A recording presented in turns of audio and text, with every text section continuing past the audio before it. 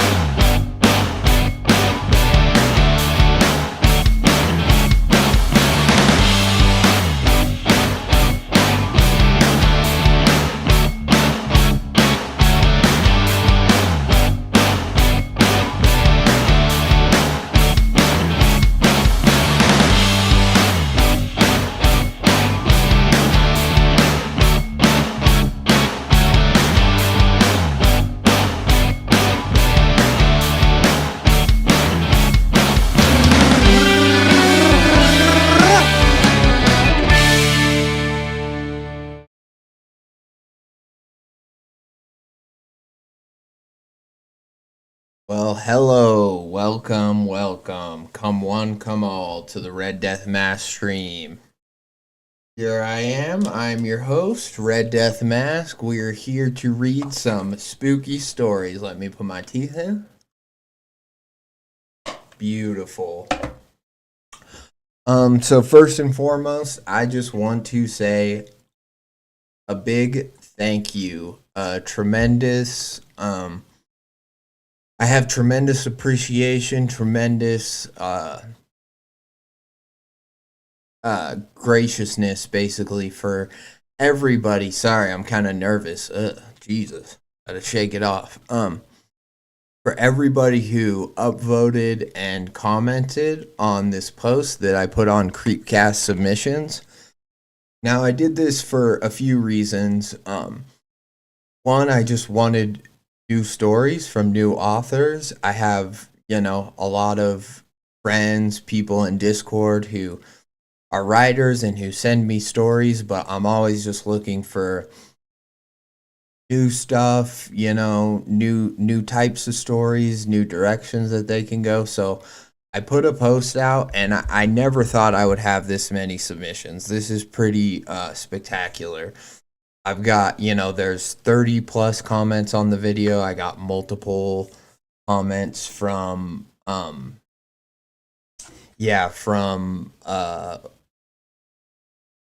multiple chats, I should say, direct messages from people being like, hey, I've got, a novel, or I've got a first few parts of a story. You can check them out if you want.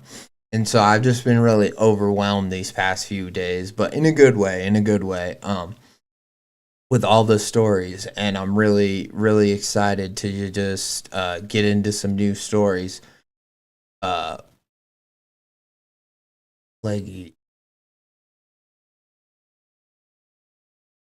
Plagius, I think that's how you say your name. I don't know. Thank you for joining the chat. What's up? Good to see you. Can't wait we're gonna start with your story tonight, so I can't wait. But just a few housekeeping things at the beginning here. But first and foremost is just thank you, and it's awesome. I had one person has a novel that they published. They've offered to send me a free copy. That sort of stuff is amazing. I haven't messaged you back yet, but I will. I see those comments. That's awesome. So, first and foremost, I just wanted to say that. If you commented or sent me a direct message, I do plan to read your story. Especially if you sent me a link. If you sent me a link to a story, I pretty much plan to read it at some point. I don't know when. No, but Augustus has sent me stuff too. He sent me direct whatever a pre like before he published Caver Gang, he sent me a copy of that too, which I've read some of just privately on my own, but I read like a lot of the beginning for I think the beginning first four parts of Caver Gang back on my Twitch streams, but so I haven't done I mean last week I covered one of his stories, but yeah, I haven't done his book yet or read it all. Yeah, and I like with most people who have full novels, this is the thing. I do maybe at some point I will get to where I just want to sit down and read like most of a novel, or maybe in the process of a few streams I could get through it. But a novel's already published at that point usually. There's not that much room for like helpful feedback or criticism, which I'm not saying that that's all I want to do. It isn't. But so yeah, I'm looking more for stories that are they've been posted online, but they're not necessarily published anywhere yet. Now, does that mean I won't ever read things that are completely published? No, I will eventually at some point. I want to sit down and stream more of the bitter question at some point too. So, and all that stuff's in the work. It's just a matter of me finding, the time and stuff to do it. If I could stream more, maybe it would be a different story. But yeah, that's the first thing I want to say is that if you commented, I will likely read your story. Now, if in the future, if you send me a message or if you comment on the post at a later date, I'm most likely just gonna pick stories first based on whatever catches my eye. So if you put the title in the comment or message and the title sounds interesting, then I might read it. Also, if you write a little blurb about what the story's about, that might incline me to whatever read it sooner rather than later. But that doesn't mean, that doesn't guarantee you that I'm going to read your story like on this stream or the next stream or whatever. It's just a way, it's just something that kind of helps me because not only do I want to read, all your stories, but I want to kind of mix up the streams so like we don't have four stories that are all about like being in the woods and there being a skinwalker. I want there to be some variety in the story. So if you write a little blurb about what your story's about, that helps me to kind of do that. So I'd appreciate that on future posts. But if you haven't done it already, don't worry about it. It's not a big deal. Like I said, I plan to get to all the stories eventually. Yeah, so explain. Yes, that's another thing I wanted to mention that I didn't in this post is that I will always give credit on my videos. I will always put both your username and a link to the story in the description of my video. If I was just covering like one story, I would probably put that story name in the title as well. But because I cover so many different ones, usually, yeah, I can't put all the names in the title, but I will always put your username with a link in the description so people can kind of find it and maybe check out some of your other work. And then this gets to the next thing I wanted to say, which is just that I'm giving feedback on my live streams. Like that is what I'm doing the streams for. Sure, I'm doing it to just read the story and have fun and experience them, but if you want to know what I think of your story, you have to watch at least that part of my live stream. Yeah, basically, this is why I chose to do this format is because I didn't like commenting after I read a story because I feel like I forgot forgot a lot of the things I already said. And I felt like the best way that I could do it that would give people the best idea of like how their story affected me and everything was to just read it out loud and react to it. And so that's what I do. Hope maybe in the future, hopefully at some point I could get, after my live streams, I could get timestamps on them so you could go to it and see which part is your story. But, right now I don't know how to do that. I don't have, you know, I'm not tech savvy. I'm streaming on a laptop here, so I'm doing my best, people.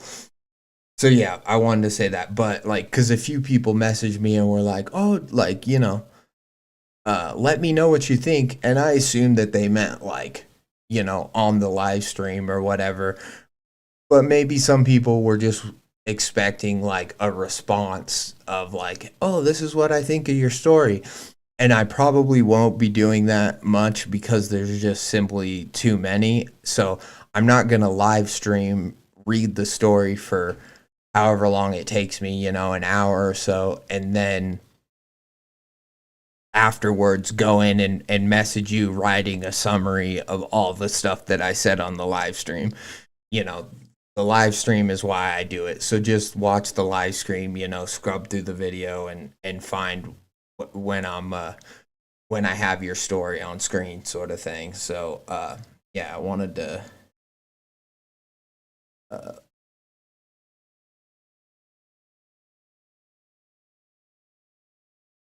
yeah, that's the other thing. I'll try to message you. I think I did it to everyone today, but I will try to message you when I'm like before I go live, when I'm covering your story with a link to that live stream.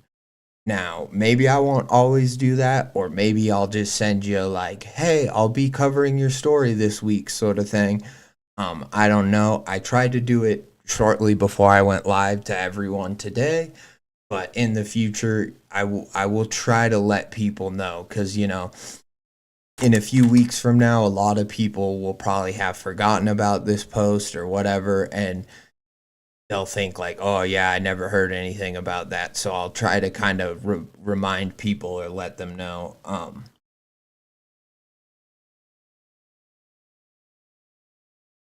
Some people posted in the comments here. They said things like, well, I don't really write stories about this stuff. They're just fans of Creepcast, but they write other types of stories, maybe. I was assuming what it meant. And they were like, well, yeah, I don't write these types of stories, but I'll let, my friends know, or just stuff like that. So you don't have to limit yourself if you don't want to. Like, I like this community and I like reading horror because it can go so many different places, and I usually like stories in which weird or supernatural things happen. But I'm not like limiting myself to just horror. So I don't think people should be limited in their submissions. Like, if you have like a short story that you've written that you think is good, or that you want feedback on, that's interesting, I don't know. I guess my main thing is like, this might sound rude, but I don't want a boring story. You know what I mean? But as long as the story is interesting to you, it might be interesting to other people. So it might be interesting to me. So yeah, if you have like a short story that's about like a dude in a war or something, that's not strictly speaking like horror. But I would love to check that out too. Like, I'm not limiting myself, so I'm just saying people don't have to limit themselves. Here, let's see what Plagues is or Plagius is saying. Can't fully. Oh, that's good to see credit, especially with the amount of AI reading and content farms that steal creepypastas, no sleep stories, and don't want that to happen to our community. Yeah, absolutely. And that is another reason that, I'm doing this stream in the first place, is just to give people to give people like some feedback and just show them that somebody else cares about their story. There it's cool to see likes on your story, but at the end of the day, and even a comment is great, but when you see somebody read your story, you really see how it affects them, what they get excited about, and so that's why I do this. And yeah, I mean AI slop, I've seen it. The content farms, I've heard the horror stories literally about that, and um, it sucks. And I hate that it's like the reality of just AI and where it is in this day. But it is all the more important why we need to. Yeah, I'm sure you did MOT, but all the more important why we need to support like real writers in this community. It's why we need to read each other's stories. It's why we need to upvote each other's stories. It's why we need to comment on each other's stories. It's why we need to share them with other people, ones we like and stuff, because that is how we, support ourselves, and a rising tide lifts all boats. And that is how we keep people from getting in like desperate situations where they hear from somebody that they're not really kind of sure about, that they're like, oh, yeah, can I read your story? I'm a YouTube narrator. And then it turns out that it's not even a person reading their story, and they cut it down and they change a bunch of shit, and they just, are doing it to farm, money off of AdSense or whatever. Yeah, there's actually an AI generated sequel to a story of mine that I found a while back on some weird channel. Yeah, see, I continue. The more I've been a part of this community, the more I've heard about shit like this, and it's just, I mean, it's just a shame, and it's just stupid because they're never good. They're never interesting. They're never like, they're never anything other than just bullshit generated to like, I don't know, play on like, people's autoplay that just like they're sleeping and they're not even gonna listen to it, but it's just the next thing to play, and it's fucking stupid. So I'm sorry that happened to you, MOT. Here, let me just say, I know it's in the description, but let me just say a list of the stories real quick, and then I'll try to get to the rest of your comments. Today we are starting with Man is Machine Part 2. That's Plagius' story here in the chat. Then we are going to, I believe it's Waller's Titan. Maybe it's Whalers, I'm not sure.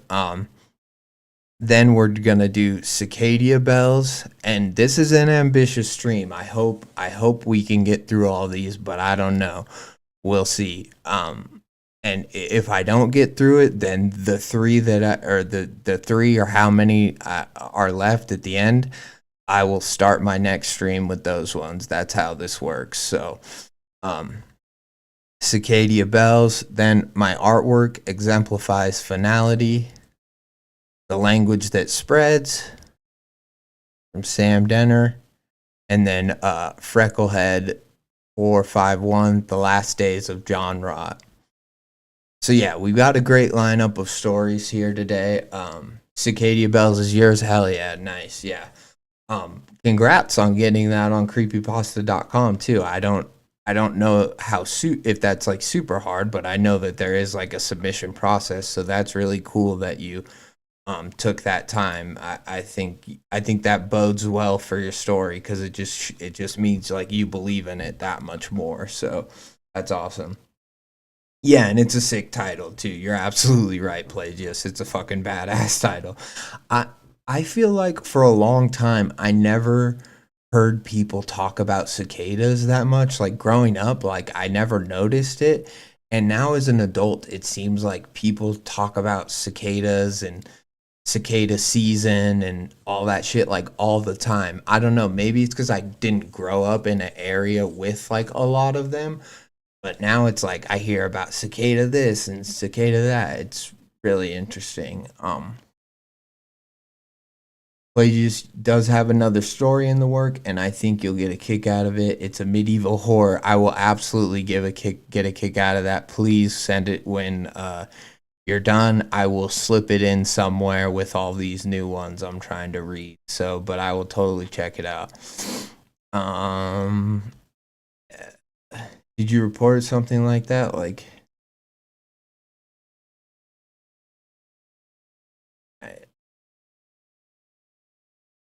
I tried to comment, but they turned comments off, of course. I posted it to the Creepcast subreddit, but the post got removed. Also, thank you. And that is another reason that I did this post on Creepcast submissions. First of all, shout out to Creepcast submissions, because like I haven't forgotten about you. I know for a long time a lot of stories would get removed even from Creepcast, or they just wouldn't really get supported at all. Like everyone just wanted to see memes on just plain Creepcast, r/Creepcast. And so Creepcast submissions was kind of there for a lot of writers who were inspired in the early days. And I haven't forgotten about them. And I like Creepcast submissions because it's primarily just stories. And I think that that's cool. Not that r/Creepcast is bad, but I think both can exist. And Creepcast submissions is cool. And the other reason I posted on here is because I was pretty sure they wouldn't delete my post. Whereas I know in the past, when I posted on r/Creepcast, even though I didn't post a link to my channel, or maybe I did, I don't remember. It was a while ago, but they were like, "Yeah, you can't promote yourself on this," and I was like, "Well, I'm asking for other people's stories." Like the main reason I'm doing that is because otherwise I have to do it retail, where I have to find a story that I might like, contact the author, get permission, then maybe I can read it on my stream. With this way, now I have a pool to pull from where I just know all these stories I have permission. So this works a lot better. And so yeah, I'm excited, and I haven't forgot about Creepcast submissions, and this is gonna be fun. Let me make sure there's nothing else I missed. Oh, this is the other thing I wanted to say about novels. If you have like a part 1 of your novel, like let's say your novel's published, it's on the Amazon store, or it's in bookstores, or it's on Audible, or wherever it is for people, right? If there's a part 1, especially a part 1 that I can read online, or if I can go on Amazon and like read a teaser to the book, I will totally do that on my stream, provided like your publisher and everything will allow it. The main reason I say that is because, especially if you're already to the step, I'm for the most part entirely unpublished. I've never gotten anything in a book, so to speak. And so yeah, I fuck, I just read the chat and then lost my train of thought. Yeah, I've never, but if you've already gone through all the steps to get something like published, even if it's just self-published, I would prefer people like either go buy the book, rent the book, whatever. And so I would feel like much more comfortable and much more willing to just like read part 1. Or let's say part 1 is posted on Reddit somewhere, and then you went on and wrote a whole book, and that is for sale somewhere. Well, I want to read just part 1 on Reddit on my stream, and then maybe hopefully, as maybe my stream grows and just my channel grows and stuff, maybe I can drive people to actually go and check out the book or buy the book. But do I really want to sit down and read whole novels?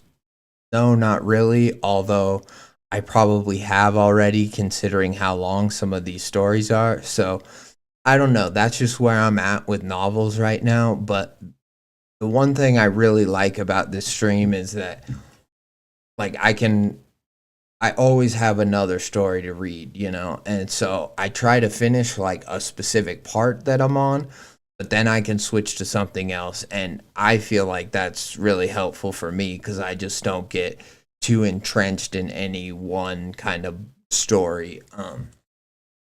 Yeah. So, all right. So that's pretty much it. We got all our housekeeping taken care of.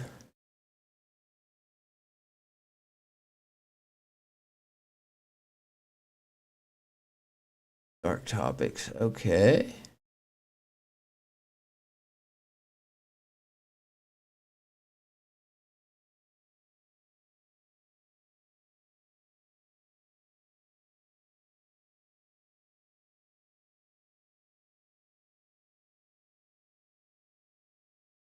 Darker topics, but it genuinely is a story I feel a lot of passion toward. Yeah, medieval horror does sound badass. Yeah, and you should, right? Like you should always write about what you feel passionate about. And if it winds up being super like too dark or too, whatever, well that's what like editing and stuff is for. And you can always change stuff or you can just leave it the way it is and maybe people will really resonate with it the way it is. You don't have to you got to follow your passion when it comes to art. You can't make art that you're not that stoked about, but other people might really like, because if you do that, you're just not going to be fulfilled at the end of the day. And that's not what storytelling and art is all about. So without any more stalling, without any further ado, let us begin the story. How's the audio sounding, chat? How's the music? Is it too loud? Is it good?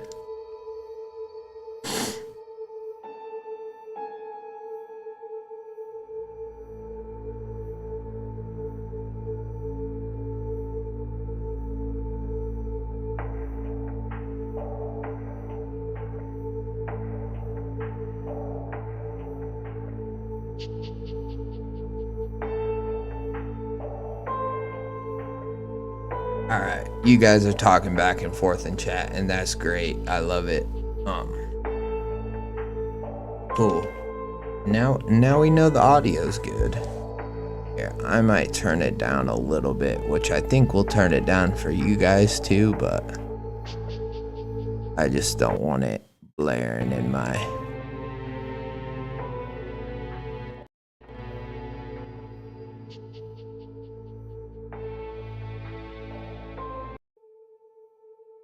All right, so we are going to start with Man is Machine Part 2.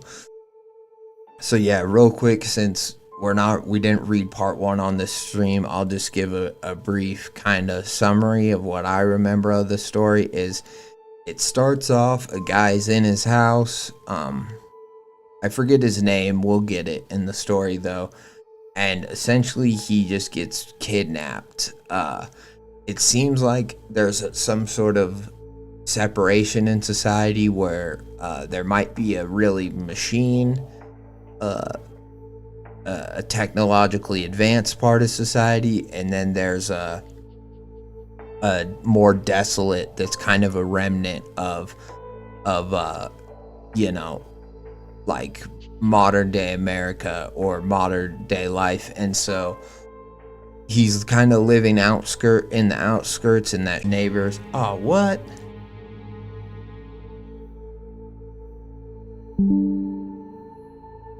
Sorry about that. Stream dropped out for a second. I don't know what happened. I'm gonna turn off my internet on my phone to make sure. Hopefully, if the internet keeps dropping out or if it gets too fucked up, I will pause this stream and just continue it maybe later on today or at some other point. But usually it doesn't drop out, so we'll see. But yeah, basically that's what's going on with our detective Marsh, I believe his name is. he was interviewing the neighbors, and he found out that this guy, was in business with some shady characters. He worked for some sort of corporation. We don't really know yet, but he's up to something. So, he's up to something, and it got him into something, kind of thing. And now we're just, that's pretty much right where we left off. So, let's just get into part 2. I don't want to keep. Audio is cutting out a lot. Okay, if the audio is cutting out. Yeah, I haven't had microphone is in use by.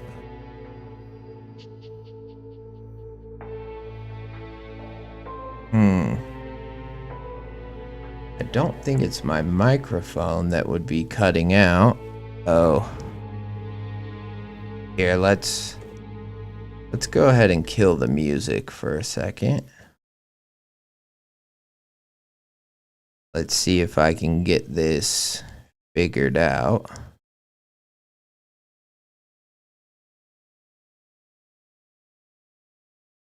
Maybe it was just the music playing with it that was causing it to kind of cut out, or my whole stream just disconnected, so I'm hoping it was just my internet got shitty there for a time. If the quality's unlistenable, I'll end the stream and we'll just have to try again later. But for the most part, I haven't had too many issues with that. We might just go with no music for the time being.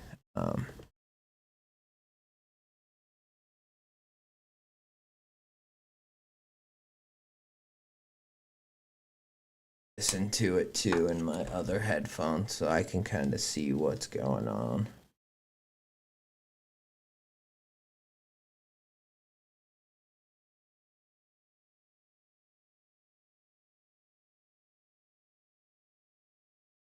Choo-choo-doo. Audio testing.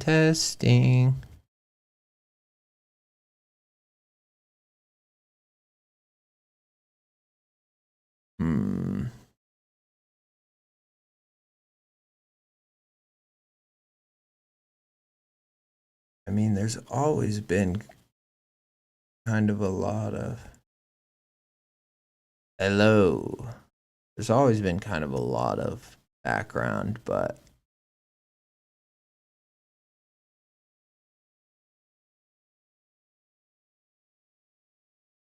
Okay, well, it's better now.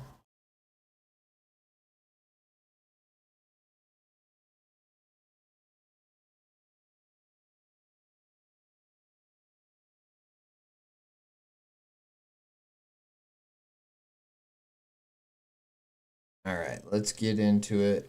Hopefully it evens out, levels out. If you're an audio engineer and you want to do some free work, I would love for you to teach me how to make my stream sound better, because I know it doesn't sound great right now. But what can you do? You got 15 subscribers and you work a full-time job.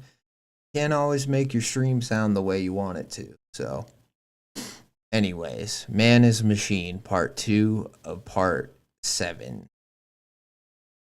Before the story, this is from the author, but before the story, I just want to say thank you for all the kind words on part 1. I appreciate it. It truly means the world to me that people like my writing. I also want to mention I will be posting the next few parts over the course of the next few days. Thank you for reading, and I hope you enjoy. Very nice. Thank you.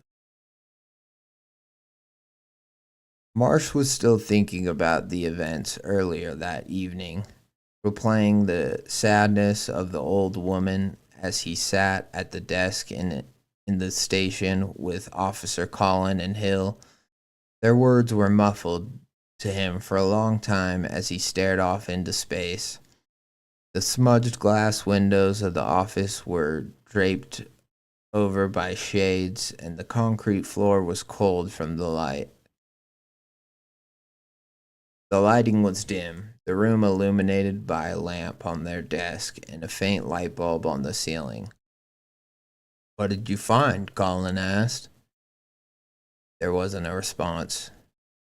Marsh, hey, wake up, sleepyhead." Colin smacked Marsh on the back, and Marsh snapped back to reality and jumped a bit in a daze. "Huh? Yes? Are you awake now? Looked like you were sleeping with your eyes open." "Yeah, I was just thinking about stuff, you know. Got lost in thought for a second."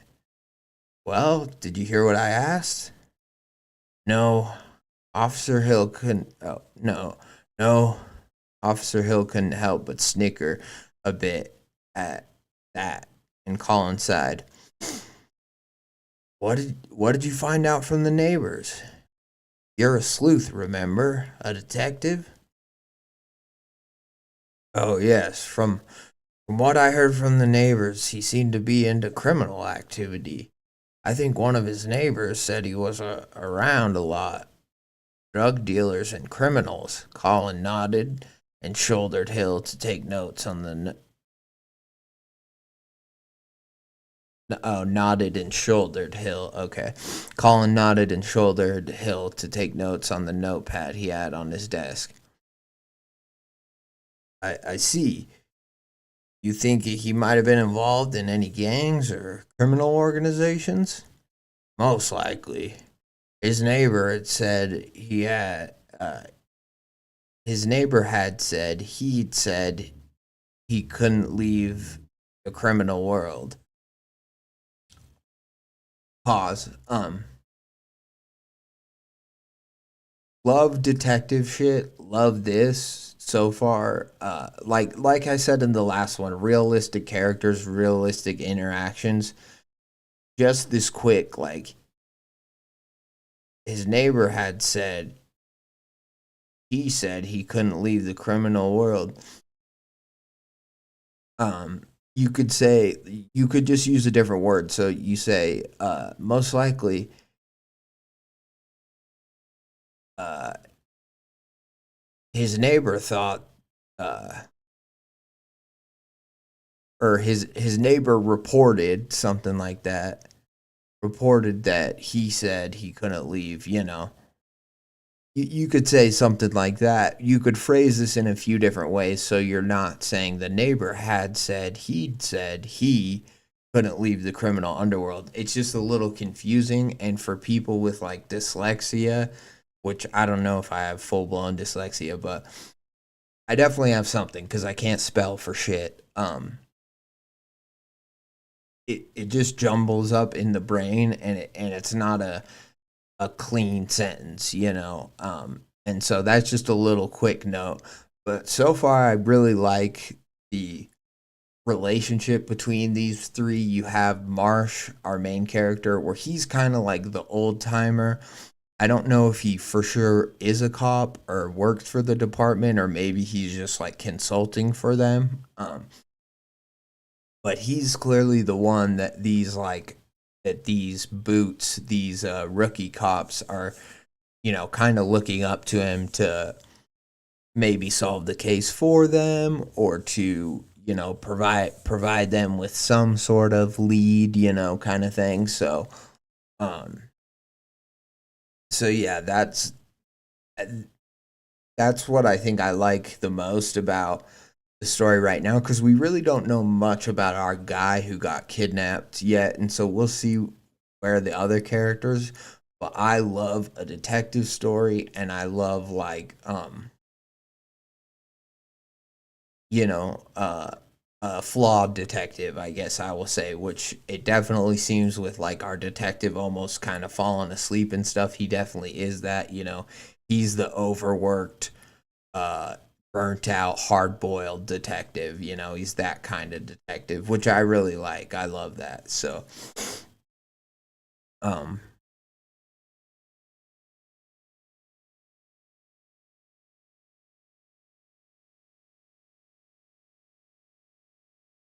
I see you think you might again, Probably means that he'd squeal about what they were doing if he left. Hill piped up as he wrote. Could be, Marsh said. There were signs of a break-in at the crime scene, probably meaning there was a home intruder. Probably meaning there was a home intruder of some kind. Pretty normal in these old world neighborhoods, especially this one. See here again we get the mention of old world. So there's like society knows that it's kind of fractured off into these two types of living where some people like the old style and whatever, but those kind of are the ghettos now or the slums almost. It seems like you have these old worlds and then you have these new ones. Pretty normal in these old, especially this one. Doubt it's a coincidence. You know how criminals are. They get under each other's skin. Alliances break down. People do stuff for their own benefit. Men squeal to rival gangs and betray their own, Colin said. What do you mean? Marsh asked. What I mean is, this guy, Rocco, that's the name of our guy who got kidnapped. What I mean is, this guy, Rocco, might have been upset with the wrong people and he got kidnapped because of it. There was a handgun on the scene, right? Meaning there was a struggle of some sort. Maybe the kid knew what was going to happen. So it was a fellow gang member, Hill asked. Likely, but that's not the hardest part of this case to figure out. It's figuring out where he's at, Marsh finished Colin's sentence. Bingo, Marsh. I gotta give you a gold star for that. Thanks, Marsh muttered. So do you have any contact with his family yet? Any files on him before this? Hill asked. Probably should look at that now that I think about it, Marsh said. Here, I'll go start a pot of coffee. Hill, you think you could go look for the file? Colin asked. Sure. Hill pushed his chair away from the desk and walked out of the office, holding the door open for Colin before leaving Marsh alone in his thoughts. He pulled out the number the old woman had given him. Cases never usually got him this bad, but something about the way that old woman cried, something about the way she hoped for him to be all right, made Marsh feel like he had a duty to make sure Rocco was alive and well. But he couldn't be too optimistic. Most of the time, with the missing person cases like this, he'd find men dead and buried beneath the dirt or dissolved into flesh and bone. But he needed to just hold out a bit. But he needed to just hold out a bit of hope that this kid was all right. The sound of the door opening again made Marsh jump, and he put the number of the old woman in his pocket as Colin walked back with a couple mugs in his hands. Dreaming? He asked. Yeah, just dozing off, you know. Colin was silent for a second and looked at Marsh. Bags under your eyes are horrible. Jesus. Nothing a cup of Joe can't fix. Marsh gave a weak smile. Colin seemed to be contemplating something and didn't pick up on it. Marsh,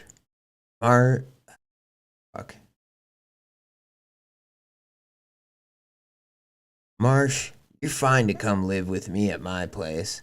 I got an old guest bedroom you could sleep in. Better than a cot.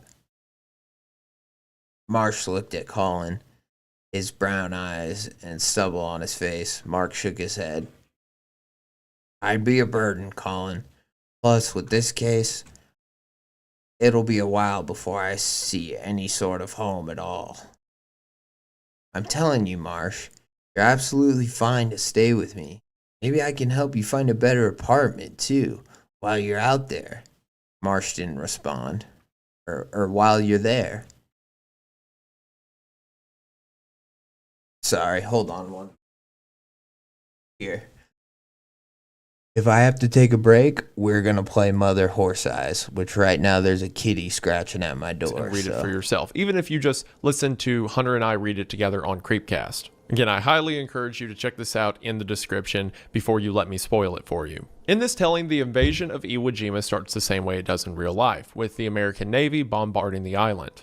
Only something here is different. Several of the missiles, as they approach land, just disappear. The Americans fear that perhaps the Japanese have some kind of aerial defense weapon, especially as planes that pass overhead meet the same fate. Crew members of the planes torn to pieces. From the entry we had earlier of a Japanese officer explaining why they began to use LSD, we know that the Japanese army began to build interfaces. So the things that the Americans are running into are incident zones. We're back. We're back, and we're back in the story. Hopefully the audio's going okay, and it's not being too weird. And when I played Wendigoon, hopefully he didn't sound too bad either, but we're gonna keep it with no background music for the time being.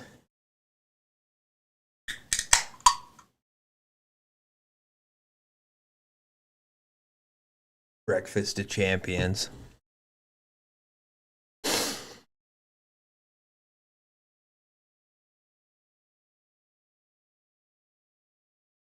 I'd be a burden, Colin. Plus, I won't see any sort of home at all. Marsh didn't respond. Look, if you ever need to come by my place, even if it's out of the blue, I'll take you in with open arms. Just know the offer will still be around for a while. Marsh nodded. Thanks. Before Colin could respond, Hill walked back into the room with a file in his hands. He popped it down on the desk and gave a nod towards Marsh. Colin set down the mugs and brought the pitcher of coffee in soon after, and poured everyone some before going to put the pitcher back on the machine and returning to the room to watch as Marsh opened the file labeled Tyler Rocco Vincent.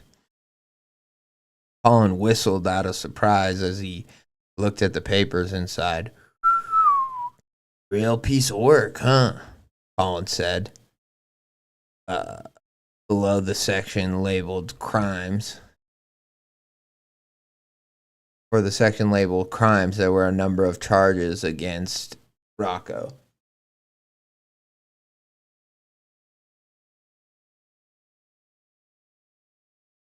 Handing out illegal substances? Handing out illegal substances, use of illegal substances, battery charges, and robbery? His mugshot showed a man with messy hair and a mustache. His eyes told Marsh he was in another part of the world when they were.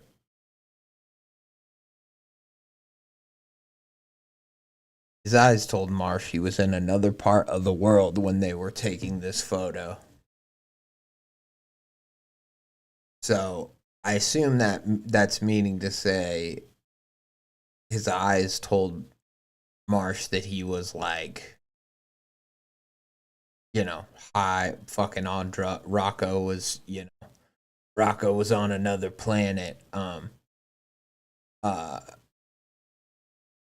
that's fine. This made sense, but another part of the world just kind of threw me off. Like his eyes told Marsh he was in another part of the world when, like, for a second I was like, oh, does he mean like, or does our author mean like another part of society, or like this technological part, or does he mean that was just high on drugs, which I assume he means the high on drugs thing, but yeah, I think maybe just saying like his eye, like, or just like the veins, the red spidery veins in his eyes told Marsh uh, he was on another planet when these photos were taken. Just something like that might be a little bit clear. But again, I said, it's still pretty clear. It's just because this society, this world already seems to be like have this caste system or have this segregation to it, it just, I was like, oh, it just kind of threw me off, but no big deal. We can confirm he was dealing stuff, Hill said. And smoking his own supply, Colin quipped. Look and see if we have any family members listed in there, Marsh said. I'm looking, Colin said. Colin flipped through the papers in the folder before reaching one with a list of phone numbers and addresses. Bingo. Bingo, he said. Colin handed the paper to Marsh. Go call the family members. Tell them to come down here to the station. Marsh nodded and walked out of the office toward the station's only phone. The station only has one phone. That to me says that like this part of society must be really shitty and poor. If only even the police station only has one phone, like there must be no resources.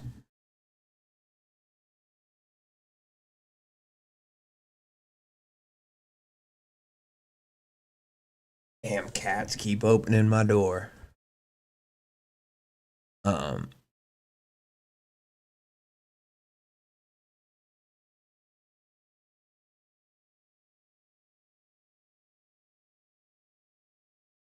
He walked for a bit before reaching the secretary's desk, where a pile of papers was stacked on either side of it and an old rotary phone sat on it. The secretary had left a while ago for the night, and that left the phone free for Marsh to use. He spun the wheel on the phone. Oh, it's an old rotary phone.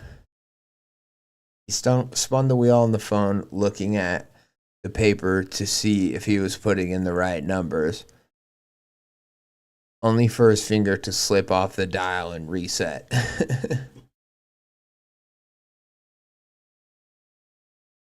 Marsh cursed a bit under his breath and went to dial the number again. It was a while off.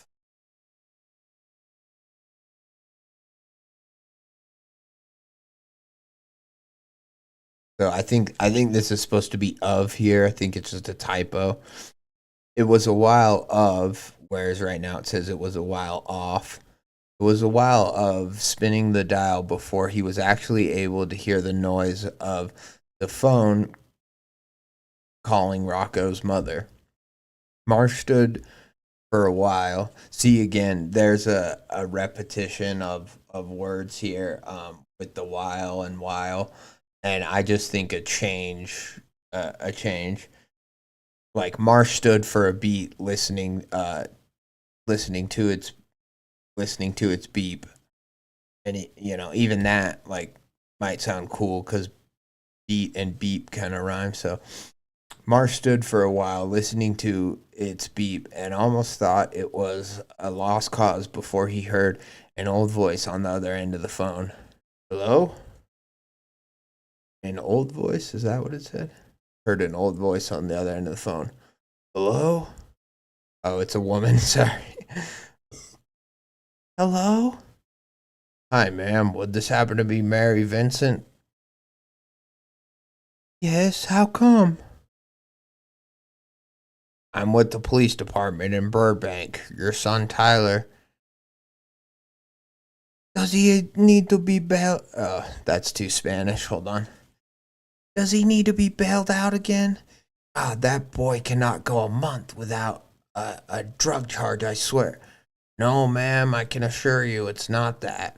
We need you to come down to the station. Better we explain it here, both you and your husband. Uh, we can be there in an hour. Just tell me this. Is he okay? I can't confirm or deny that at the moment, ma'am. I'll explain it when you get here. Then Marsh hung up the phone. He felt bad hanging up so abruptly. But he really couldn't confirm if Rocco was okay or not. But with how cases like this usually went, he was probably nothing more than a lost shadow. Ooh, I like that line. That's good. That's a good line. It's kind of a flyby line, but I think it's like powerful. But how cases like this usually went, he was probably nothing more than a lost shadow. He walked back to the office where Colin and Hill were at. Said they'll be here in an hour. Gonna be really heavy, ain't it? Afraid so, Marsh. You know how worried people get when family goes missing, and they don't even know yet. You want to sit out on this one, talking with the family? Colin asked. No, better I meet them and they know I'm trying as hard as I can to find their son. Give them a bit of faith he's okay.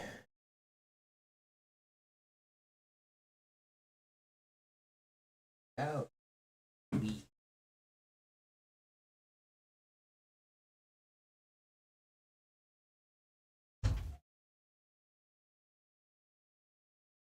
Cats do.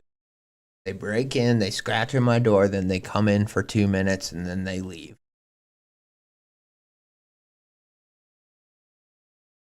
All right.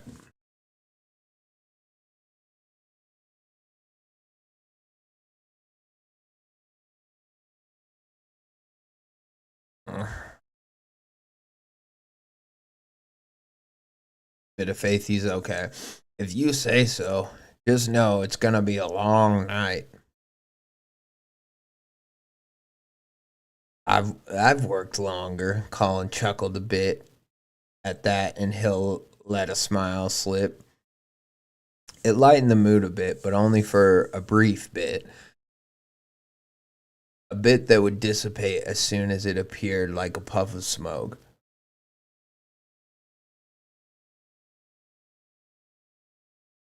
I'm gonna look at I'm I'm gonna go look at this file a bit more. You two wait here, I guess, Hill said. Marsh nodded and watched as Hill walked out of the room. There was something I noticed about that file, Colin said. What do you mean? Marsh asked.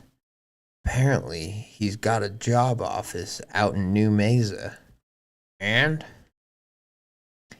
In that office, I think I've heard their name before. It was called Wilson Mechanics, from what I saw. The name certainly rang the name certainly rang a bell for Marsh, but he couldn't place where. Maybe he saw them on the news or in the paper. He couldn't remember. I might have heard that name before too. Think it means anything to this case? I don't know. It seems familiar. Maybe I'm overthinking things, but I've seen that name before. I know I have. But how did he, my main question is how did he work for a mechanics company? Maybe it was a car mechanic company. No, I don't think that's what it is. I swear, they made products of their own. Well, whatever it is, I'd write it down. Could be a lead. That is true. The parents could give us some answers. Maybe they know something about it. Hopefully they can uh or sorry. Hopefully they can. Just something about that name. Just something. The two sat in silence for a long while. after that. It was broken when Marsh heard the door of the station open. Guess it's time, Colin shrugged. Marsh and Colin left the office and made their way to the front of the station and found two people waiting for them. Mercy and her husband sat waiting. A faint light bulb hung from the ceiling, cloaking the room in an encompassing shadow of dread and misery for all within it. Marcy was an older-looking woman. Her face was wrinkled, and her hair was a tangle of gray and black. The faintness of tear marks could be seen below her slightly red eyes. Her husband wore a beard of gray with wrinkles that looked like ancient carvings. He wore a pair of reading glasses around his neck and had hair that only seemed to poke out on the sides of his head, leaving a large bald spot in the center of his scalp. Finally, Marsh and Colin returned to the room and pulled up two chairs to the table to meet with them face to face. Colin handed a notepad and pen to Marsh, then looked at Marcy. He had a hard time getting out his words.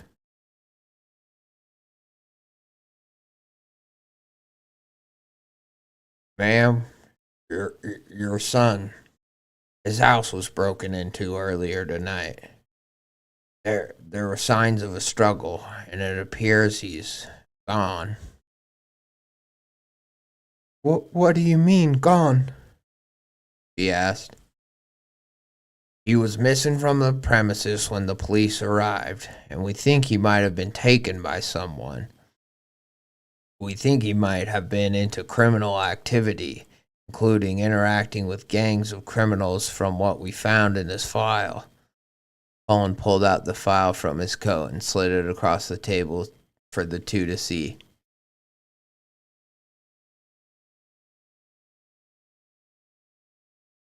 Can you testify to that?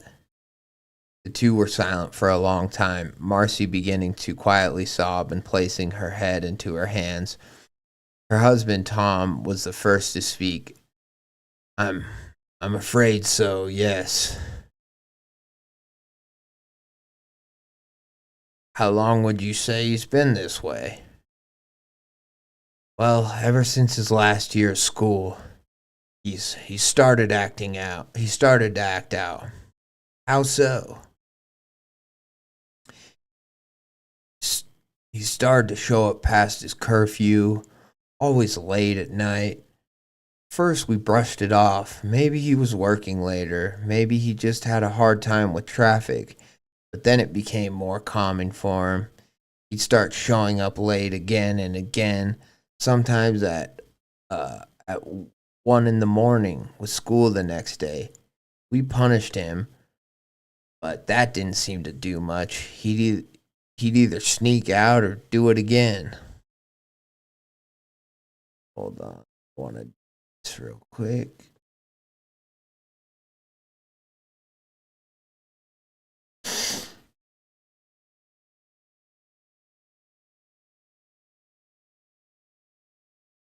Was he ever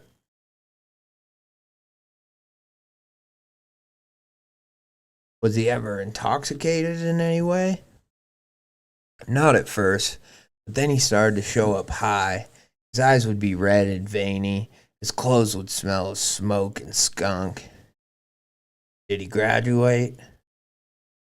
He did, yes. He managed to pass all his classes. I'm confused. I know, like, stories do this where they don't always say who's talking, but I'm just confused if this is all the father talking or if the mother has said anything, but maybe it'll say.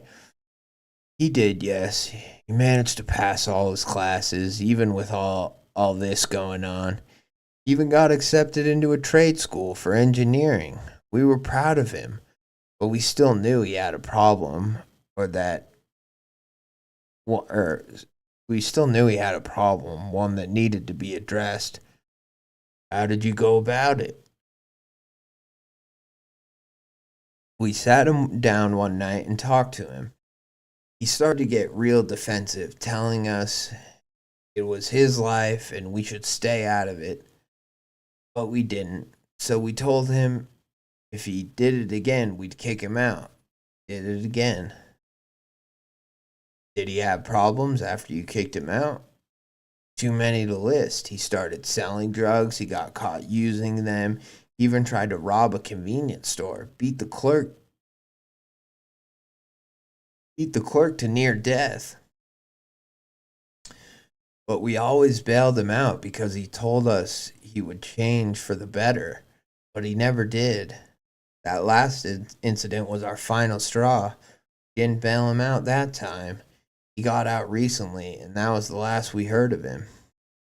Did he have a job by chance? He did, and somehow he kept it. Some office job out in New Mesa working for Wilson Mechanics. You happen to know that name by chance? I'm familiar with it. They make appliances. I think they also work in the repairman business too. Did he ever mention it much? Oh, sorry. Did he ever mention it much? No, we'd ask him about it, and he'd say it was boring paperwork and tinkering. That was it.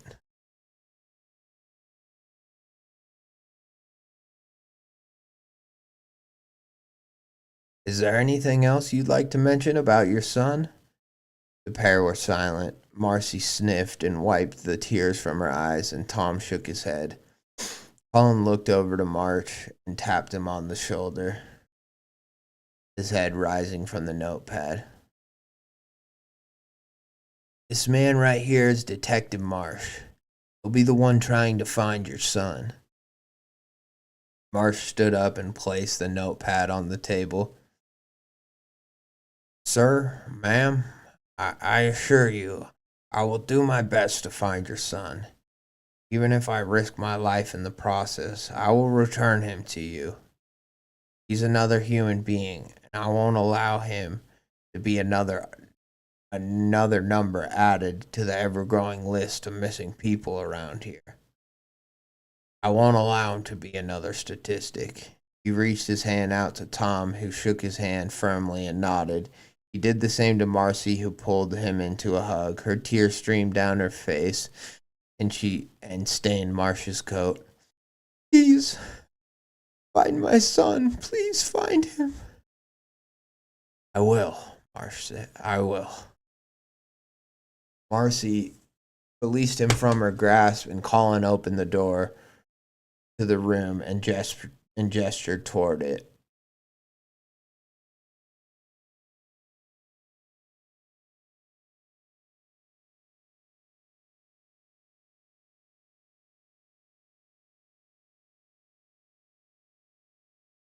All right.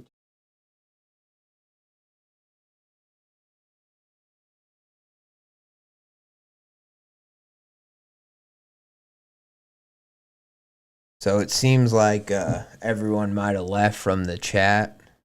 Just I'm going to listen to the audio on my end from a bit. Maybe that's because people wanted to leave, or maybe that's because the audio was shit. And so I don't want to keep reading if the stream's just unwatchable.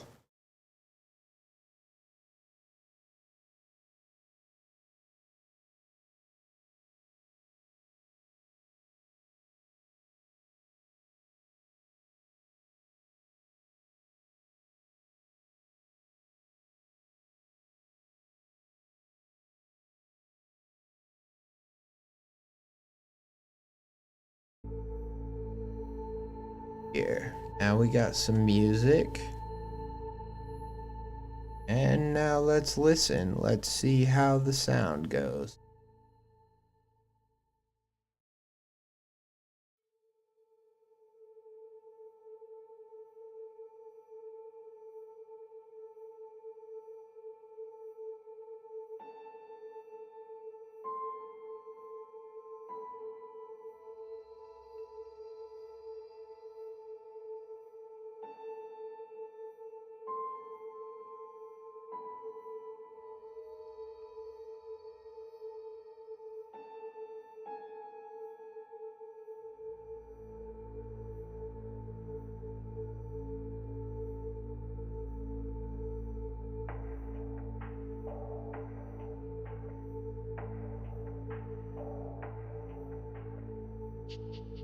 Testing. Talk, talk, talk.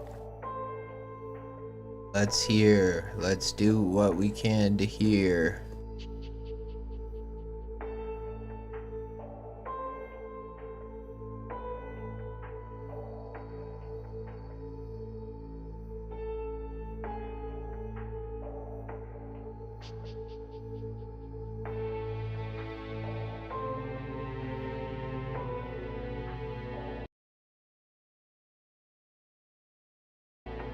Alrighty.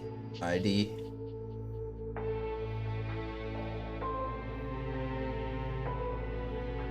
This is too loud.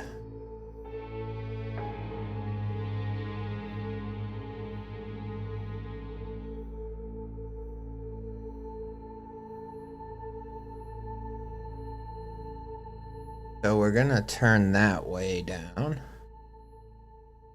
Oh yeah, it is cutting out. Let's keep talking and let's keep listening and let's keep going, gone.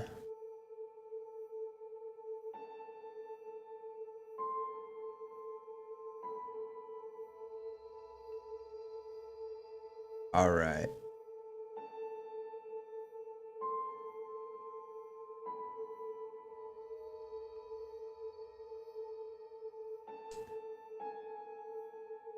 Marcy released him from her grasp, and Colin opened the door to the room and gestured toward it.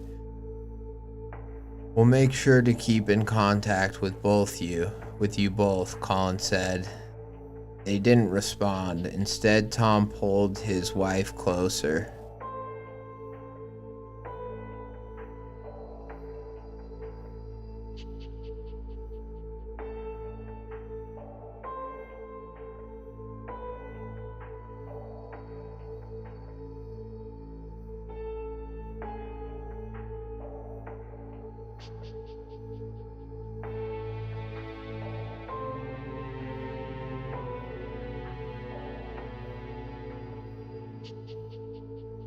Damn.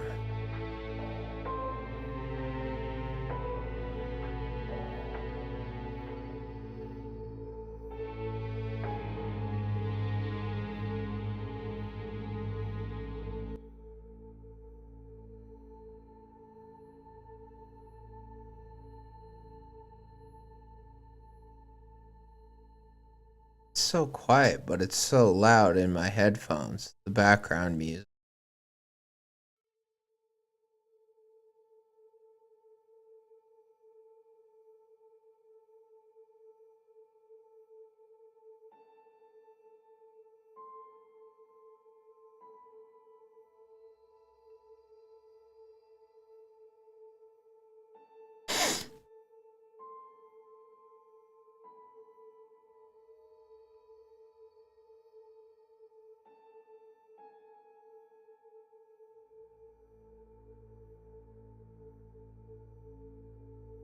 Ugh.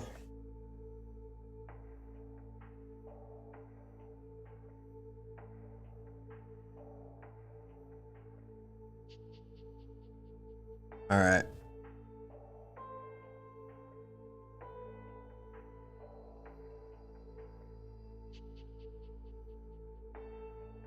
Hola, Boots. Since you're here, Boots, I think you're the only one. I think the other two left, which I don't blame them, but just let me know how the audio is on your hand or on your end. I'll keep reading the story, but just give me updates on the audio. Like, let's say in chat, I don't know if the audio is just unlistenable, just do a sad face in chat. And if it's going okay, yeah, maybe it could be on their end too, but I was hearing it cut out a bit, and I turned the music off completely, and I thought that that helped, but maybe it didn't, because I don't know. they both left, but you know, who knows? They might have other stuff going on, which is fine. I don't mind if people. I don't even mind if anyone watches my stream live. It's more that I don't want to read all these stories, especially from all these new authors, and then when I watch the VOD later, it's just shit, and they're all like, you know, thanks, but it didn't really help, you know. So here, I'll just keep reading. I'm kind of in my head about it, but there's not much I can do right now, so I'll just keep going. So we're reading part 2 of Man is Machine. So we'll make sure to keep in contact with you both, Colin said. The two didn't respond. Instead, Tom pulled his wife closer to him as they made their way out and helped her to the parking lot. Colin looked at Marsh. What did you get written down? Company, his past, most of the stuff they talked about. At least we know that name is related to something. But there's another question I have.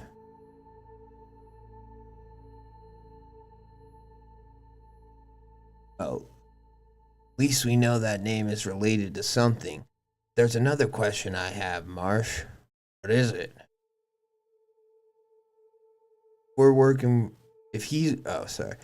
If he's working for a mechanics company, why is he involved with criminals? I'm pretty sure those jobs pay well enough. Side hustle? Maybe, Mark. I'm gonna have you go out and look at the office to see if you can find anything while you're there. What could I even find? Evidence, Marsh. Evidence. Right. So I should head there now? They're probably closed right now. I suggest you go there tomorrow afternoon. Get some rest first. We have a long case ahead. I'll try. Good night, Colin. Night, Marsh. Marsh left the station for the night. Made his way up the concrete sidewalk to his apartment building and eventually arrived. He made his way into the lobby and made his way to the old worn down lift. Pressed the button, heard it screech its way down the shaft. He got on it and clicked on his floor, the door snapping shut and sending him up. When he finally arrived in his apartment, he sighed. He hung up his holster, his coat, and his hat.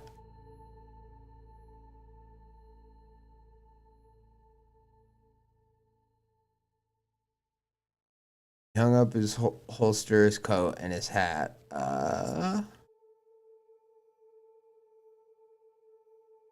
And changed into some nighttime clothes.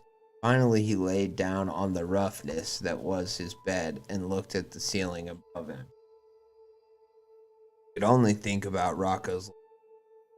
He could see how upset his parents were, even with their strained relationship. Even with their strained relationship with him, they still weep. Marsh had a feeling he could find him. Somehow, some way, he could. But then a doubt crept into Marsh's mind, one he was all too familiar with. He'd felt it in previous missing person cases, and had come to terms with it a multitude of times, that the person very well may have fallen off the face of the earth, and was impossible to find now. Marsh rolled over to look at his desk now. It was something he just had to hope wouldn't happen with Rocco, or he too would become one of many ghosts that kept Marsh up at night. Marsh heard the sound of rain pounding on the roof as he laid in his cot, sleepless as usual. Tried to will himself all night but he couldn't manage to at all. He sighed as he got up and got ready for the day. He threw on a white button-up shirt, some old brown trousers, grabbed his trench coat and hat, then his holster for his revolver. He grabbed a notepad from his desk drawer and a pen. He shoved them in his pocket. He shoved him in the pocket of his coat and opened the door. He locked it behind him and made his way to the old worn-down lift. Hit the button down to the lobby and watched his floor disappear from view. He emerged in the lobby of his apartment building and made his way out of the door. The rain hit him hard. He felt himself get soaked in a matter of minutes by how much was pouring down. Didn't help the wind seemed to shove into his face too. The sky above him was a seedy gray that only served to make the old world town look worse. He walked down the street, contending with the rain, and made it to the station. He entered the building and slammed the door behind him, sounds of rain echoing throughout the building. He looked over at the receptionist's desk, where a chirpy lady herself sat. "Morning, Jess," Marsh said. "Morning, Jess," Marsh said to her. "Morning, Marsh. Rough morning, huh?" She looked at his soaked coat, to which Marsh smiled and nodded a bit. He made his way past her desk, and Jess got back to a piece of paper on her desk. Marsh walked past other offices and cubicles before reaching Colin's office.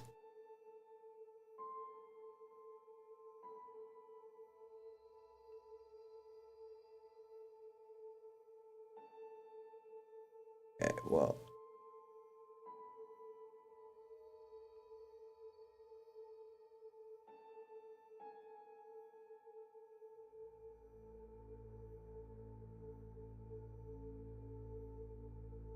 I guess I'm just gonna trust that you can hear the music.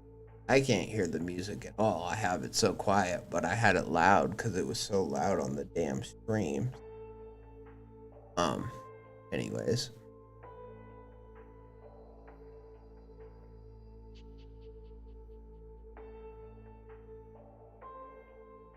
Before reaching Colin's office, he looked inside and saw him lean back in his chair, sleeping, his feet on the desk. Marsh knocked on the glass, and Colin jumped, nearly falling out of his chair onto the floor before steadying himself.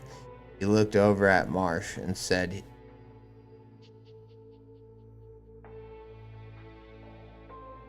"Okay, good. I can hear you and the music. Okay, great. Thank you, Boots. I feel a little bit better now, and I think those other people must have just had to leave, which, again, like I said, is fine. I just don't want to make a shitty live that no one can listen to later, so thank you. You have quelled my nervous anxiety, you know?"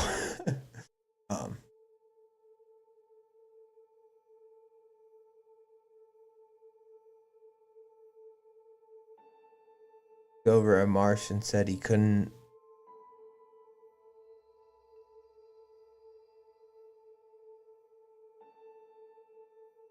looked over at Marsh and said he couldn't make out. Marsh went to the door and opened it. "Looks like I'm not the only sleepless one."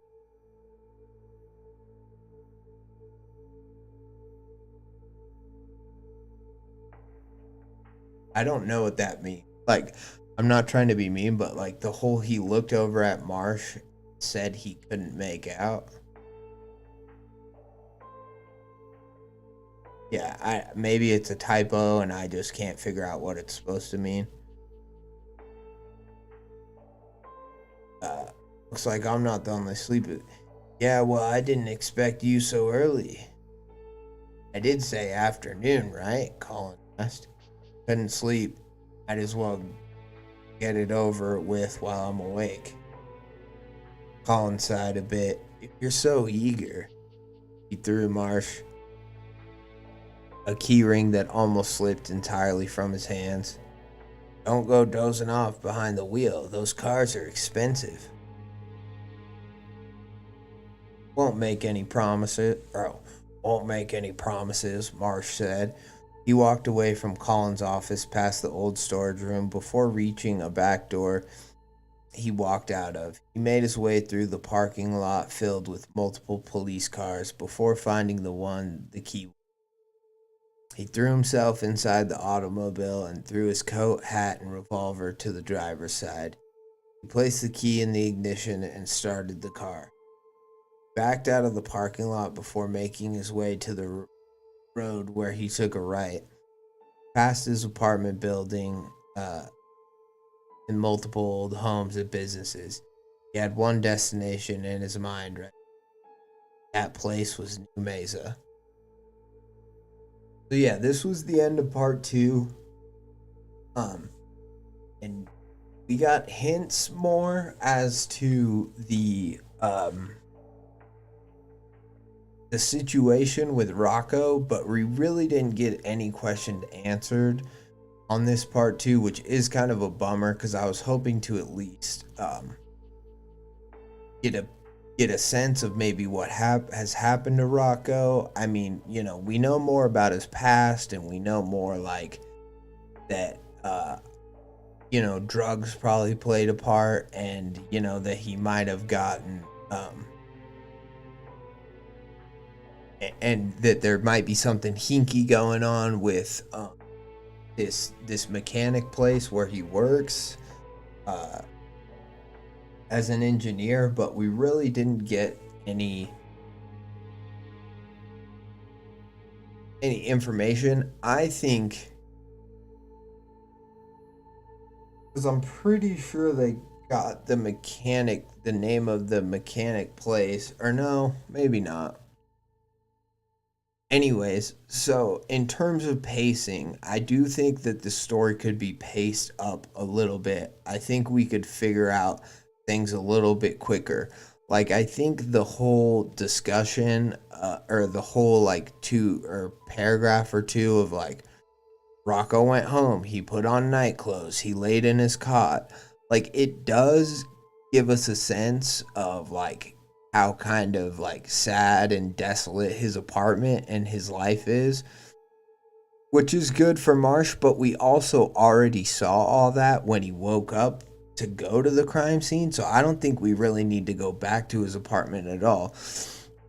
It could just be like one sentence about like, after another sleepless night, Rocco came back in, you know, kicking off water from the rain outside. Like or Marsh comes back. I think I said Rocco, but anyways, my point is that there are some times where like the story is giving us every beat of what's happening, and sometimes it's really good, like in terms of the conversations in between people and stuff. Like it's doing a good job of capturing everything and taking us from one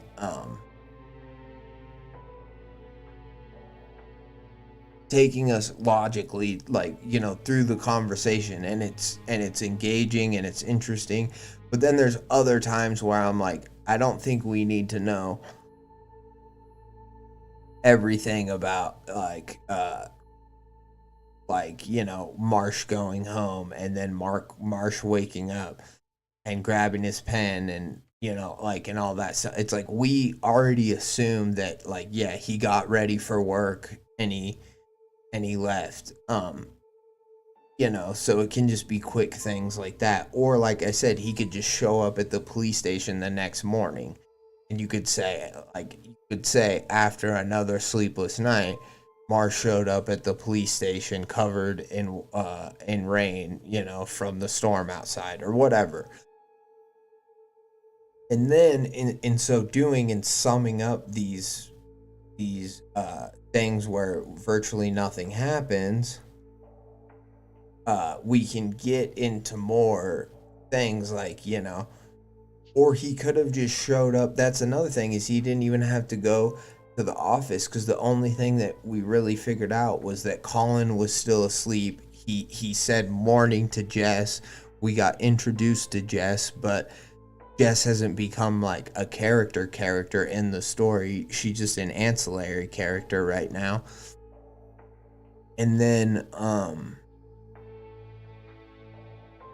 yeah, and then Colin just like, if you're so eager, and Colin throws him the keys, and so maybe, maybe we get some info like he doesn't have a car, or they all have to use one car because the police station's so desolate. So maybe like maybe we get some little info about that, but he just could have showed up at the place, then at the place where Rocco worked, and then once he got back to the police station after finding out what he did, then all of these same pieces of information could have been given if they're important. I don't think that everything is vital to the story that we're given, which not every single piece of information has to be vital to the story, but it seems like right now, it's just our writer is just wanting to take us through every single thing that happens, or maybe not every single thing, but a lot of them, and it is just slowing the story down. Because right now, all that's happened was we got a brief little picture of Rocco getting kidnapped, and then like that's about it. We don't get we've got a little bit of the investigation, a little bit of the background, but nothing no evidence really has been gathered. I mean, don't get me wrong, they processed the crime scene, but we didn't learn anything substantial other now than he works for this mechanic place, and even though he was like a criminal getting arrested and stuff for drugs and all this stuff, he managed to keep his job. So it does again just point to, well, this mechanic shop probably is some sort of front for illegal activity. There's something that hints to that, but that's why I'm so eager to get there, because I can tell, I know when the story's gonna move forward. They've hinted at it several times that like, what the hell is this Whalen mechanic or whatever type place, and even the parents were like, yeah, I mean, he got he went to trade school, he went to college, and he has a job, and like some of the detectives have mentioned like, well, why does he need to do all this stuff if he has a job? Like, why does he need to get involved with criminals? And they're like, it might be a side hustle. So it's so clear that this job is just not fitting into their case, right? Like it is something that they didn't expect.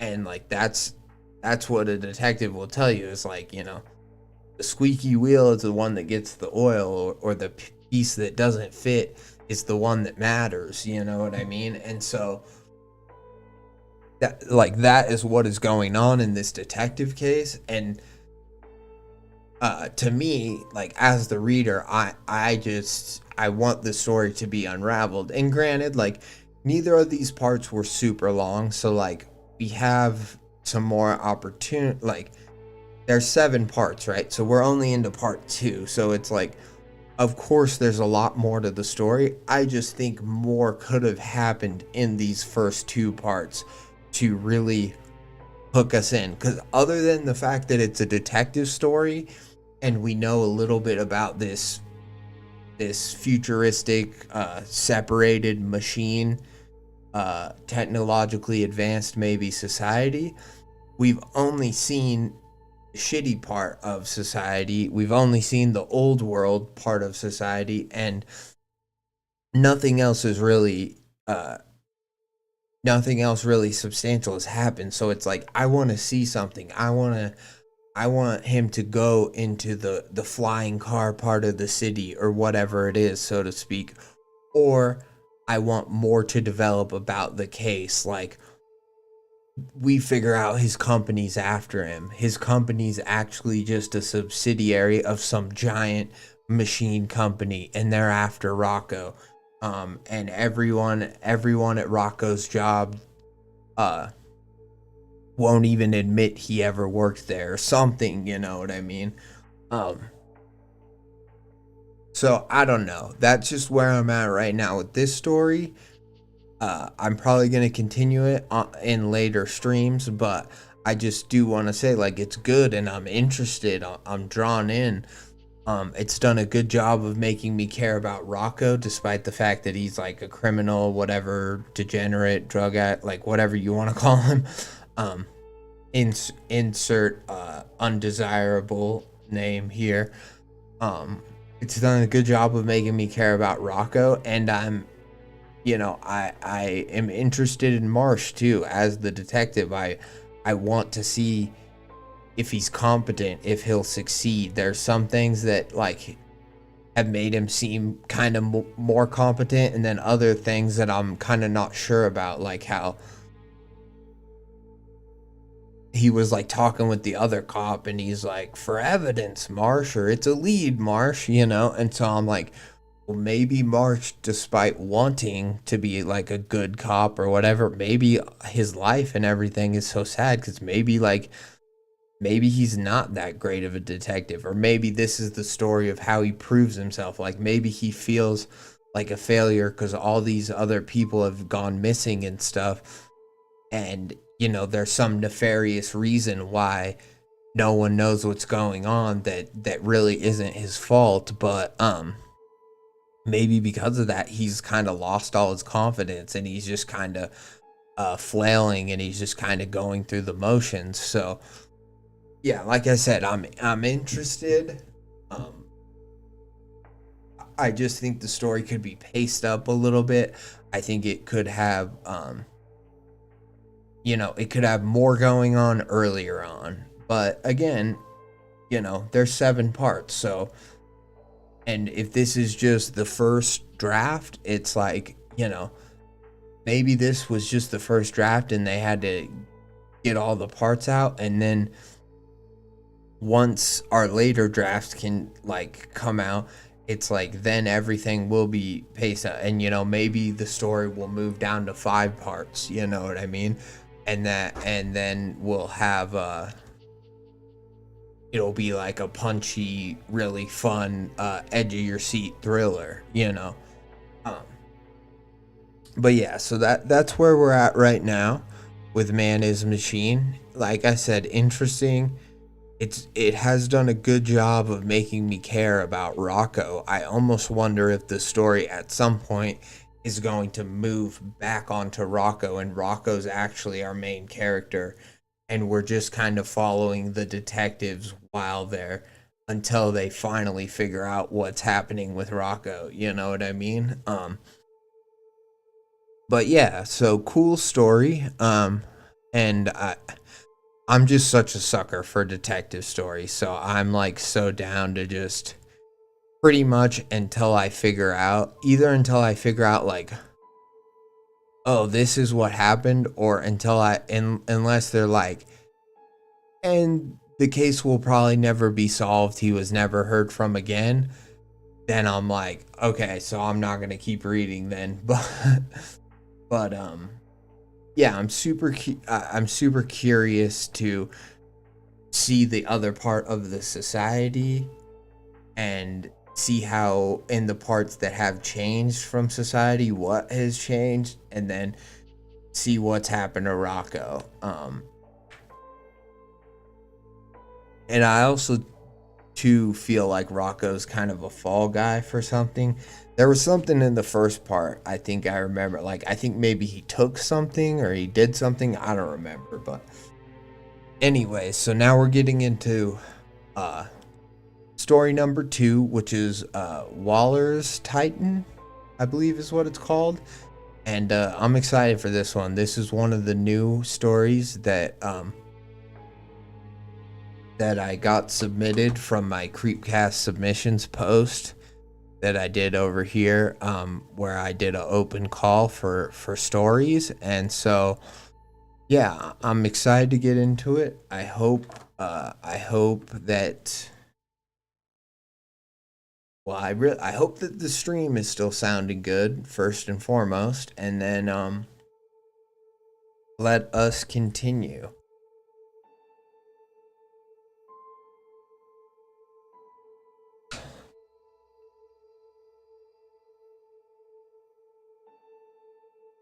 Waller's Titan. The Wanderer knew the sensation well. The sensation of pushing deep past wrinkled skin and flesh, eventually grinding roughly against bone.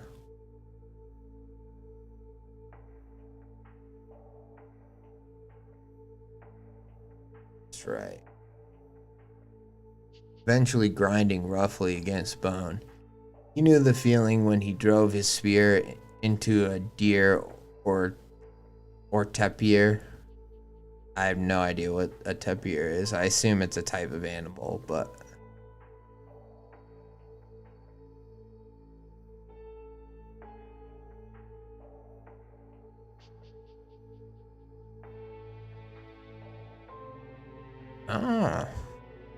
what the hell is this thing?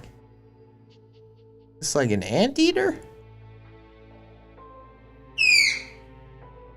Oh, that's the noise they make.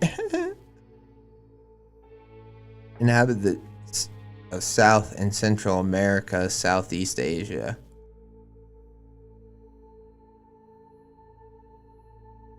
Odd-toed something. Okay, they're a weird anteater thing from the jungle. They almost look like a pig, kind of. So weird. Learn something new every day. A pig with a weird nose. Got a weird, like, turned down rather than up nose. Must need to smell the ground to find its food. Into a deer or tapir that wander too close.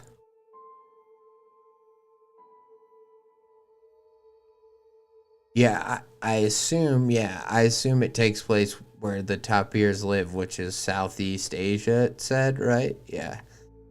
Central America and Southeast Asia, so I have to assume that area. Knew the feeling when he drove his spear into a deer or tapir that wandered too close. Only now he was the one feeling the crunk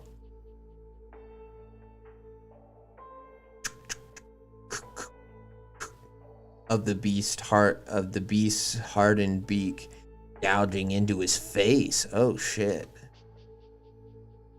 Very fun.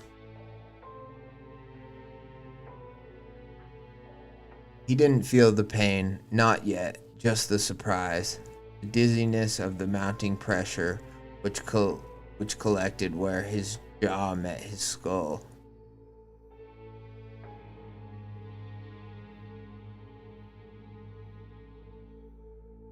He hadn't seen it when it ran from the thicket.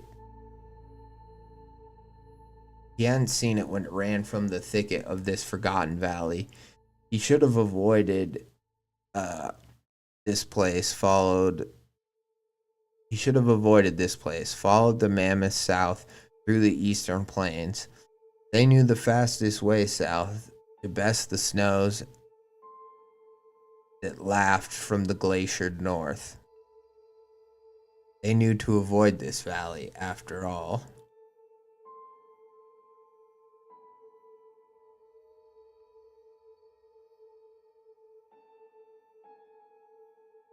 I just don't like that I have no you can hear.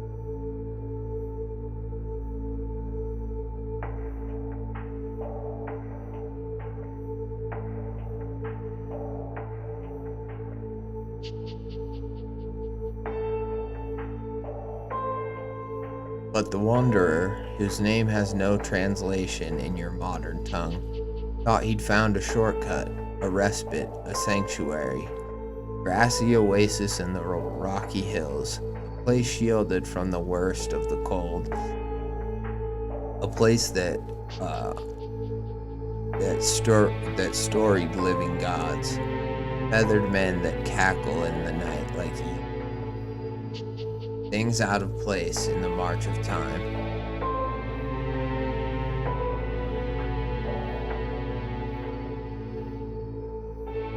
He did not know that was where he was now. He was not of these lands.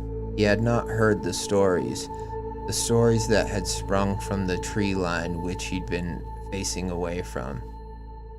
He had all he had the chance to hear were rapid footfalls against the dry dirt, closing distance with speed that made him nauseous. With a speed that made him nauseous. The beast was upon him before he could even turn. It had its head brought down like a dagger, decisive. With the power of a toppling tree, as the wanderer folded awkwardly into himself, the beast continued running for a few extra yards. When it finally stopped, it stopped entirely. Balanced eerily on one muscled, scaly leg. He watched the wanderer with one eye, then the other, then the first again. Its beak pointed toward the morning sky, its head bald and wrinkled and standing 7 feet off the ground, cocked back and forth as it studied the writhing and groaning pile of skin and blood in the grass. Is it maybe some type of bird? I'm thinking maybe bird, because it has a beak. Or maybe it's like a dinosaur. Maybe we're getting a dinosaur horror story. I don't know. The wanderer whined smallly, squirming like an infant as he tried to find his bearing through the shock. He rubbed his eyes, letting out a low sob as he struggled to push himself to his feet. His right eye felt wrong. He could not see how it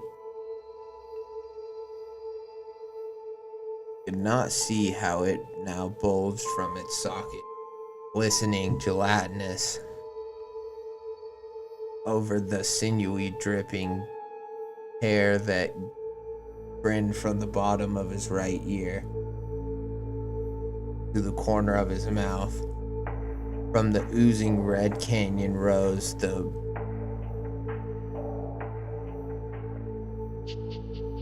buttes of glinting red canyon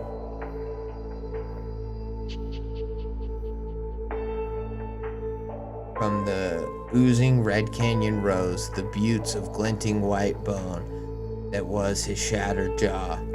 It hung limply as he began to lift himself from the dirt, his tongue lolling out like that of a panting dog.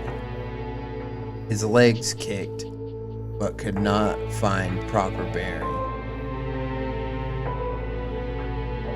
He tried to call out, shards of bone grinding against each other. Called out for his mom. He couldn't think of anyone else. What came out instead was a gurgling, strained wail. The beast brought its foot down swiftly, assertively. The next step of this dance had begun. Thud. The wanderer had managed to get his arms under him, trying to crawl away. The bird took another step. Oh, yeah, the bird. Okay. Bird took another step, a large raptorian claw tensed as it did. The alabaster sickle angled just off the ground. Its stride was elegant, calculated. One foot lay perfectly in front of the other. Thud. He called again for his mom, hoping she'd hear him from across space and time, save him from this nightmare. The bird ruffled its shaggy brown feathers, flapping its vestigial wings. Thud. Whoa. Oh. He managed to get out, his tongue twitching uselessly. his voice frayed as he let out another heavy sob. Thud. The weight pressed into his neck, not enough to hurt, just enough to restrain him, just enough to make a statement. Got you. The wanderer's face pressed into the dirt, wheezing shallowly. The bird lowered its massive head, soft clicking up of its beak in anticipation. It picked at the furs the wanderer wore. It pecked away, pulling away strands of bison fur and sinew stitching until the wanderer felt the cool whisper of air on his deltoid. Then the cold, flat front of the beak nudged his skin. It searched around, pressing gently across his back, shoulder, his spine. The bird tweezed the skin of his left shoulder in its beak and pulled. Sound and touch became one, linked, screaming together through the unifying webs of pain that raced through the wanderer's body. He tried to scream. The bird tugged the skin from his back like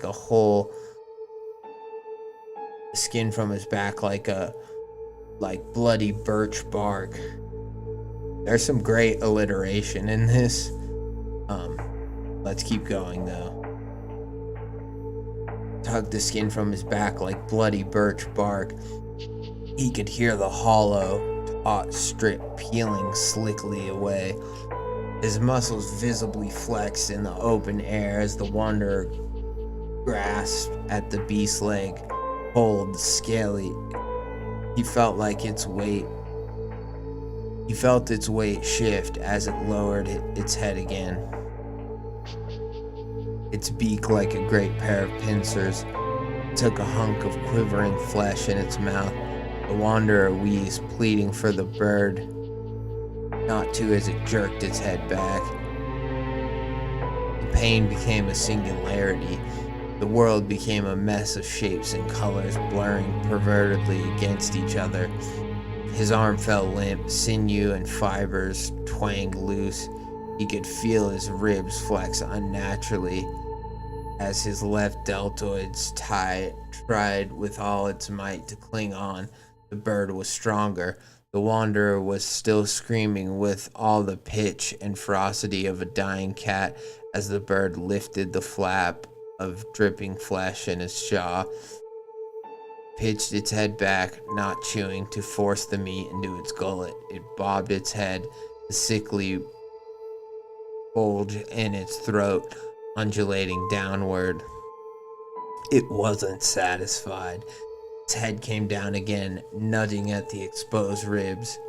It hooked under the bone with its hooked beak, and pulled again. The wanderer felt as though he was being forced to take a deep breath as the bird stretched his ribs past their usual positions.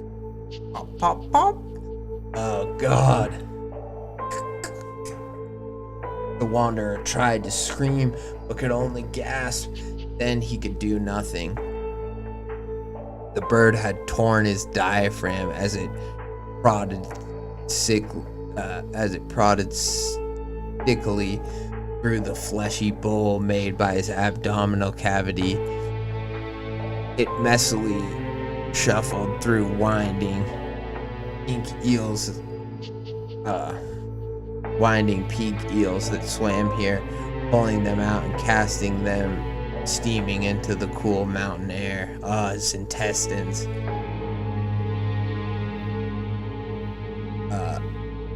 The wanderer's lungs screamed to inhale. His bloodshot eyes bulged almost as far as the one the bird had knocked out. In and out. It used to be so simple. Now it was a long, slow sigh that kept going even after there was nothing left. His face flushed, darkness tugging at the edges of his vision. The bird became inconsequential. even as it lifted its talon from the wanderer's neck to wrestle the ropes of intestine it had laid out on the ground. He descended into oblivion, his vision narrowing. In his final moments, he looked up to the beast that had stolen his flesh, his dignity, his breath, and his very life. It met his eye, the amber eye, unthinking, blood dripping from its beak. It was not quite a feathered god, not quite a beast, was a titan.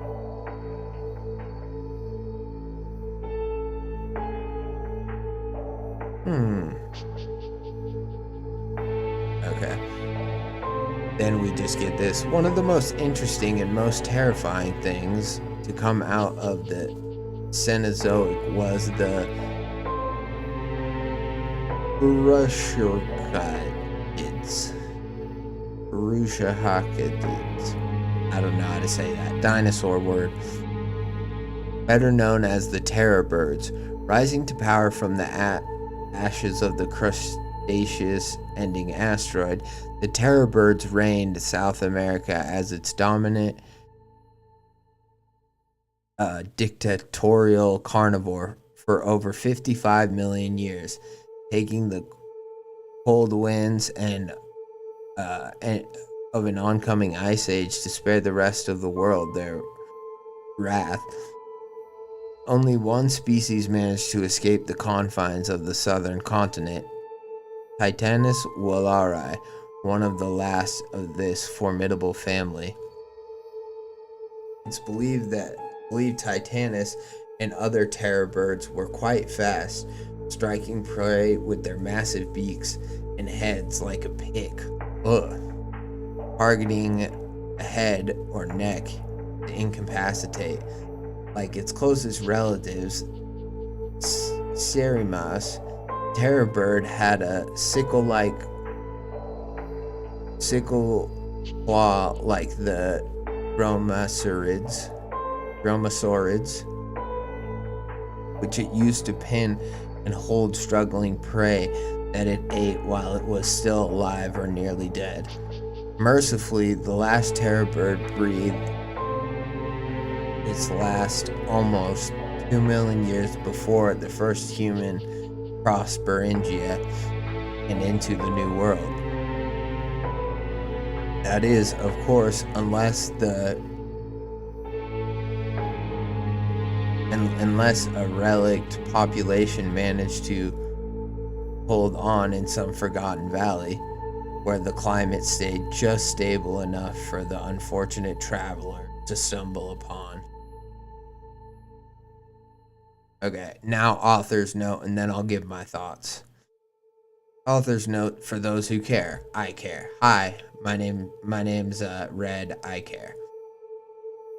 Hey y'all, I haven't written in a bit. I got inspired to put one of my scary story ideas to paper after the guys read some fan stories. Obviously, I was influenced by Ensorcelled in the Earth as well as Michael Crichton's Jurassic Park books. I'm a zoology major, and I learned real quick that the food web is a terrible, horrible place where the likelihood of being eaten alive is far, far higher than you'd care to believe. So I wrote about that. Hope you enjoyed. Gentle critiques and criticism welcome. It's only a first draft. This was awesome. Now, this I would call like more of a vignette because it is just about like a person dying. You know, we get some little things like, you know, he thought he found a shortcut through a valley, but it literally starts with like the sensation of the beak and like a spear, and being like he knew the sensation of stabbing something, but now he was getting stabbed, kind of thing. But this was so fun, and I would love to see, like, you know, you could do a series with multiple encounters with like dinosaurs or whatever you want to do, but it does sound like this Forgotten Valley is one of these places, like it said at the end, where it's like, well, maybe in some small area, like maybe by the equator or something, where like the temperature stayed the same during this ice age. Maybe some of these birds survived and maybe they cross paths with the human. And this is clearly a what if type of story of, of just a person getting absolutely murdered and what it would feel and be like for that person. There wasn't any real character growth or change. It was just a wanderer, a nameless person getting killed and maybe accepting their death at the end, which is fine. I think that's a cool concept for a horror story. And it's great. It doesn't need to be anything, and clearly this person knows a lot, zoology major. It used a lot of good language to describe, it's very accurate. And that was really cool too. I felt like I maybe even learned a couple of things while I was reading it. But what I think is maybe most interesting about this concept is the idea of man assuming that we're the top of the food chain, and maybe these are our early ancestors, so maybe they haven't really assumed that yet. But at the same time, it just really makes me think that yeah, if I'm hiking on the wrong mountain at the wrong time and a mountain lion is hungry or something, that thing could kill me before I even knew what hit me, probably. And that is where I think the horror truly lies of this story. It's not in even this specific animal, because this is obviously a what if about this animal that was an absolute terror, was a half, I just think of it as the half dinosaur, half bird thing. It's called the Titan, I think of this Titan. And I think about just how easily it kills this guy.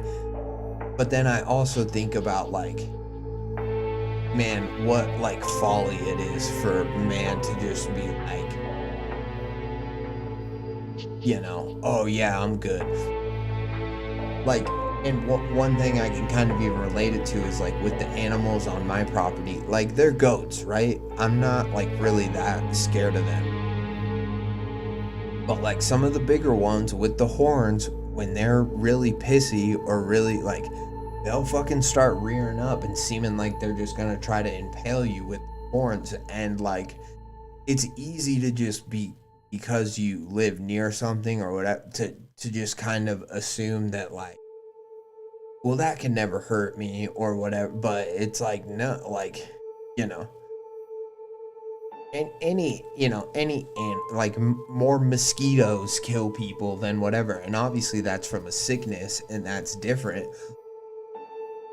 But my point is it's so easy to not notice how fragile humans are. It's so easy to think that well, we'd find a way, we'd survive. Humans, that's where we're unparalleled, is our instinct to survive is strongest. And because we have complex emotion, we will try harder to survive, or whatever it is that we think separates us from animals. But then when matched up against this stark, harsh story of just a fucking titan bird just absolutely devouring a human being, it just, to me, it scares me. It leaves me to wonder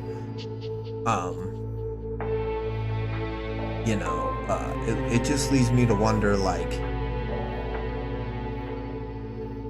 A, are we any different from animals at all? And then, like,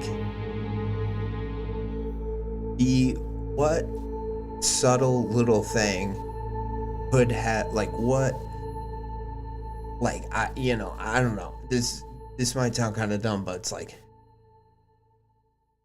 had chimpanzees or dolphins or whatever, had they just had one little extra mutation, one little change, what's up, rude dude? Would it be so that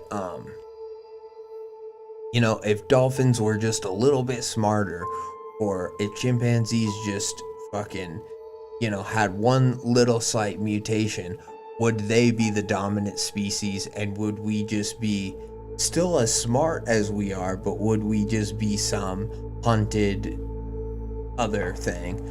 Well, we just finished this awesome, it's called Waller's Titan, and it was about a giant titan prehistoric dinosaur bird just absolutely devouring this wanderer and eating the shit out of him, and it was awesome. And I really like that it ended with like it was a titan, and then it ends with this kind of factoid blurb where it's almost moves into a National Geographic article, and it's like one of the most interesting and most terrifying things to come out of the Cizoic was the Phoroscoceta, blah blah blah, also known as terror birds. And then it just goes into it, be like, to be just to be like, you know this creepy, horrific dinosaur monster that I was talking about in the story? Yeah, well, this thing existed, and it goes so far as to tell us, like,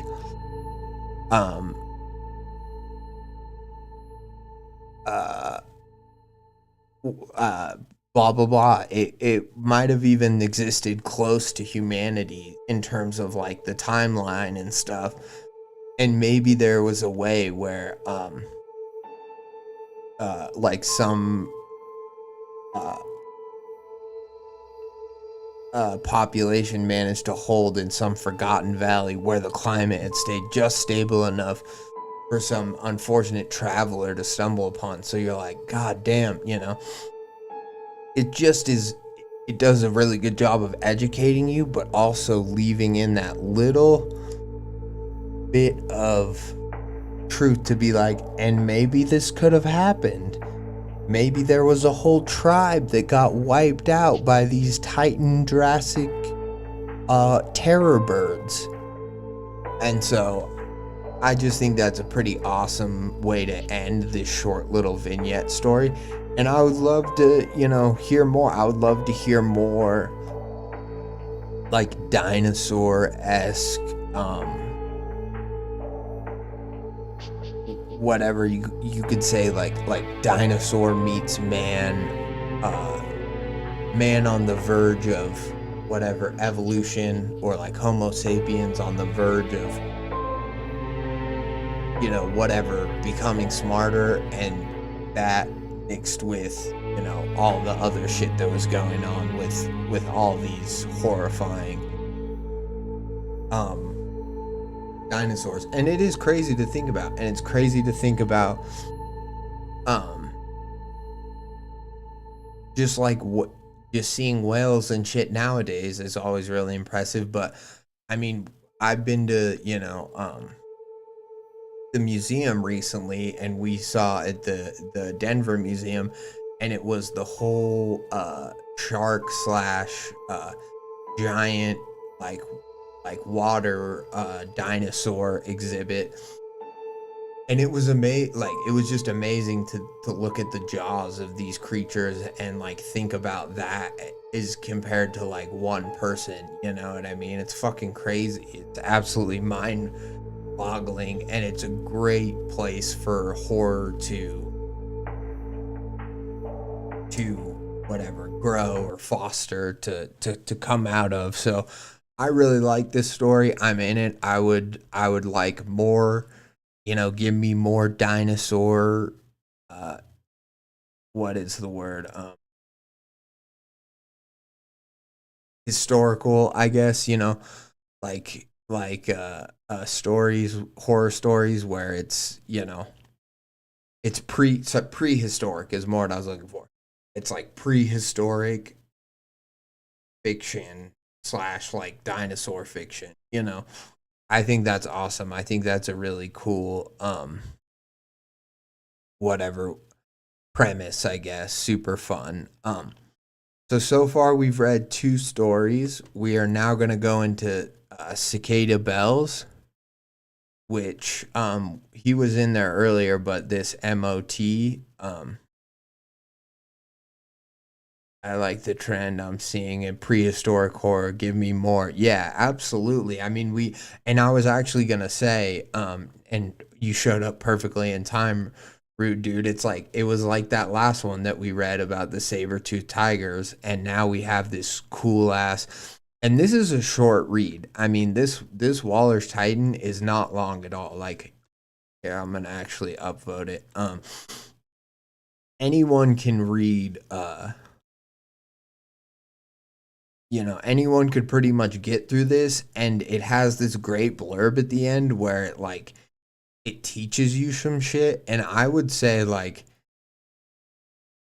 I wonder if they wrote this for because they're a zoology major. I wonder if they wrote this for an assignment. I think they might have had to. Um, but regardless, I would say if you were teaching people or kids or whatever about dinosaurs, this would be fully I don't know, insightful. And that's what great art can do, right? It can teach you about something, maybe something that you had no idea about or didn't really care about, and by the end you're like, oh, that is pretty actually interesting and crazy. And then at the same time, it was fun, right? It was just a person getting absolutely harpooned slash devoured slash. I mean, the part about the ribs and the pop pop pop and the tearing of the diaphragm, and yeah, it was awesome. Great body horror, great and honestly more fun than I thought I'd be. Like, if someone was just like, yeah, I wrote a story about how this big ass bird dinosaur eats a guy, I'd be like, oh, that's kind of cool idea. But then but because that part in Jurassic Park is only 10 or whatever seconds long where someone gets eaten and you're like, oh, that was so cool. That's awesome. But you don't really think that in a story, it'll be even more brutal. You know what I mean? But it is.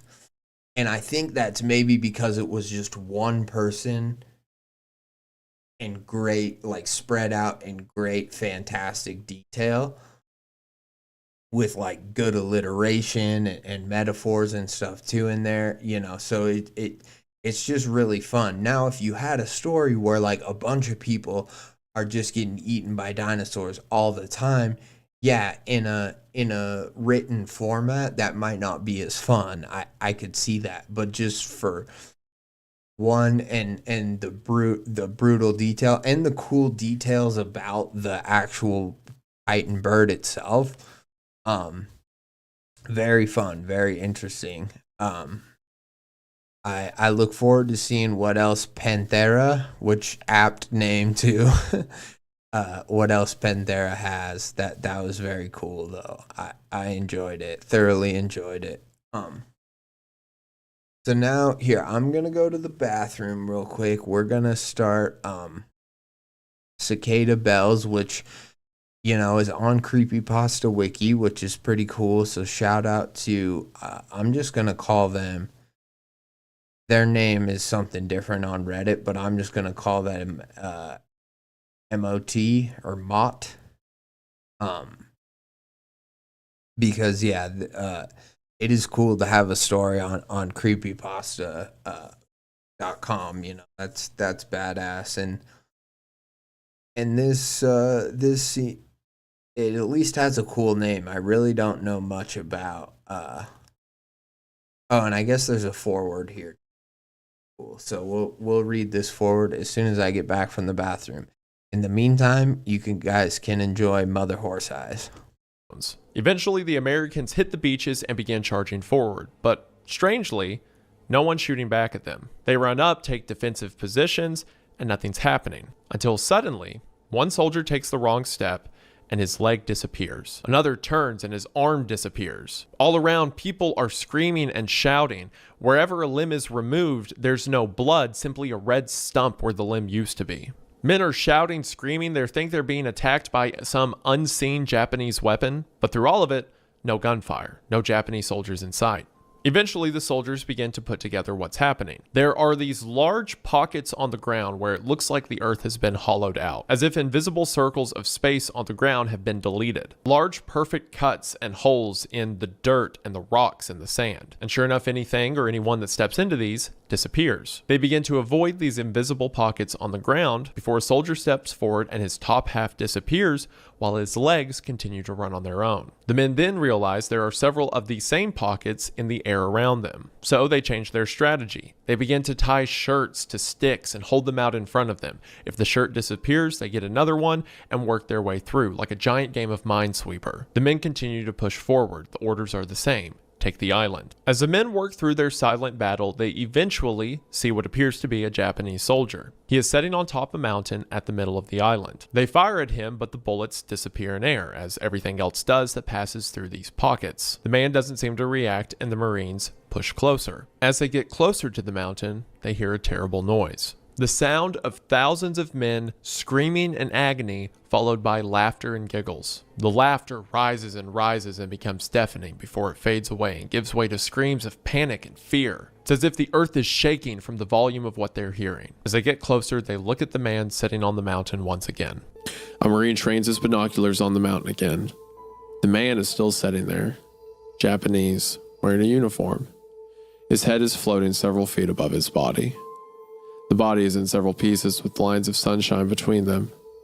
His face, sweat dripping over the smooth eyelids, shows no emotion. Slowly, he raises his hand as if to wave to them, and his fingers float away from his palm. It seems that this Japanese soldier has been segmented. For whatever reason, however, most of his pieces are still there. They're simply disconnected from him. Again, biologically attached, but in a different physical space. As they get closer, they keep their guns trained on him, but he just sits there, smiling at them, till eventually the Marines get close enough to speak. Hello, America. The head calls, breaking into a sickly smile. The whites of the eyes are clustered with red hemorrhages. Sweat rolls down the face. The Marines don't know how to respond. They ask if he's armed. The question strikes one of them as funny, and he giggles. A tide of giggling comes from the other side of the ridge, behind the fragmented man. Giggling turns.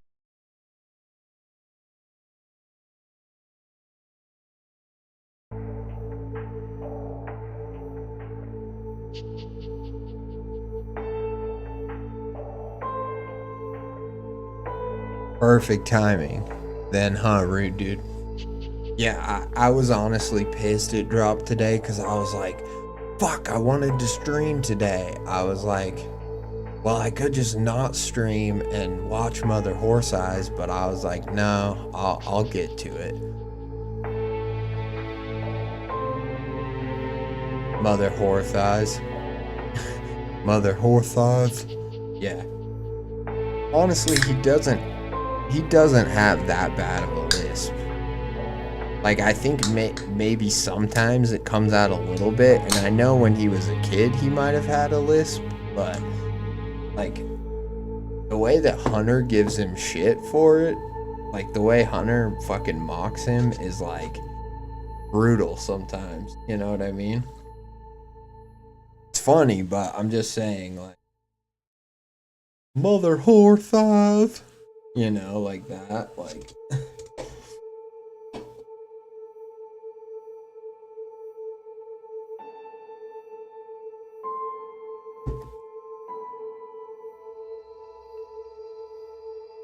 All right. Cicada bells.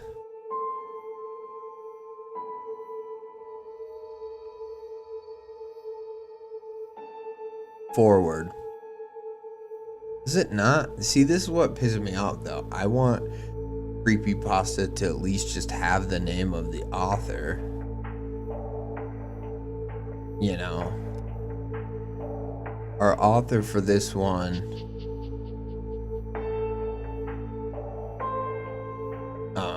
whatever, it says it in my YouTube description. I think it's Soft Leadership. I think. I'm pretty sure. But anyways. Forward. Generally, an author's forward may be regarded as a bit pretentious depending on the circumstances of the story. For a fictional story, it would be almost appropriate.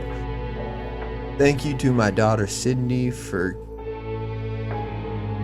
keeping her imagination open. Thank you to my wife for the countless cups of black coffee.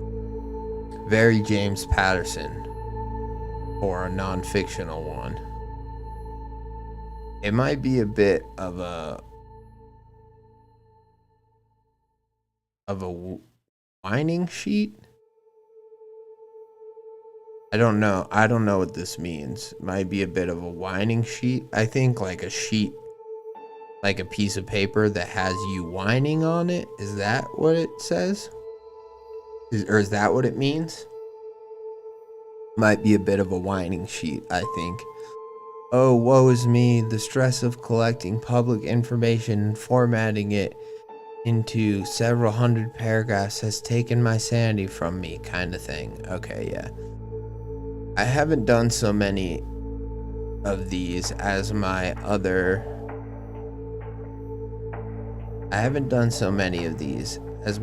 collections of events and testimonials have spoken mostly for themselves, depending on how much historical context I sneak in the production. I do this because I love mystery, the intrigue and the campfire-esque quality these accounts and journals exhibit. Whether or not I believe in them, it doesn't matter. There's just something I think should be heard in them. That's all. This time, I thought maybe it'd be a nice piece to set. Maybe it'd be a nice piece to set the right tone for this particular account.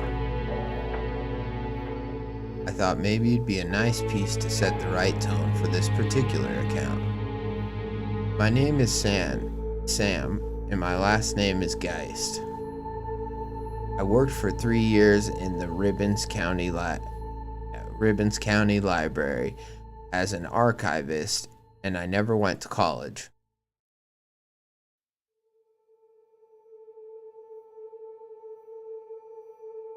I don't sleep a lot, but mostly because I think it's sort of fun.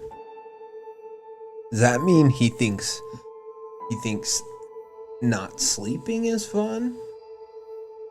Or does he mean that he thinks being an archivist is fun? This story comes from a moldy old file box I found tucked away in the mop closet in the Ribbons County Public Library.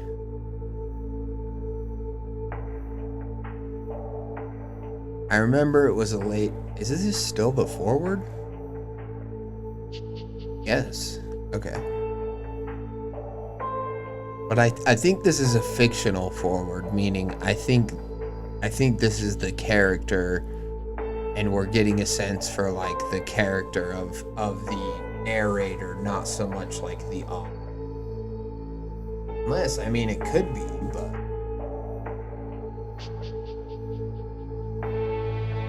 I just wouldn't think on a creepypasta website,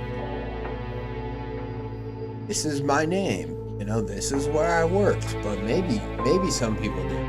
I think either way, this format, like, this is how you use the format of No Sleep, like, kind of to your benefit. Although I know that No Sleep is like, you can't have a forward, you can't use a fictional character's full name, but which, you know, don't ask me why, but I think like if you're using some of those rules of No Sleep where it's like you have to explain how this found it to the creepypasta forum, Like, you have to explain a reason and how it got there and why, whatever. And so I think this, if the goal of this forward is to do that in an interesting way, it has. So, kudos to the author for that. I remember it was late night when I'd caught myself digging through the piles of papers and a manila folder. Finally, after hauling it all the way down the smoke-stained hallway and into my office, I'd flipped through 5 or 6 papers before the box yielded a stale yellow packet.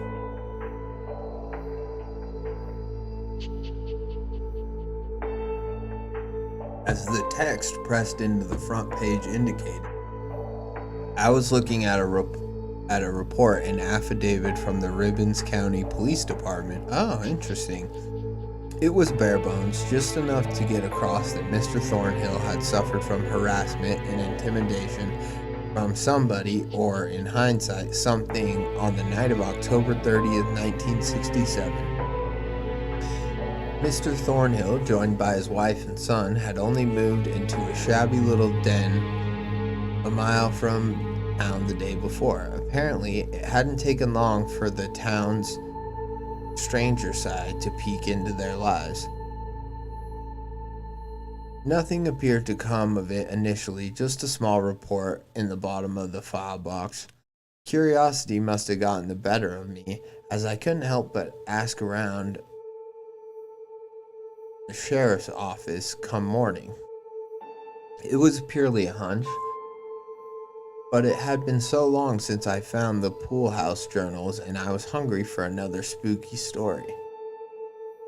I got an address from the ever sweet Mrs. Collins at the front counter, and found myself driving to the burbs somewhere in the evening. I found the new Mr. Thornhill resident there, with the solemn old man greeting me at the door. Mr. Thornhill hadn't been who I imagined, being more bookish looking than I was accustomed to seeing around town. Not a hint of stubble on his face, a pair of pristine black glasses on the crook of his nose, and snow white hair combed to the side as if it had never left the 60s. He had me at the table within 5 minutes, shooting off notes about his grandson and his batting average on the Wombats Little League team that season. It seemed a shameful thing in retrospect to blindside him with the report. Yeah, I mean, for sure. I mean, this is great. Like, this is the thing. I like this so far, and I think this is a fun,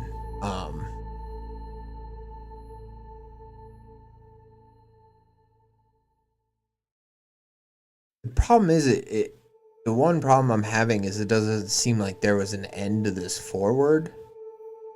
And I'm like, this seems too long to just be a forward, but we're pretty much in the story now. But I think it's kind of crazy for a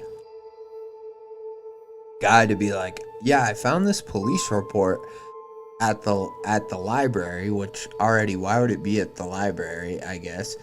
But then also he's like, I found this random police report in a closet, and so I got your name from the cops, and then I drove to your house in the night. Like, at least call ahead first, you know what I'm saying? Like, at least be like, hey, I'm researching X, Y, and Z, and I believe, did you live in this city at this time? And they're like, oh yeah, I did. It's like, oh well, I'd really appreciate if you could help me, like, give a reason for going out. Just showing up at the door and like sitting in this dude's house and then being like, hey, I have this police report about your harassment, right? Because it's this guy is the one who was harassed, so it's like,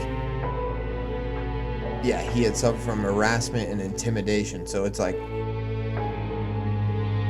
to just bust that out, I mean, already it's kind of crazy that Mr. Thornhill even let him in his house, but then the fact that on top of that, like, yeah, this is a bit much. I have to say. Not like it's unbelievable, but more just that it's like, yeah. Anyways, what do you think? Boots and Rude Dude? Are you guys like Mr. Thornhill should have fucking slammed the door on this guy, or are you on Sam, our narrator's side?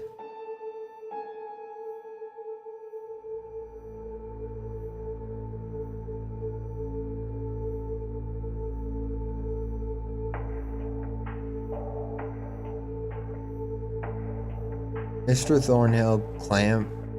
It seemed a shameful thing in retrospect to blindside him with the report. Mr. Thornhill clamped up as the question sprung from me. Yeah, Boots. I mean, I personally always show up unannounced like a serial killer. Yeah, I think that's, they say half of life is just showing up. So I think that's the rule for any social situation. If you're going on a date, I don't think you should talk to the person beforehand or even ask them out. I think you just show up at their house, You show up at their house and say, "Hey, do you want to let me come in, or do you want to come somewhere with me, stranger?" I guess he is I will give him that. He is a librarian, so odds are he only knows like how to shush people. He's only good at like telling people to be quiet, so probably doesn't have much social interaction outside of going, "Shh, down. Hey, stop it. This is a library." I haven't met many librarians. Like, I've met my like school librarians, I guess, growing up. But I don't know if I've ever met a librarian in a non-library setting. That's funny. I wonder if there's like a subreddit anywhere for like librarians in the wild. Yeah, MOT. I was getting that vibe. That this is a character who's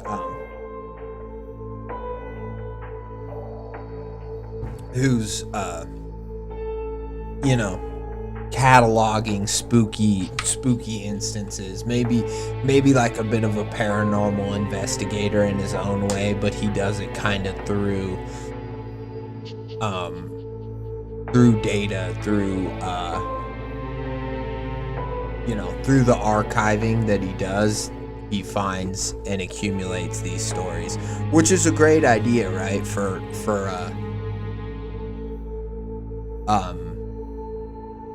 a horror story or a horror series, to have like the person being like, "Hey, my job is to archive."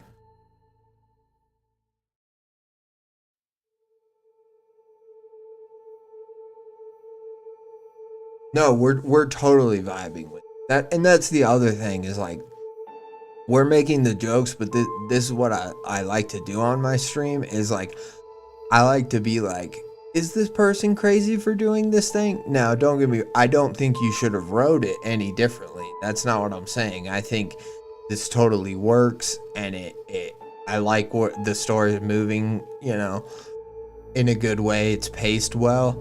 But then it's kind of fun to go like, well, what would happen if a dude a librarian just showed up at my door? Would I let them in? You know what I mean? Like, that's all we're doing. But I do think this is a very smart, like, I don't even know what you would call that, like, framing, like like, it's a smart thing to do, to have a character be like to be an archivist, and that's like how you frame your story. So it starts off with this thing, and then we get into the supernatural story through what they find out. That's very fun.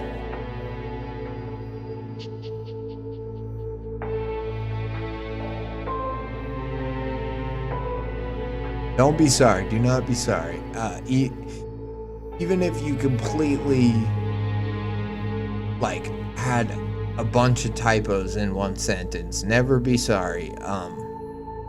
That is not, we're here to point out, things we like about a story, and if there's something that I'm genuinely like, oh, I think you should change this, that's what I'll say.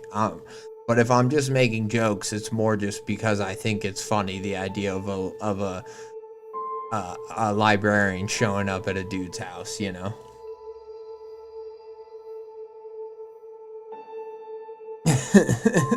Yeah, he's the type of librarian who he'll throw your ass into a bookshelf and knock him over domino style. Okay, so here, let's get back to the story though, because now that our author's back, I'm really stoked. I don't know if you ever left MOT, but I'm happy that you are here for your story in particular.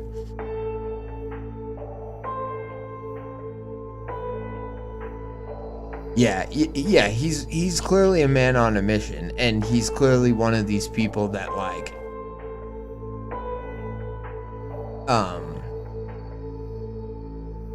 the lead that no one ever chased or no one ever worked, like he's gonna pull that thread. And that's what I think. That's why I think having him be an archivist as a character makes so much sense. And that's why it wasn't like unbelievable to me that he would go and do this. It was and is believable. But yeah.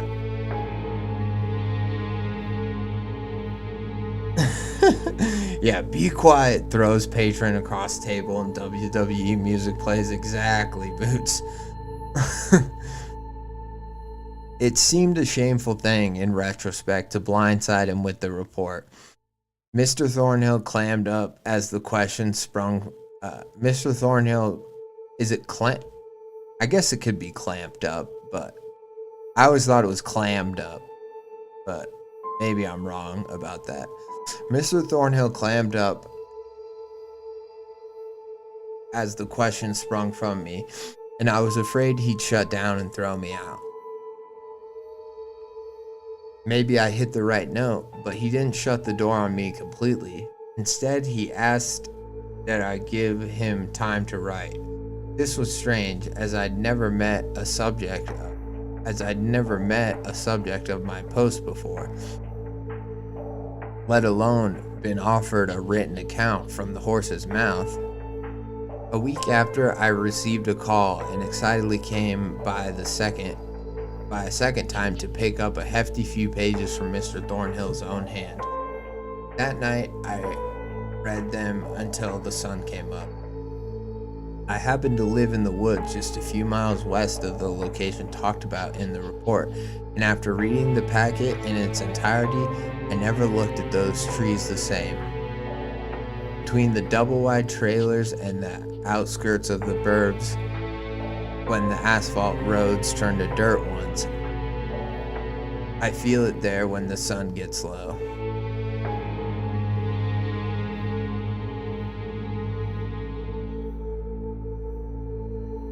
Feel it there when the sun gets low. When it's dark, when the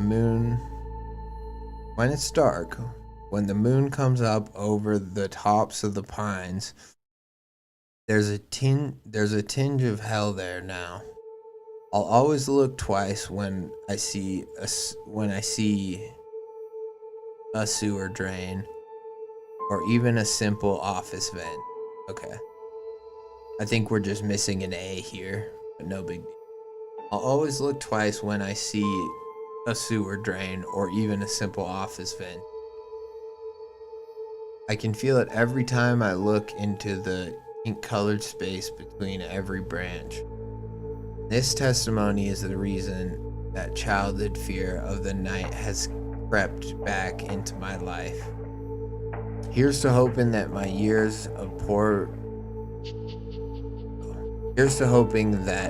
years after poor Mr. Thornhill's terrible weekend vanquish whatever set on him those nights in 76. Here's to hoping that the years after poor Mr. Thornhill's terrible weekend vanquish whatever set on him those nights in 76. Jesus Christ. Okay, sorry, that's just me being bad at reading, but I do think, having said that, this sentence here just could be a little differently. I think it could just be phrased slightly different, and it might hit a little bit harder because it's a one paragraph sentence. I do think that, like, especially in this type of format, and we're getting right to the end of like this little section where it's gonna switch into Mr. Thornhill's like account from Mr. Thornhill's own mouth, so I do think it can hit like a little bit harder, but no biggie. Hoping that maybe my uneasiness in those wooded hills is just a memory of a memory. Samuel Geist, documentarian and professional sweaty library nerd. The following is Mr. Thornhill's own writing, his own account. Please consider it carefully and with a hint of grace, fit for an old, honest man.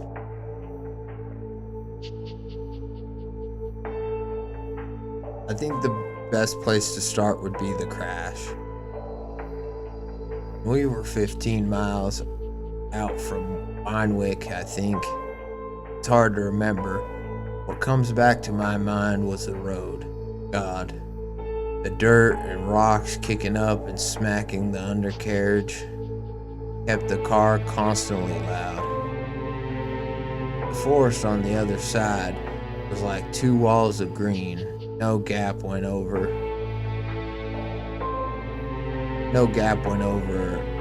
a foot without another huge pine growing behind the first.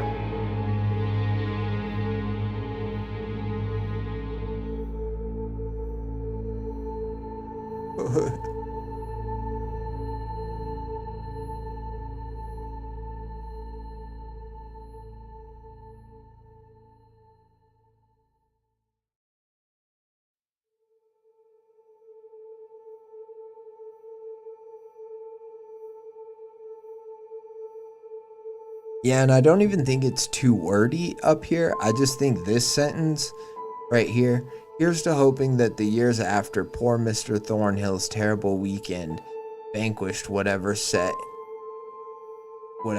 on him those nights in 76. It's like, here's to hoping that the years so you're saying that you're hoping that the years after Mr. Thornhill's terrible weekend vanquished his terrible weekend, but also the whatever set on him in 1976.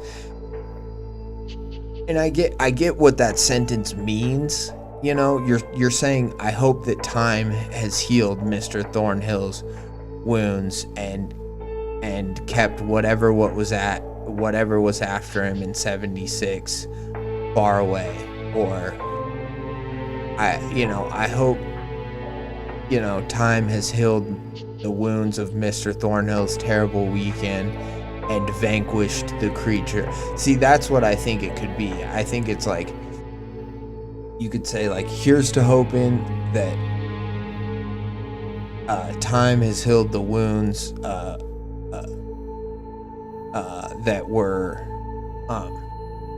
that Mr. Thornhill suffered that terrible weekend, period or comma, I don't know, and vanquished whatever caused them, whatever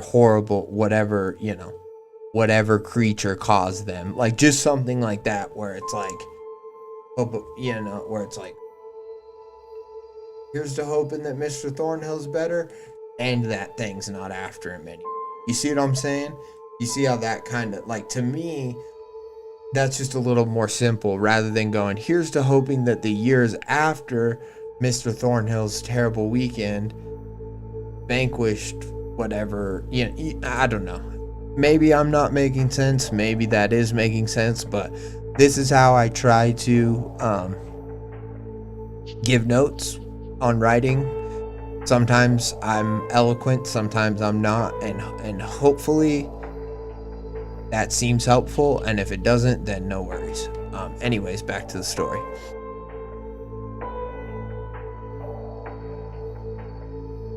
Without another huge pine growing behind the first, my wife sat in the passenger side of the grisly old Chevy pickup while my son sat in the back behind me. Initially, it was supposed to have been a nice little drive on a local road to the new house.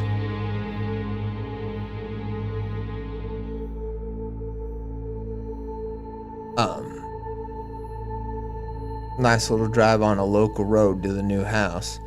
Something her mother had mentioned on the phone yesterday. She thought it'd be nice, and Janice, must have been a nice little drive on a local road to the new house. Something her mother had mentioned on the phone yesterday. She thought it'd be nice, and Janice was in a big hurry.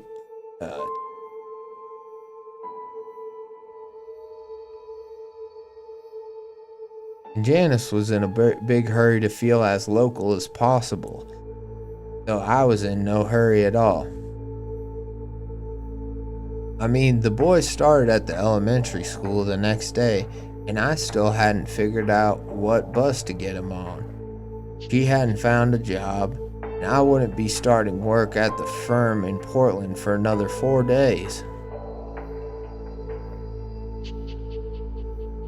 I was scared shitless that we were playing stupid with the entire thing, and that this had all been a big mistake. Shit, I'm not too sure where I stand on it even now.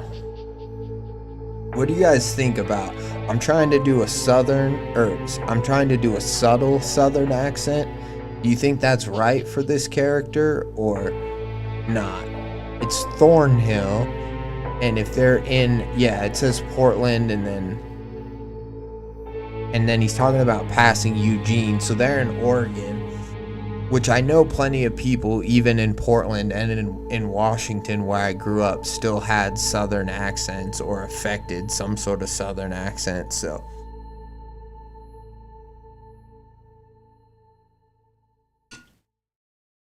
And they're driving a Chevy truck, so I'm thinking he might kind of have a little slight southern draw, just like maybe an old-timey draw, but this is the 70s, so, but maybe that's not right.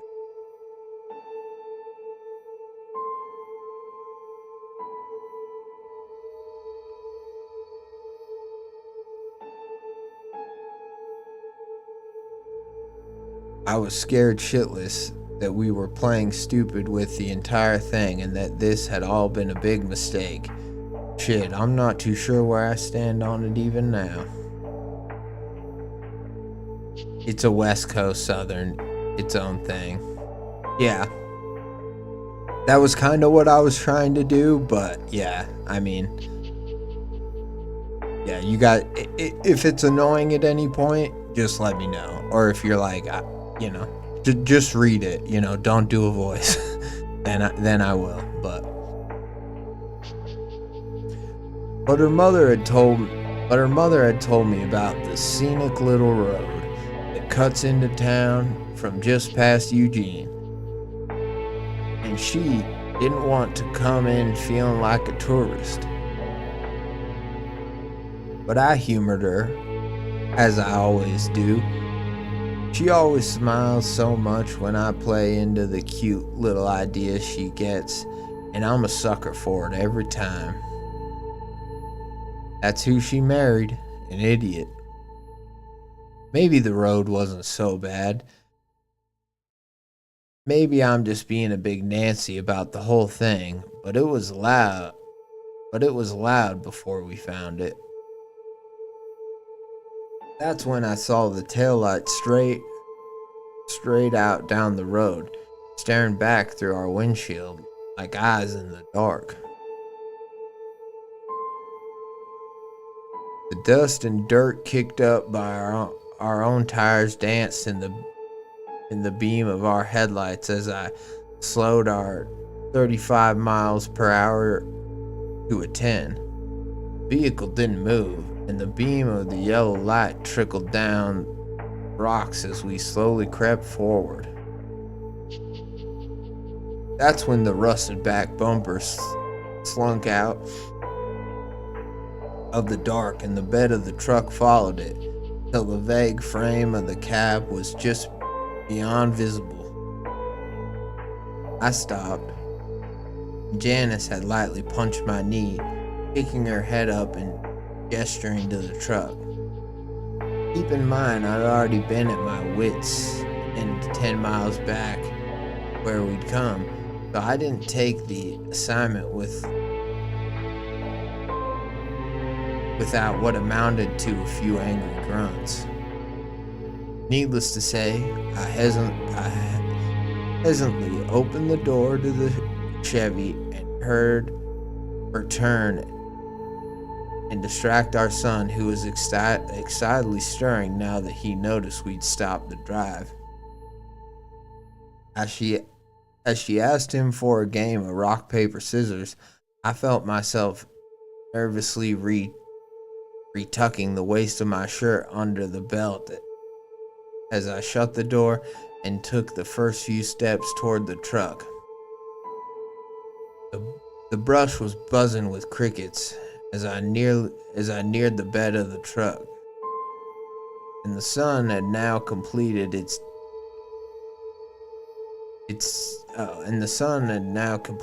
descent back behind the horizon.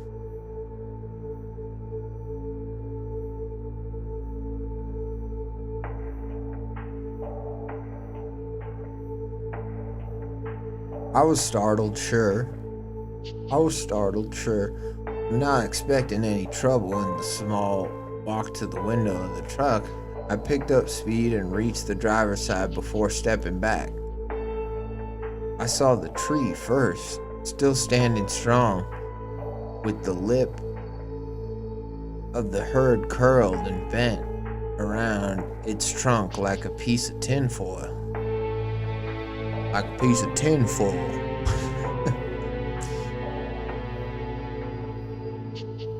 I saw the front of the frame run mangled up to the windshield, which had burst into 1,000 shards of speckled glass. I leaned in, my breath held in the back of my throat as I made out the outline of the figure in the front seat. The brim of his cap hung sideways against the steering wheel, while meat surrounding the head was clinging wetly to a huge stone. The man inside, dead. A man inside, dead. His arms hung limp around the rock. His fingers were still tight and curled around the sides of it, like they'd failed to pull it off his chest. Bits of slimy red matter dripped down onto the collar of his denim jacket, turning the blue into a horrible dark purple. God damn tinfoil. I saw that his shirt had been torn out. Ribbons of shredded flannel lightly covered a large hole in his breast. Skin had been gutted. A circle of teeth marks took my mind to scary places, as did the strange yellow mucus oozing out of the wound.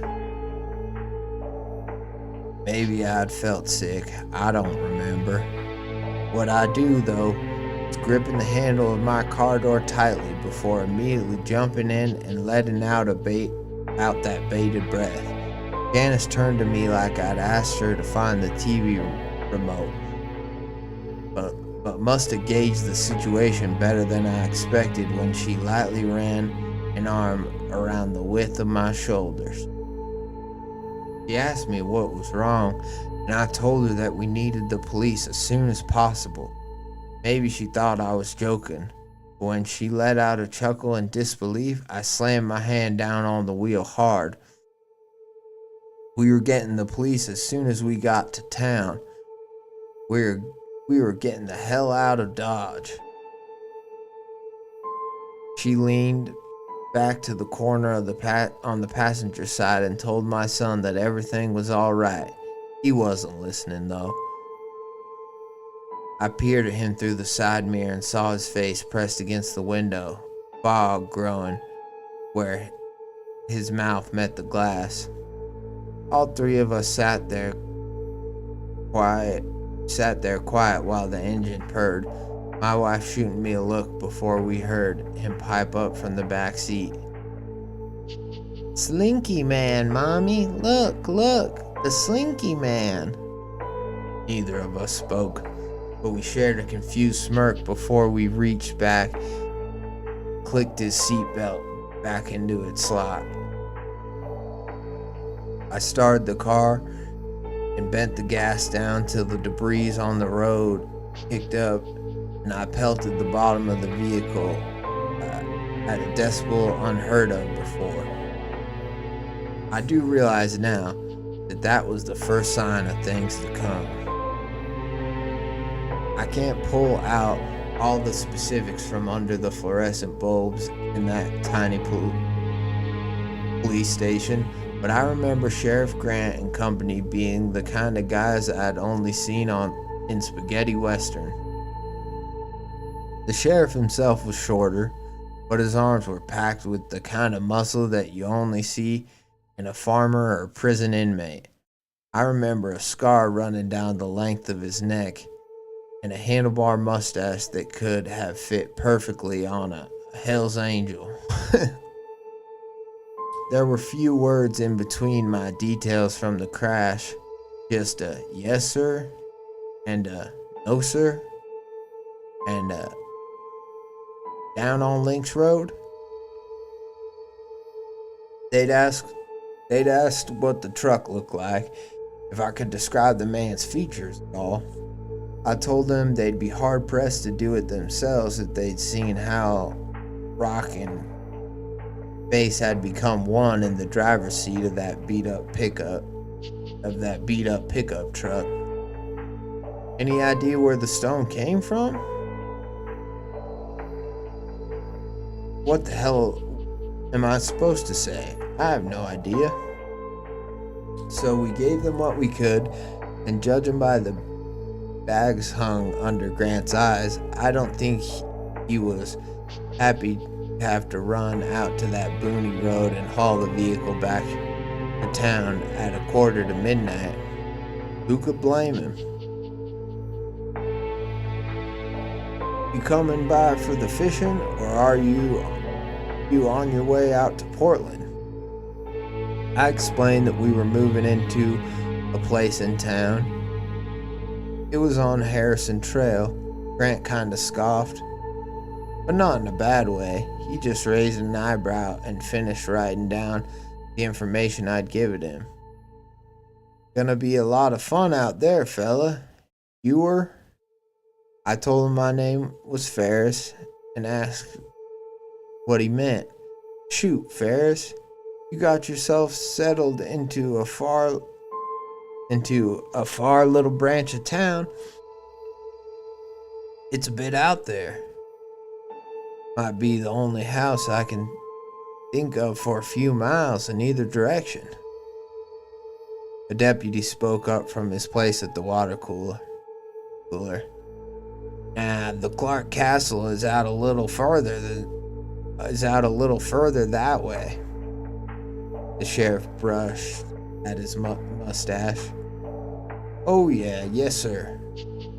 That'd be your only neighbor. Don't expect to borrow any sugar, though. That place has been boarded up since I was a kid. I asked why he thought I'd be having a lot of fun, and I heard the deputy laugh through his paper cup as he shutting off his store behind him.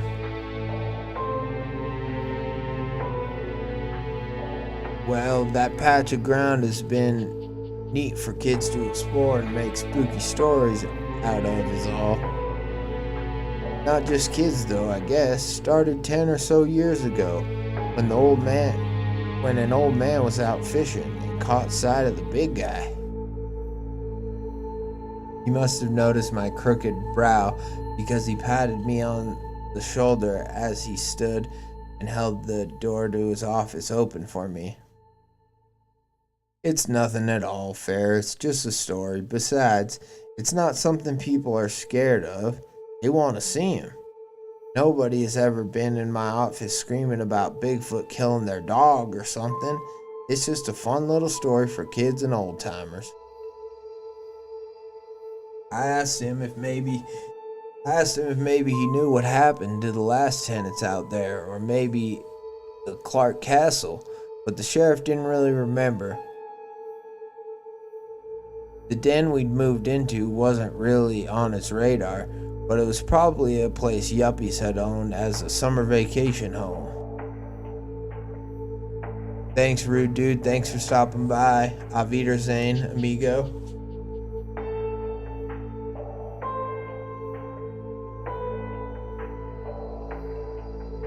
Yeah, this story is long, but MOT, I'm determined to keep going, you know. We're gonna get through as much as we can, if not all of it.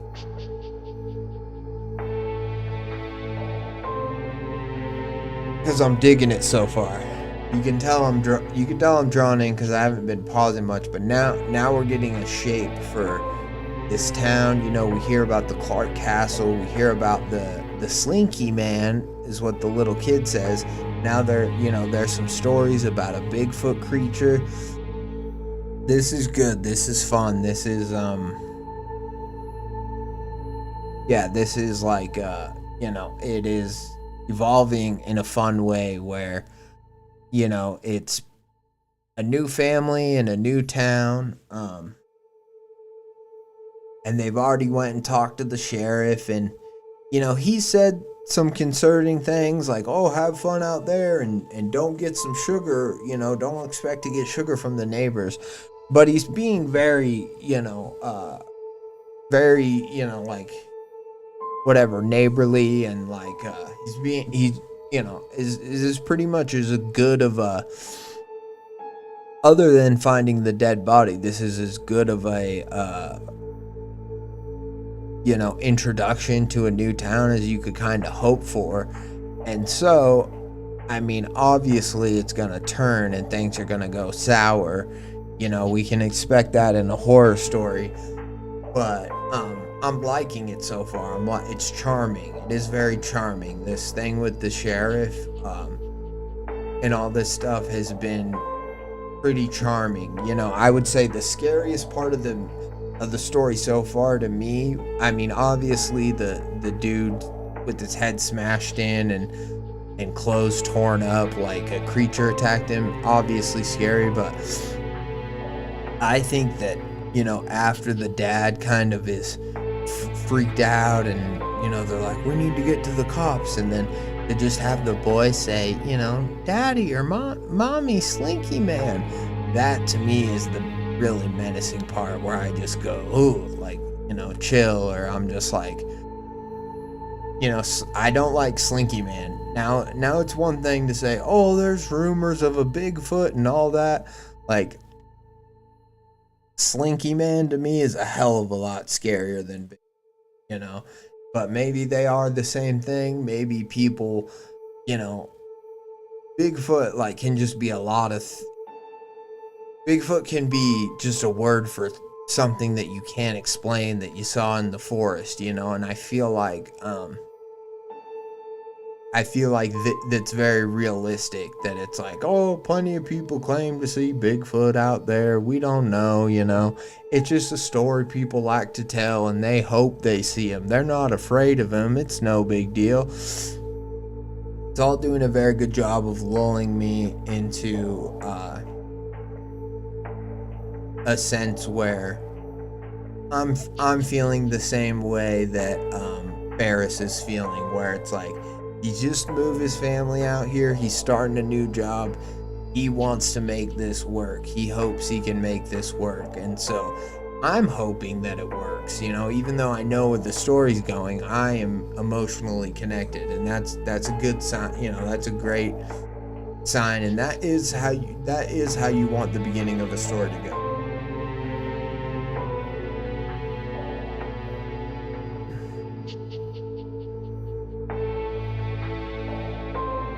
The den we moved into wasn't really on his radar, but it was probably a place yuppies had owned as a summer vacation home. The Clark Castle, though, he said, was an old story, not a particularly thrilling one, just a big house built and left alone sometime in the 30s.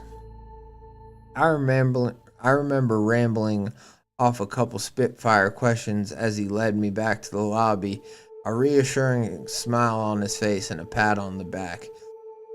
Janice and Shane were there waiting for me. Shane's little head bustled into his mother's lap as he snored away. Janice held her head against the shoulder of the lobby's chair, her own snores coming in soft and quiet. I woke them both, ushering them out the door with a gentle hand as I turned back to Grant, who called, You're all invited to dinner at mine on Sunday, if you're willing. I mean, it'd be a nice way to pull out the welcome mat." I thanked him.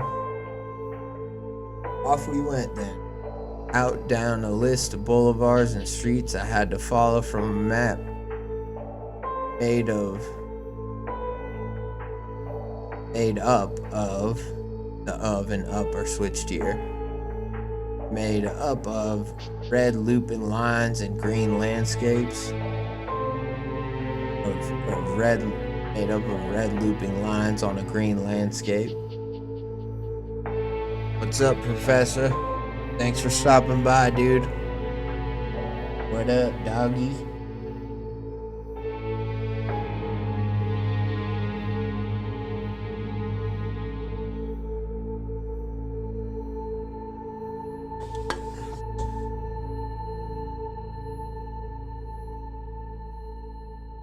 In the dark, I'll add. Grant had been joking about the run from this dingy old double wide to the heart of town. He must have gone through 13 miles of green, mountainous hell before I pulled the brake ahead of a large cattle gate. I stepped out and got my key inside the lock, swinging the chain to the side and letting the gate creak open with an eerie screech. I pulled the car in and let the family out at the porch of our new country kingdom.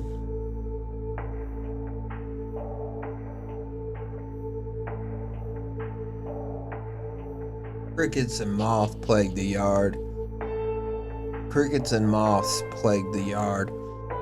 The latter driving into my cheeks and forehead. As I held little Shane in my arms and carried him inside, Janice had a bag tucked under her arm that she set aside as we shut the door behind us, and I let her set out to the bedroom while I got Shane in his pajamas.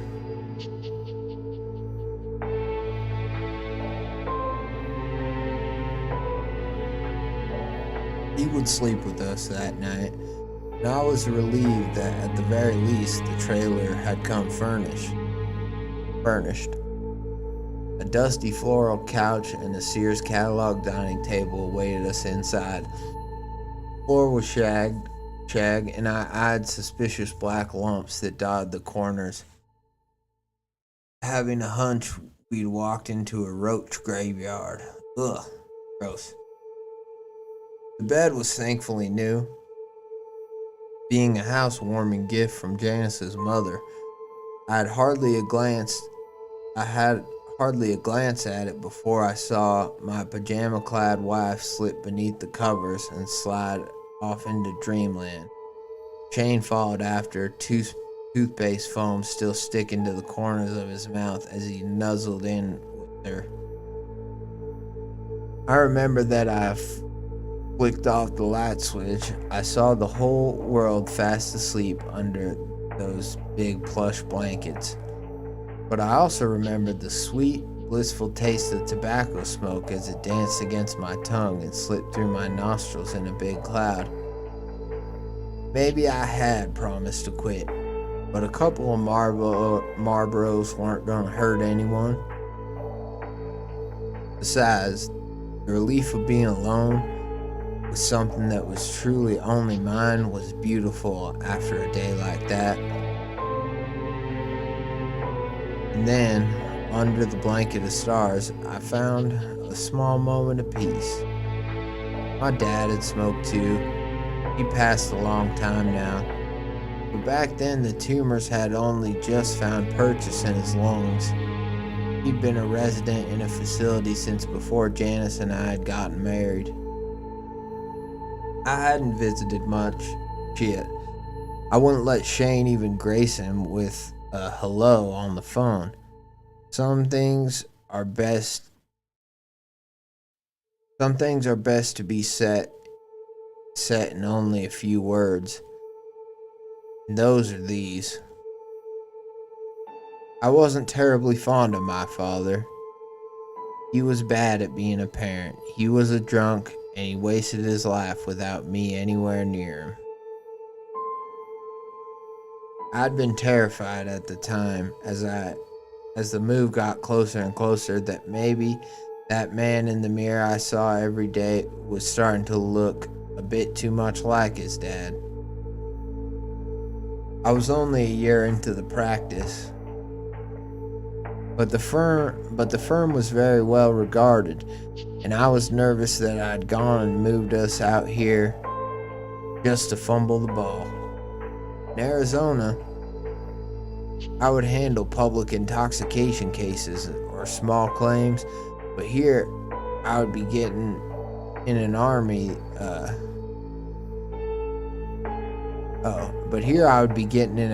that I wasn't so sure I was suited for. It was in those minutes outside, watching the smoke twist and swing through the air, that I noticed that the crickets had stopped chirping. Ah, shit. It's about to go down now that he's outside smoking a cigarette and everything's peaceful. He's like, finally, a cigarette after this long day. And then the Bigfoot, slinky man creature's gonna come out and be like, I told you, no smoking, and crush his windpipe and the cigarette.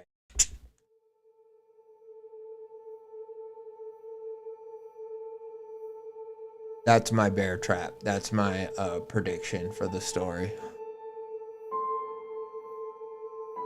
The Bigfoot creature hates smokers.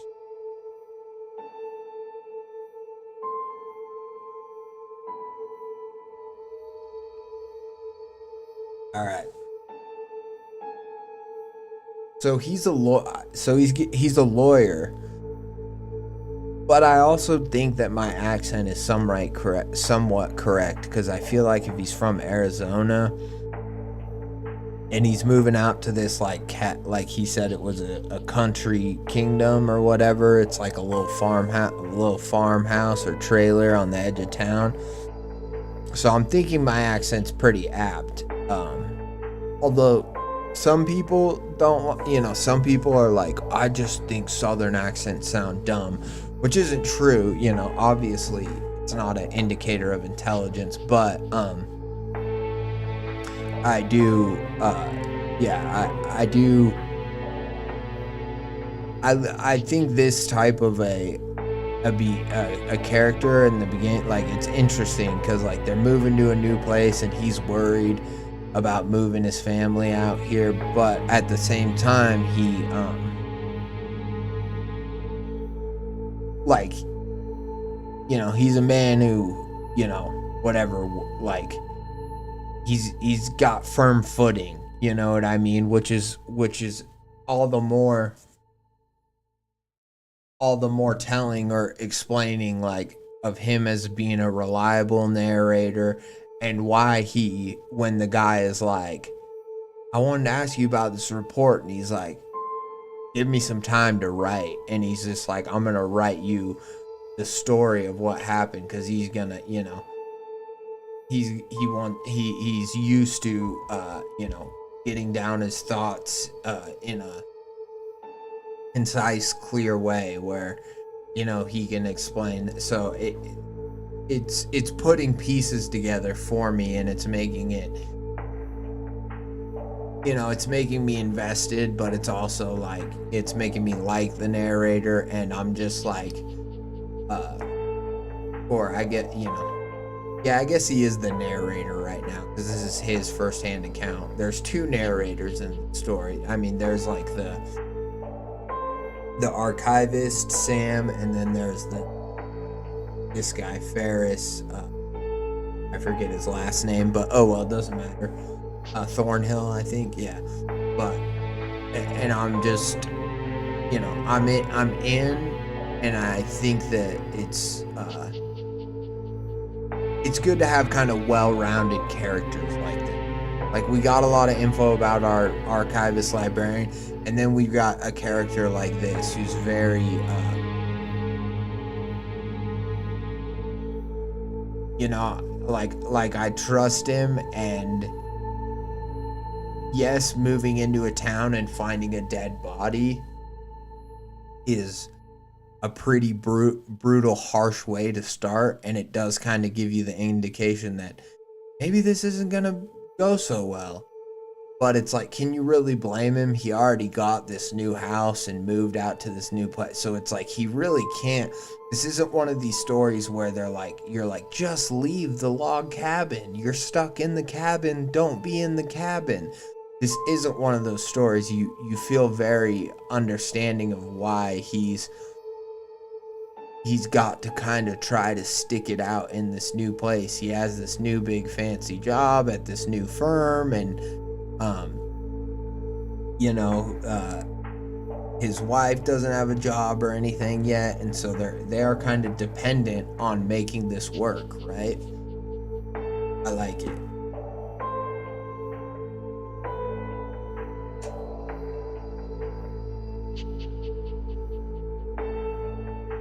That I noticed that the crickets had stopped chirping.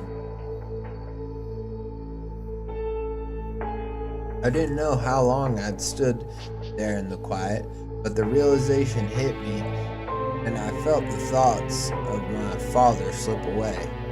It felt darker out. Without the breeze rustling the leaves together, the air almost felt weighted. The air almost felt weighted? Yeah. Almost felt weighted. I was alone, I was sure. But why could I hear someone breathing? Oh shit. That's so creepy. You're alone in the night, you don't hear the sound anymore. The crickets had stopped chirping, but now you can hear breathing.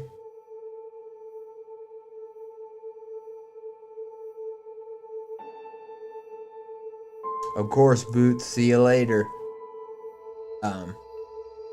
Have fun. Have fun doing med standby.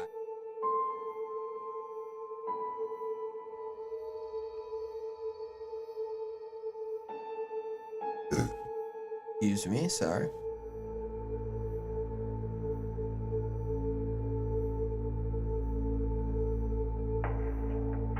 It was there, not close, not within 10 feet. Past the patchy grass and the fence line, I could hear it. Deep, soft breaths. They were hasty, And even though they weren't next to me,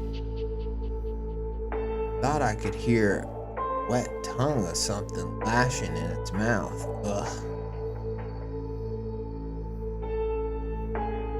Was it like chewing, maybe? Like chewing and breathing? If the tongue is lashing, or maybe it's like licking, like,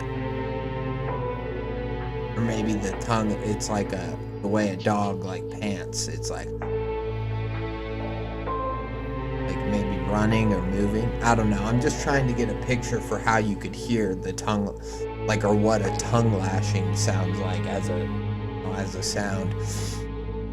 I didn't finish that cigarette. Instead, I stood there and watched the black at the edge of the porch light, waiting to hear a pin drop. Yeah, for sure. CMOT. Thank you so much. I'm enjoying it so far. Have a good day at work. Thank you for stopping by. I appreciate you.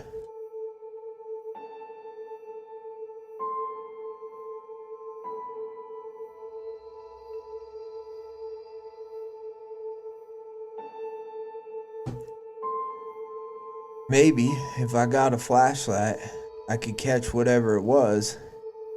Maybe it was a stray dog?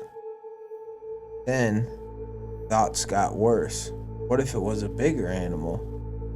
I wouldn't want a mountain lion or a bobcat getting familiar with the property with Shane around. I turned slowly, but didn't dampen my steps. I was tired and stressed and ready to toss a rock at a dog's ass if it meant I could head to bed and get some sleep without worrying even more.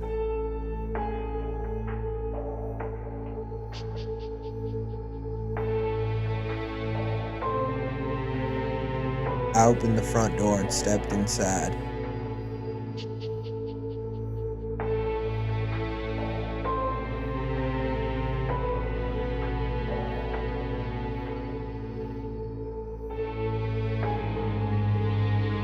Sorry, just trying to scroll all the way.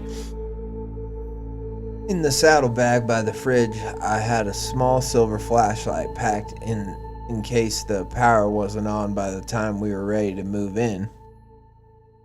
Next to it, unbeknownst to me, was an empty box. Like the idiot I was, I kicked it while getting at the bag and slipped on the shag carpet. I fell like a sack of grain onto the floor and felt my head knock into the edge. Okay, great. So now he has a head injury. Great. Oh, God. No wonder. No wonder. This is not going well. This is not. Was that just a one-off, or is our narrator just clumsy? Because if that's the case, then I'm like, bro. I mean, now he shouldn't go out with the flashlight anyways, but.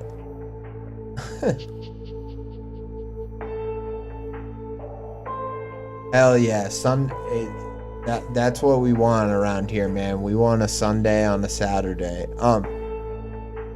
And if anyone, and Sam, thank you for stopping by. I believe, yeah, I have your story on the queue. Obviously, that's probably why you're here. It's not the next one. But if you happen to stay once I'm done with this story, I might just switch and do yours next. But thank you for stopping by. And yeah, I might do a different music in the future, but I mean, it is the best I've found for setting the mood for the horror. And it's like so much of the music I find where I like type in or I look for creepy music, it's so busy, like it has way too much piano or whatever, but just these subtle little keys are perfect. And I don't get sick of it either. Like, I have it pretty quiet in my headphones, so I don't really hear it much. But like, I've played it just out loud before, and it never really gets too bothersome. So, but if there are any other songs that people think would be good to just have on loop while we read, I'll consider them. You know, I would like to switch it up because I don't want to just be a straight creepcast copycat. Although I am, I mean, I don't deny that, you know, what I'm doing is very similar to what they do.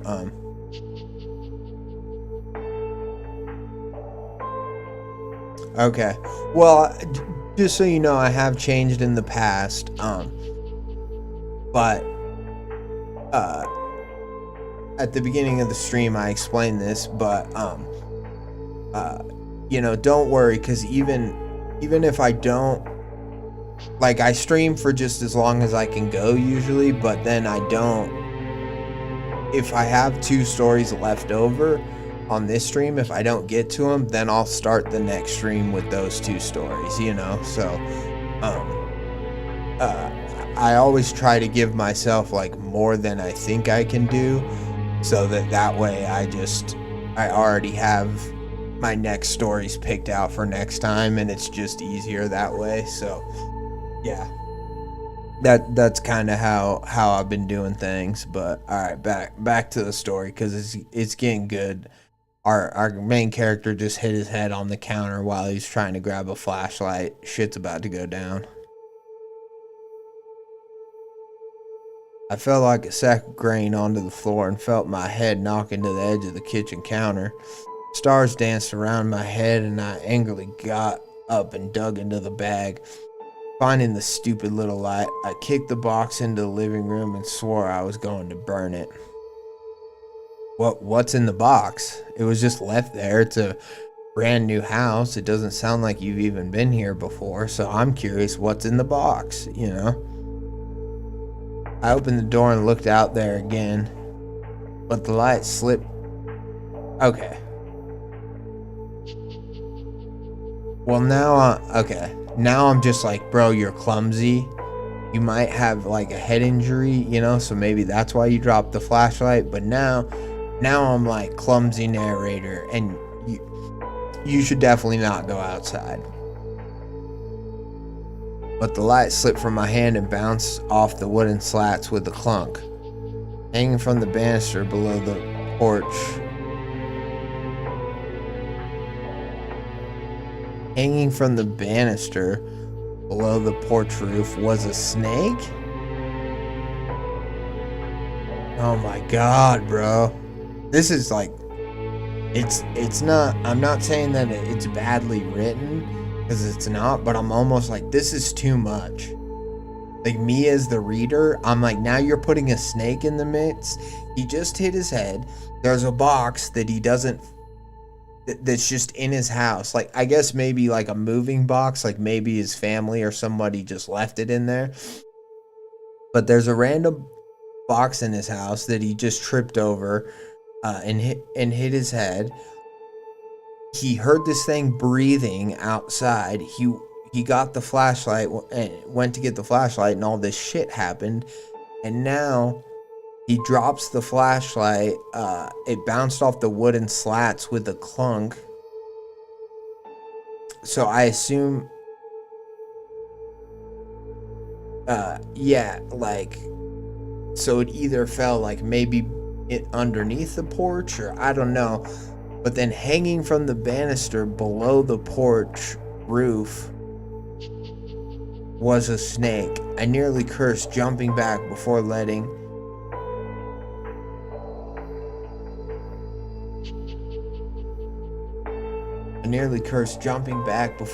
the fact of the thing settle in. Oh my god, the snake was dead. Its long, slender body wrapped around in a snug knot around the wooden beam. So someone was on his porch and tied a snake? That's crazy. The banister, so like on the porch. Okay. Damn.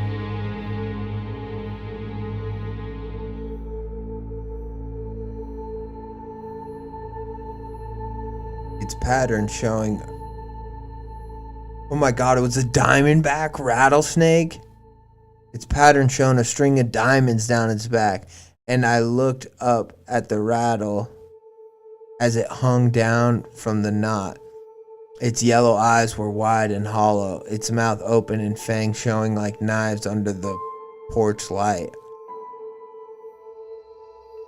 It swung limply as if it had only been stuck there a second before. The hairs on my arm stood on end, and I waited there like it might wake up and reach for me, but it didn't. Looking around, I saw nothing in the dark, and looking back now, the only reason I didn't switch on the flashlight and get a good look at that fence line was because I didn't want to see what was hiding in the dark. I grabbed the thing and undid the loop around the banister before... Oh, you touched it? Before turning inside.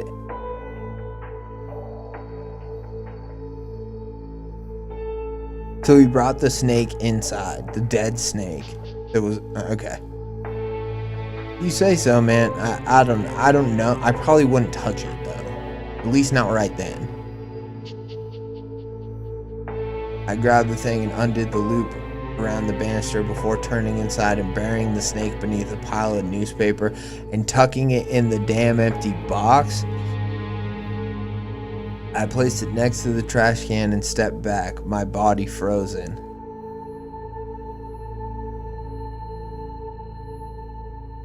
I wouldn't put it in a box even next to the trash though, because he's got a little kid. One, I'd be worried that like a kid's gonna like find it and like the fangs are gonna, you know, stab him or something. I don't know.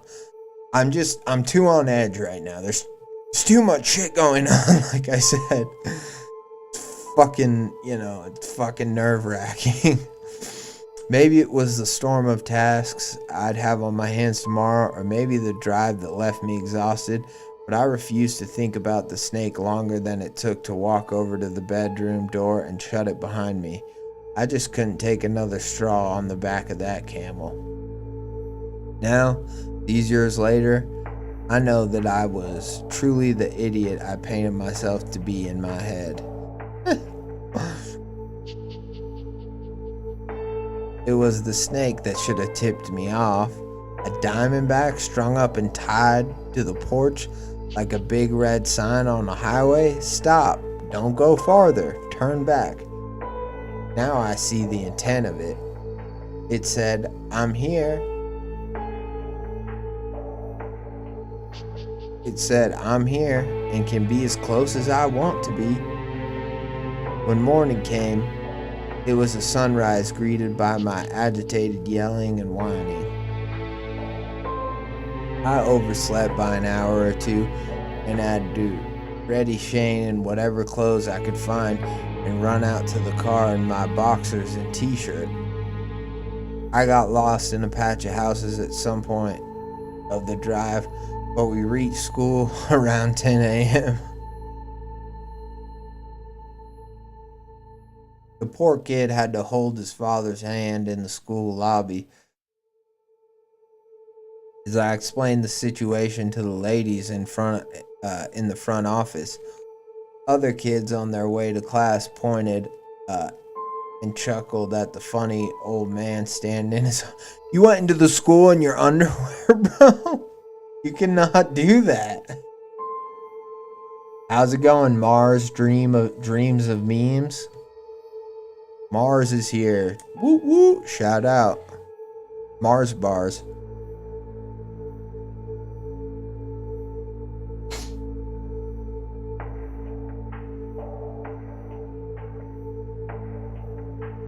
We're reading Cicada seed. It's a nightmare. It's nerve-wracking to say the least.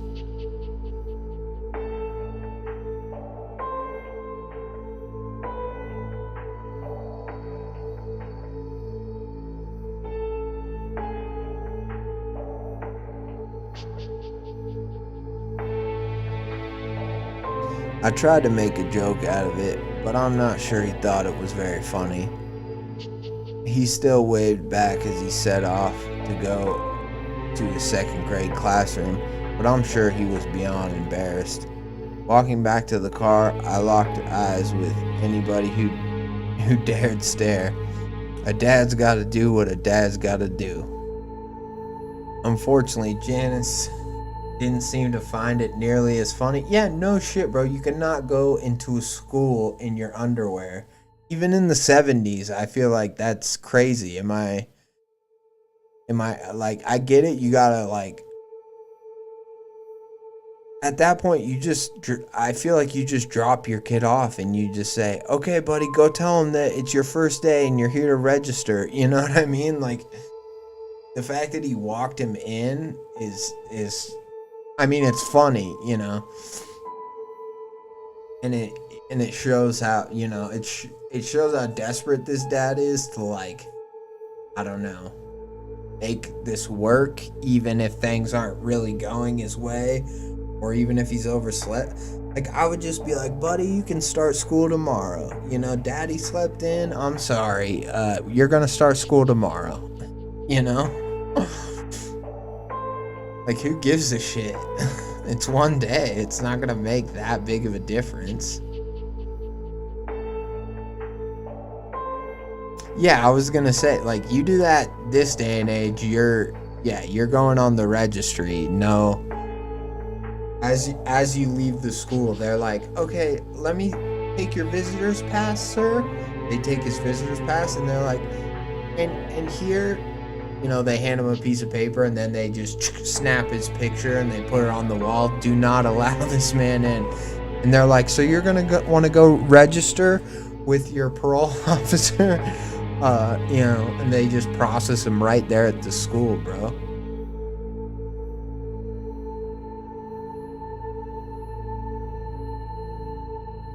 Janice didn't seem to find it nearly as funny. When I got back, she was deeply annoyed to know her husband had embarrassed us as a family unit in front of the elementary school faculty, which I found even more funny in my delirious morning brain.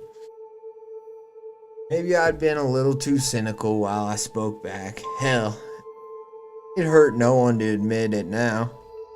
I was an outright asshole. Looking back, I should have asked her not to leave, but the arguments had come like a machine gun fire leading up to the move, and I know she was doing her best to tolerate me. It turned into a screaming match before either of us had even started a pot of coffee. In my hazy memory, I remember her looking so beautiful with her hair in a bun, mouth curled into a snarl as she spat back at her know-it-all husband. If I could have been there now, I would have slugged myself in the mouth and screamed at him to kiss her. Tell her you're just scared. But stoic heroes depend on silent jabs to fight their battles, not explanations. At the time, I was nearly at the end of my rope. I had just 3 days before I was due in Portland, and I'd spent a whole 24 hours in the car with the stream of questions flaring out of her and Shane's mouth, and I was just tired. Tired of the failure, I was sure I'd be in the office. Tired of the faces that depended on me looking back at mine with such blind confidence, blissful ignorance to the tightrope we were walking all together, stupidly led by the clown at the front, me. Damn.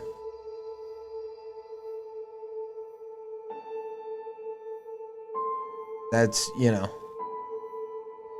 it's touching, like, you know, these are what are making me invested in these characters. Is it's, you know, it's not just the horror, it's not just the, like, oh, we gotta make this work. It's not even the wearing your underwear into the school or doing funny shit like that, although, like, I do think it makes the story better.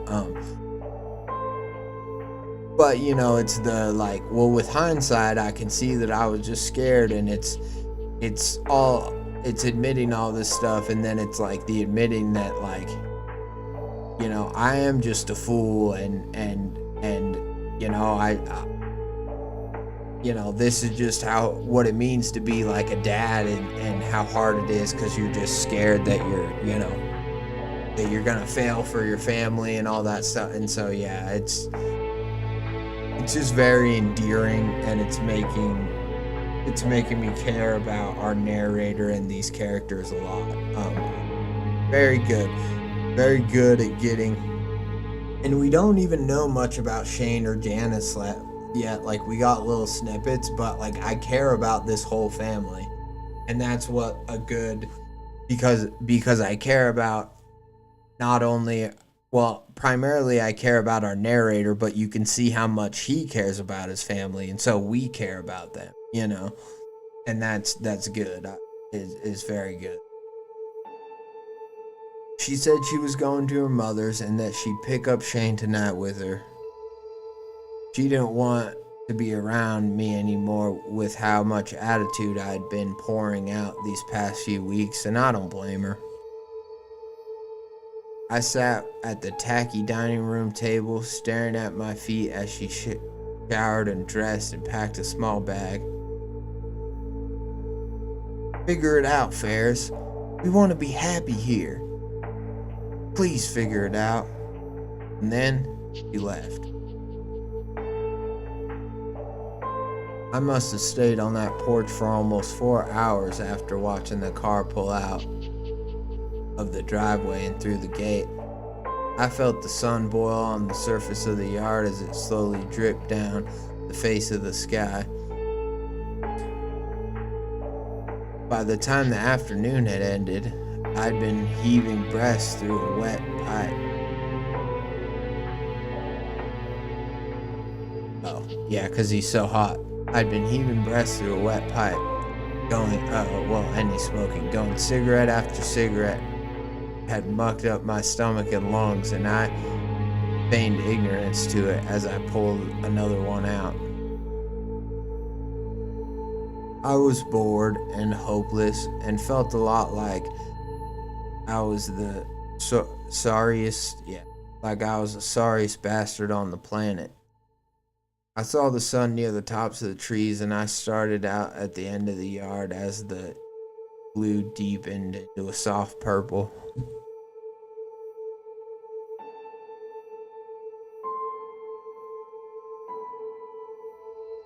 I must have figured that I needed a distraction, and with the air cooling down to a nice 70 degrees in the sun's wake, how could I not take advantage? It was the perfect time for a pity walk. So I set out on our dusty road opposite the town and further into the trees. You fucking idiot, no. Don't go into the creepy woods in which some sort of slinky man creature tied a diamondback rattler to your porch last night. Do not do that. Wasn't this what it was for? Trees and animals are good, clean air, peace of mind, and love for the in-between. A place you could really relax in, retire even. But between the trunks of the trees and the water bubbling somewhere out there, fast and low into some crystalline pool, I didn't find any peace. All I could sense were the shambling, lazy footsteps of one moron trouncing through the brush.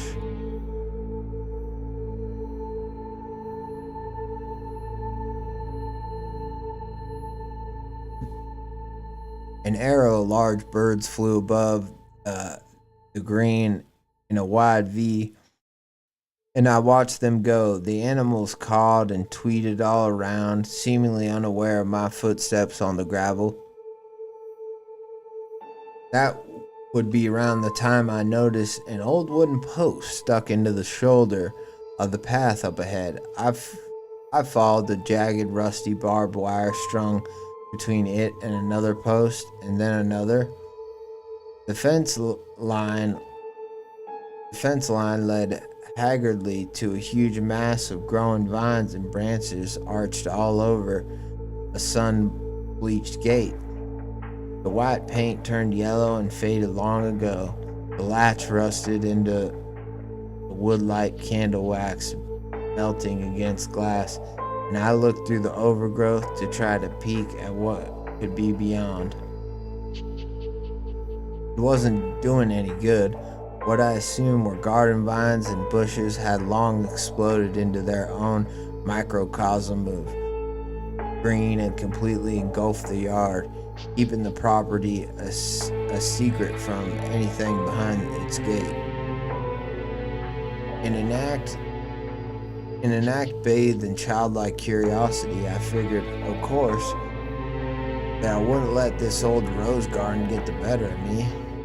I smashed the rusty latch with a rock and pushed the gate open. The arms and neck were a victim to what felt like hundreds of tiny scratches as I stretched through the tangled web of branches. The worst of it gave way with a little more effort than I thought reasonable, and I stumbled out of the thicket and onto a small stone path. Looking up, the looming face of a faded blue house stared down at me.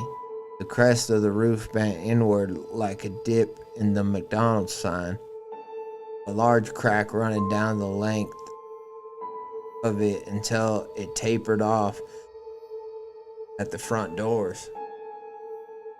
I shielded my eyes from a beam of sunlight that shone through the stained glass in the windows and strolled forward towards the door.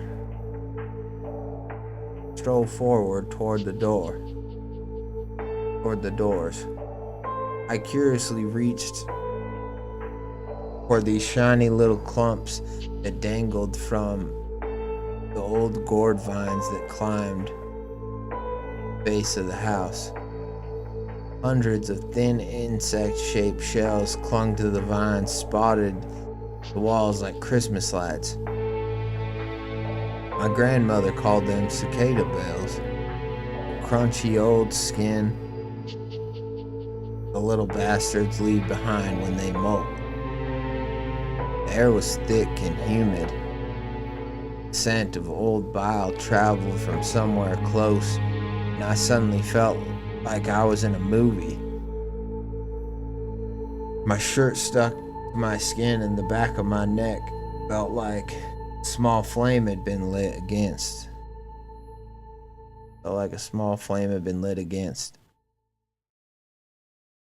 I was even more excited to step around the side of the house and see that the back wall had completely given way, a massive pile of old brick climbing up in a heap. Strips of old sheets swung from the banisters beneath the top floor, jutting out like the exposed ribs of roadkill.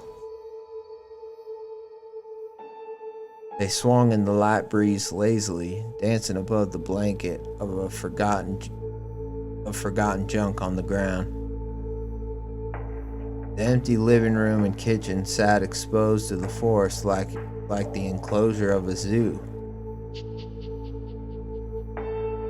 I studied the sun-bleached array of old, chipped china and furniture. Several chairs and a love seat stood like they hadn't moved since they were brought in, the plush seats having been torn and nested in by rats and squirrels. In all the memories that stood there in Clark Castle, I felt a sense of dread. I saw all of it as a testament to time, to something inevitable. I know now that I should have left then, with that sorrow in my heart, and shaken it off with a nice long sleep in my own bed. But standing against the moldy wallpaper of the kitchen was a floral patterned crib. The finish of the wooden cage had been tarnished and worn away, and it splintered at the joints. An army of soggy vintage children's toys were gathered around the legs, staring up at me like I had interrupted a meeting. A yellow substance stuck like paper mache to the heads and arms of each toy, and dried stems of it dripped down the cradle bars. Toy soldiers stood with teddy bears, and the beady button eyes on all of them made the flame on my neck burn hotter. From where I stood on the cracked foundation of the home, I could see just past the cradle slats. I could see something peeking from the lip of the tattered pink blanket inside. A smooth, round object rested against a tiny old pillow. The sunken divots below the bulbous dome stared back at me, and I knew what I was looking at.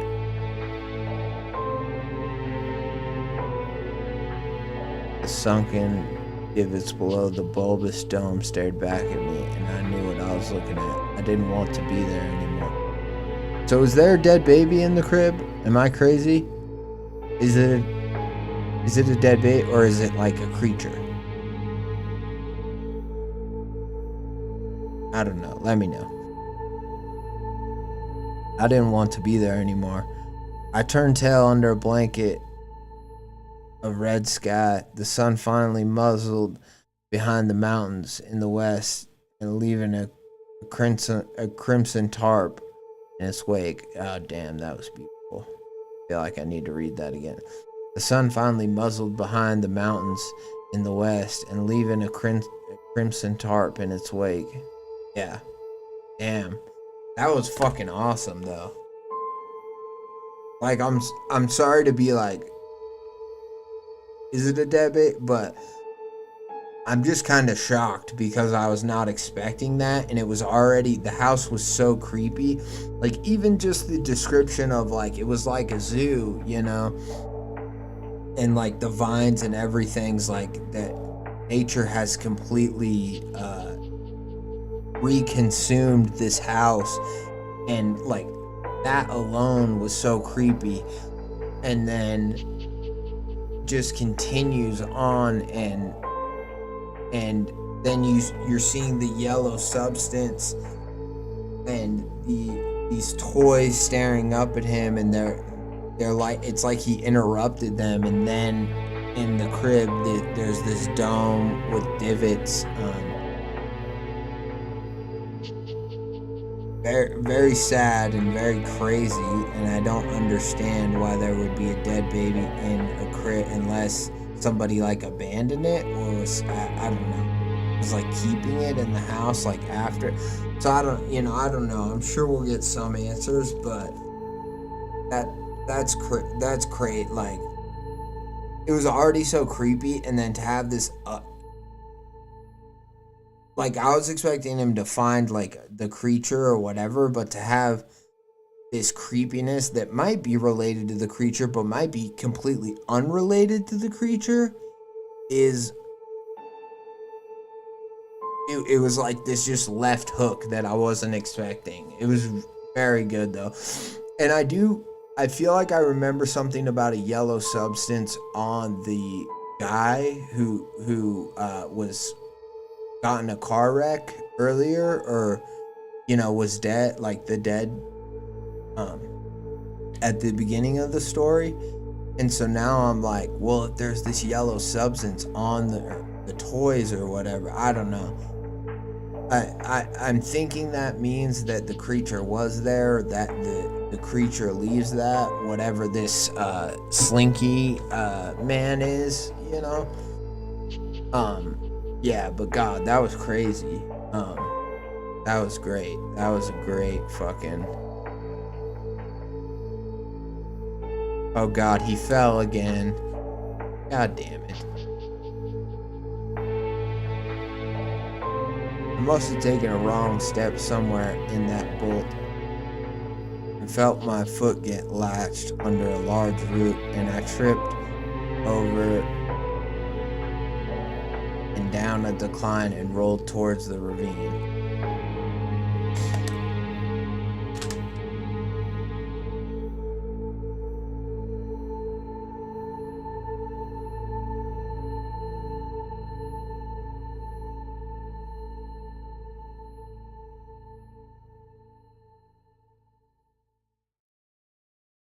Sorry, I'm just starting a little tally.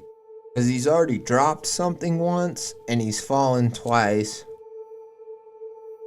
And even wearing his underwear in the school, I'm like, is this dude just like really clumsy? You know, but I think it's worth noting because I think some in a story is good. But at a certain point, if your character just starts to fall and whatever, like at a certain point, like I'm just gonna maybe not make fun of the character, but I'm just gonna be like, you clumsy son of a bitch, you know what I mean? Like, of course you can't run, you'll trip over your own 2 feet sort of thing. Like, so I'm just like keeping score of that.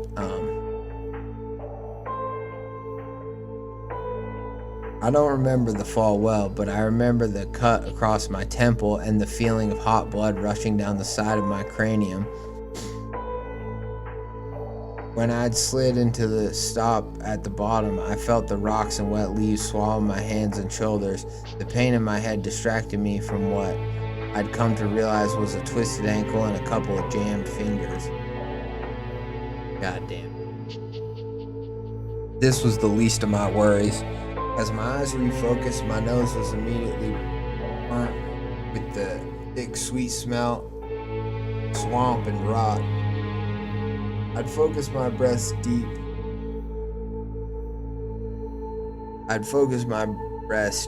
and getting frantic. I stumbled to my feet and looked down to see the ruptured and broken body of a stag face pointed at my own. Damn. Now he's got there's another corpse.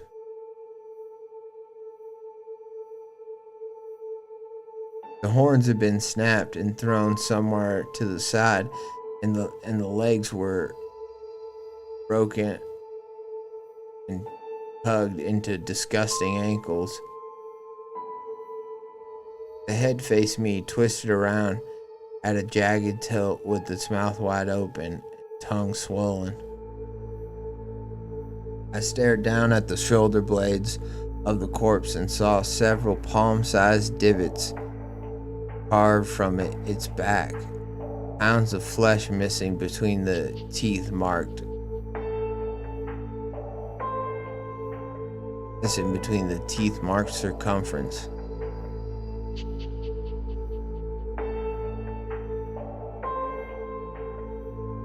The back half of its body was sheltered in the mouth of a large sewer outlet. What's up, Boots? Good to have you back. He just went into the house, the castle house. Yeah, we're still on the MOT story. It's a long one. I guess I didn't realize how long, but I mean, it's been really good so far. A lot of creepy shit's happened, but yeah.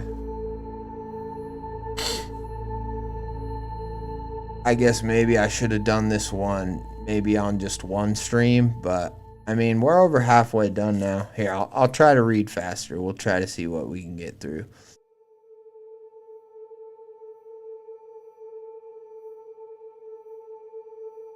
Yeah, Taxidermy Avenue. Well, for sure. I mean, he's a dead snake. Now there's a dead deer. Was there... No one ever answered my question. I mean, was that a dead baby? I don't know what... It was in a crib, and it was in the creepy house, so... Maybe there was a dead baby, too. I don't know. A lot of, you know... Shit's just going downhill real fast.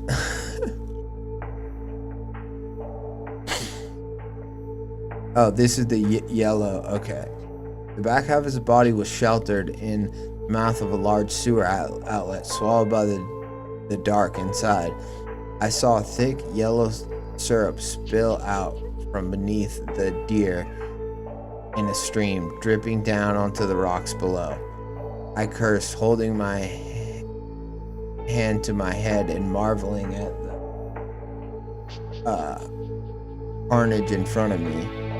I had no idea there'd be animals out here that could do this. I thought back to the noises from the night before and shuddered to think that there might have been a mountain lion or a bear lurking between the pines, watching me as I sat on my porch.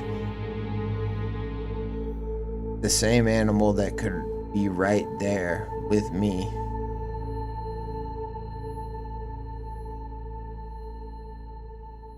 A lemon custard deer. Yeah. Be right there with me.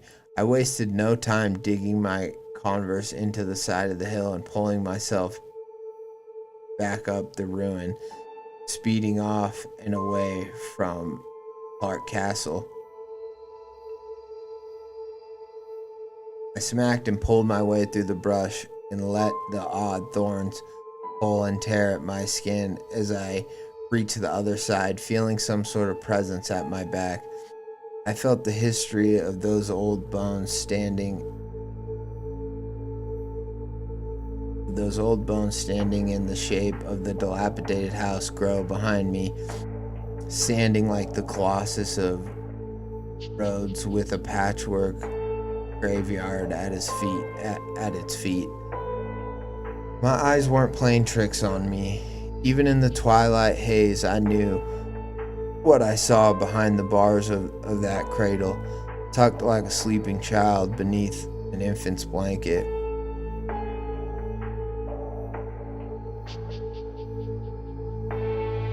Tucked like a sleeping child beneath an infant's blanket.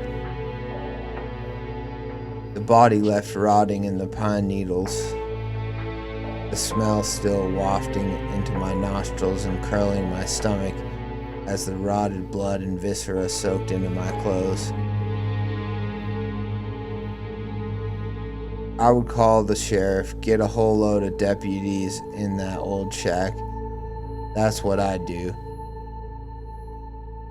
They'd call animal control, shit, maybe the National Guard, to gun down whatever lived there. Okay, so I think, was that what he saw? Like maybe the thing was sleeping? Maybe it was the creature, like bedding in the crib? That's kind of what I was thinking too. Because I think, yeah, I think, yeah. I mean, that's got to be what it was. And now that he's talking about National Guard and shit, but oh wait, they'd call shit maybe the National Guard to gun down whatever lived there. I'd leave the little skeleton in the nursery to them. They know what to do. Okay, so it is a little skeleton. Okay, I don't know anymore. I'm just hoping that it's,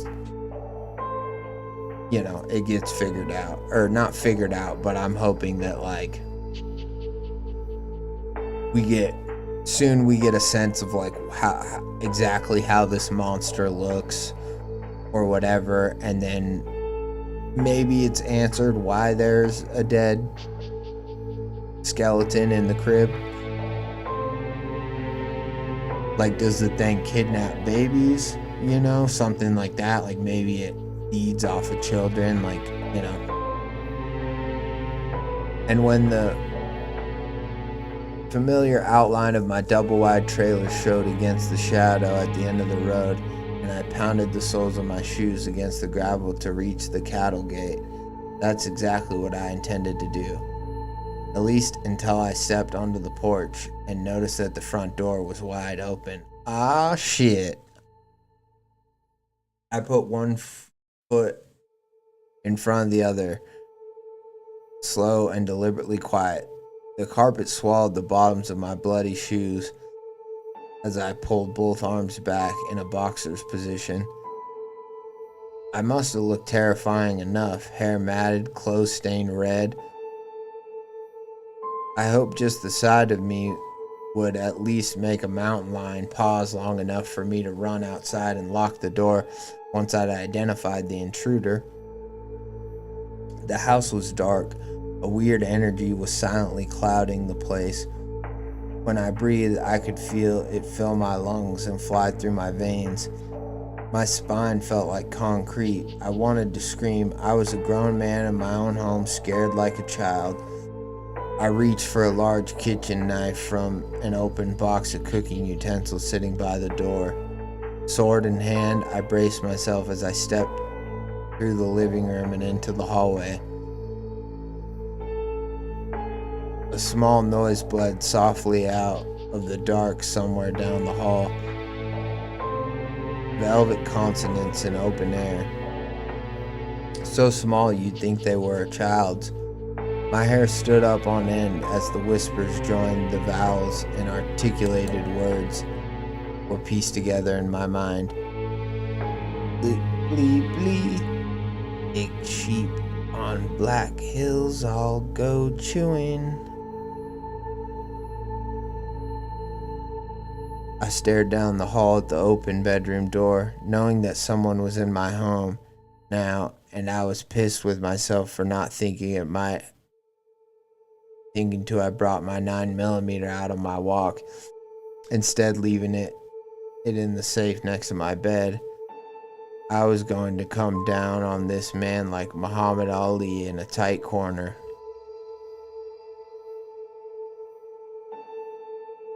Huey was only rough playing, Helen.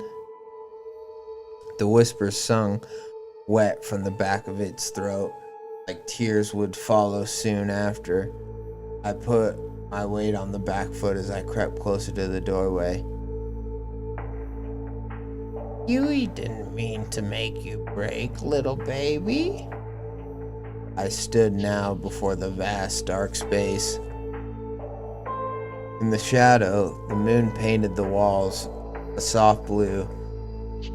I can see it there, standing with its back toward me at the end of the bed. I said nothing, but it turned, shoulders low, and its spindly frame twisted to let its eyes meet me in the dark. A stray beam of moonlight spilled onto its cheek. I saw the light green of its pupils meet my gaze, a white face under short, soaking locks of black hair. A layer of oily film was pasted on its white cheeks, its neck arched. It was a man, I think. The body of it was too shaded to make out any detail. Not that I could get past its stare anyway.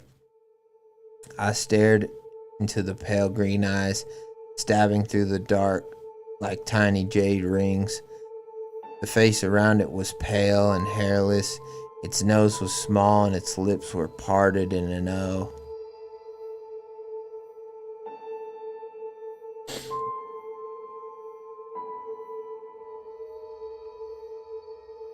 Ugh.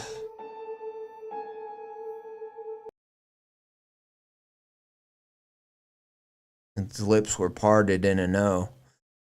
I felt my heart freeze when words sputtered out of its mouth and drifted into my ears. Oh, hello, Crow. I hesitated. Sure.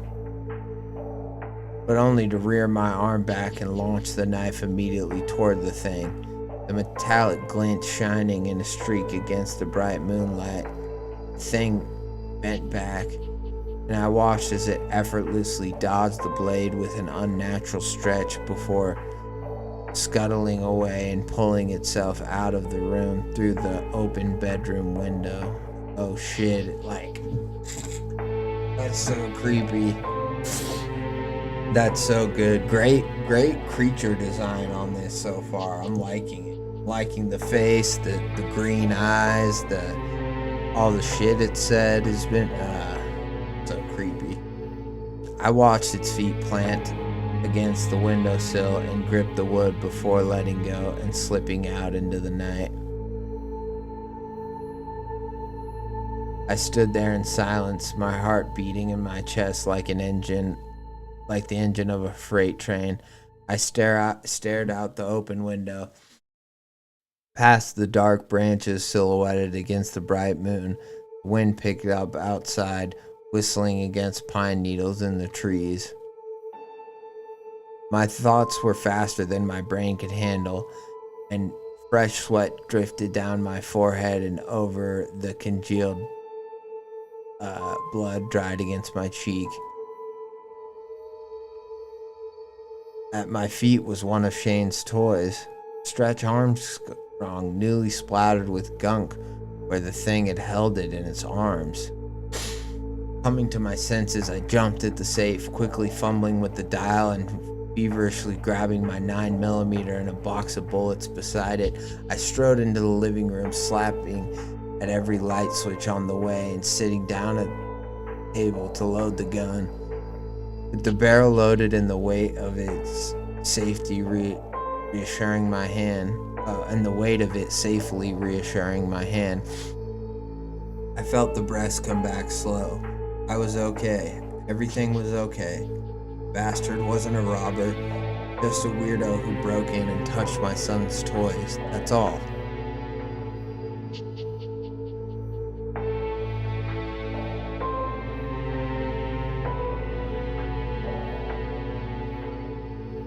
I kicked one of the other chairs over in anger, the day's hell having finally rested in my head and the fury building up inside.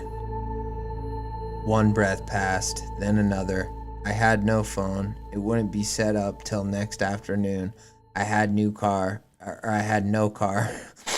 Janice had taken it.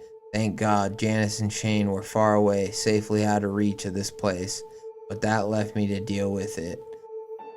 Then I heard a sound on the roof. Ah, shit. First there was one, then another, and then a constant stream. Constant metallic ping sounds bouncing off the roof. I wiped at my face, then I pulled back the hammer on the hand cannon before getting up to the door and swinging it open. That's what they want, bro. They probably want you to come outside. Yeah, God damn it. The cold air swam at me like a wave, and the door smacked against the inside with a bang.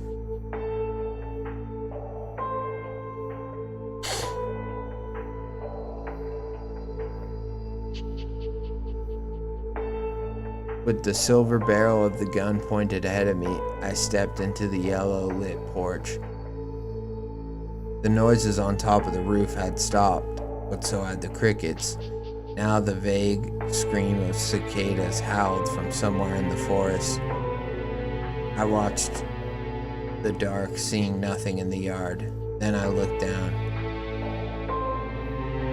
A single solid bar of metal lay at my feet. The face of it was dusty and faded, but the golden hue shone from underneath in porch light. I bent down slow, pulling the hefty little thing into my palm while the gun watched the scene ahead. The thing shone brighter as my thumb wiped the dust from its face, and I read the little letter stamped on it. I was holding a 1-pound gold bar in my hand. A voice called out from the black. "Good day, Crow. You like it?" I didn't jump, but I raised my gaze to the tree line and didn't answer. It amazed me how much like a child it sounded.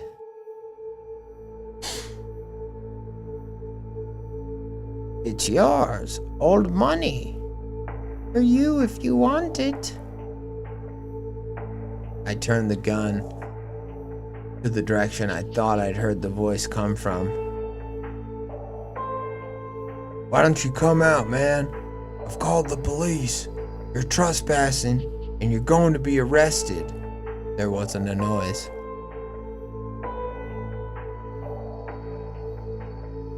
I held the gun there and felt the weight start to strain my shoulder.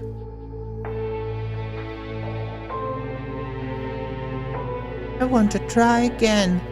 Not fair first time." I want to try again. The voice came from another 10 or so feet from where I had pointed the gun. I shouted back, "Come out!" But in a few moments after, it didn't.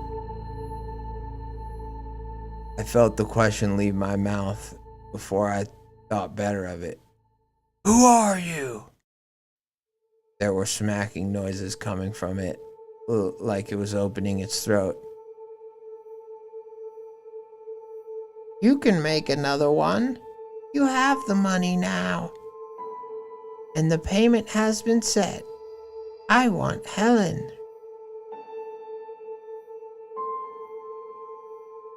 I leaned back and my face twisted in confusion, deciding that he was a fine distance away.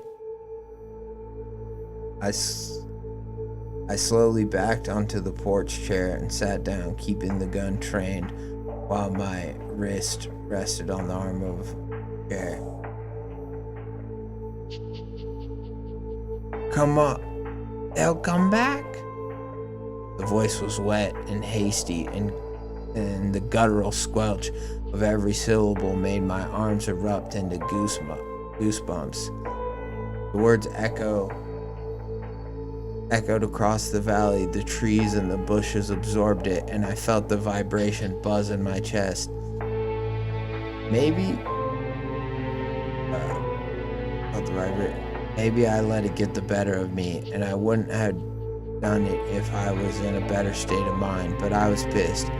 "Who the fuck is Helen, you weirdo?"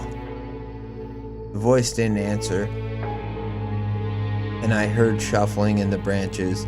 I figured we were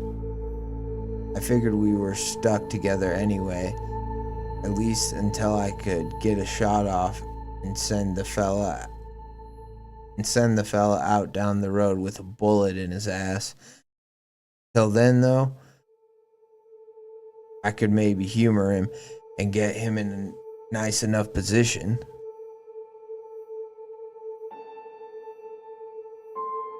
"I was told I didn't have any neighbors out here. What are you doing all the way out here?"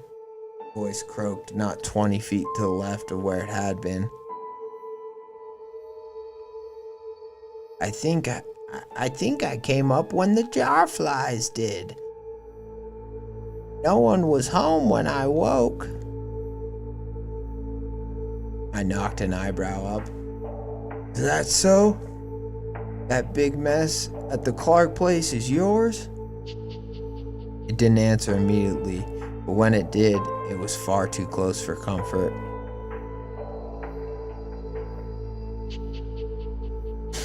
"I'll be taking what I came for, unless you want to see the elephant, friend." Fuck.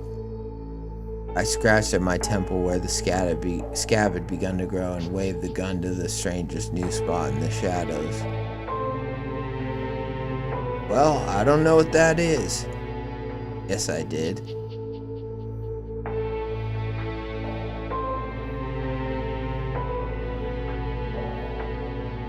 "And you're not leaving here with shit. What are you anyway? Are you some sort of crackhead? I've seen a few where I'm from, and none of them have eyes like that." Suddenly, a vague shape stepped out of the dark, footsteps so quiet, movement so silent that you'd think it was a ghost. The light barely met the front of it, glancing vaguely on its frame. It was standing at the gate, arms at its side. Those eyes, constant and piercing, stared back at me from its face. The lips were still, drops of drool drifting down from the corners of its mouth. I could make out a rigid, skinny pair of arms peeking out from a dirty set of overalls, oily spots marking everywhere that it wasn't worn into threads. The fabric clung to its skin like it had crawled from a pool just moments before. I saw puddles of fluid growing under its bare toes. I held the gun, pointed straight at him, and couldn't pull the trigger. Not yet. not seeing that childlike mug staring back at me. But I didn't put it down, keeping it trained on the shape.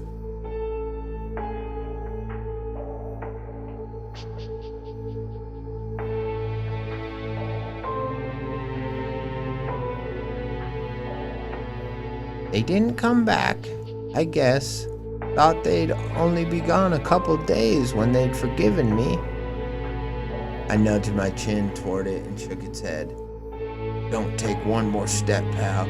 Don't test me with this gun. I'm a lawyer. It stood there quietly,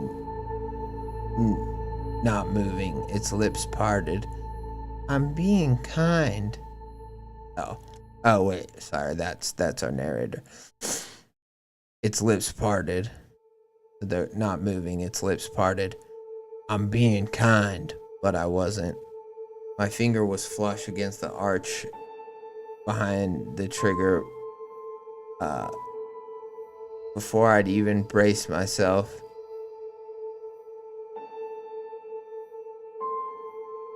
My finger was flush against the arch behind the trigger before I'd even braced myself, and a deafening shot tore into the thing's chest and blew chunks of red.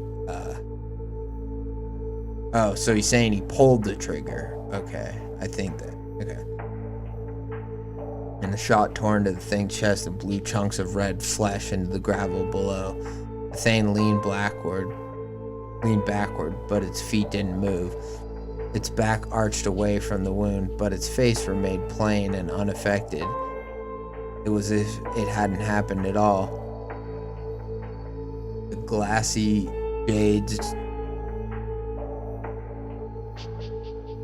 jades drift down to the palm-sized hole in its chest, the protruding ribs jutting out of the fabric of the shirt like teeth between gums. Then they slowly walk up the length of my body and up to my eyes.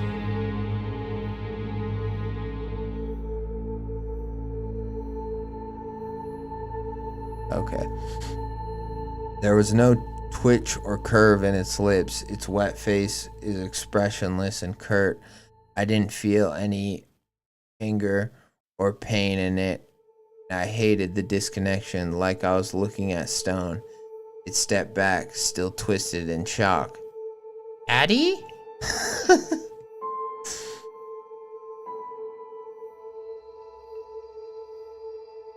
Frozen in its contorted pose, slipped away from the light at an intense speed. Not a stone or piece of dirt moving under its soaking feet before it was gone. I fired 2 more shots into the dark, hearing the wet splat and sound of flesh ripping under the force of hot, fast steel. I remember feeling something dripping down my face. I moved my hand against my forehead to feel cold sweat coming down the bridge of my nose. Suddenly, I had the second to realize my heart was beating out my chest, and whatever confidence I had in this territorial dispute was suddenly vacant now.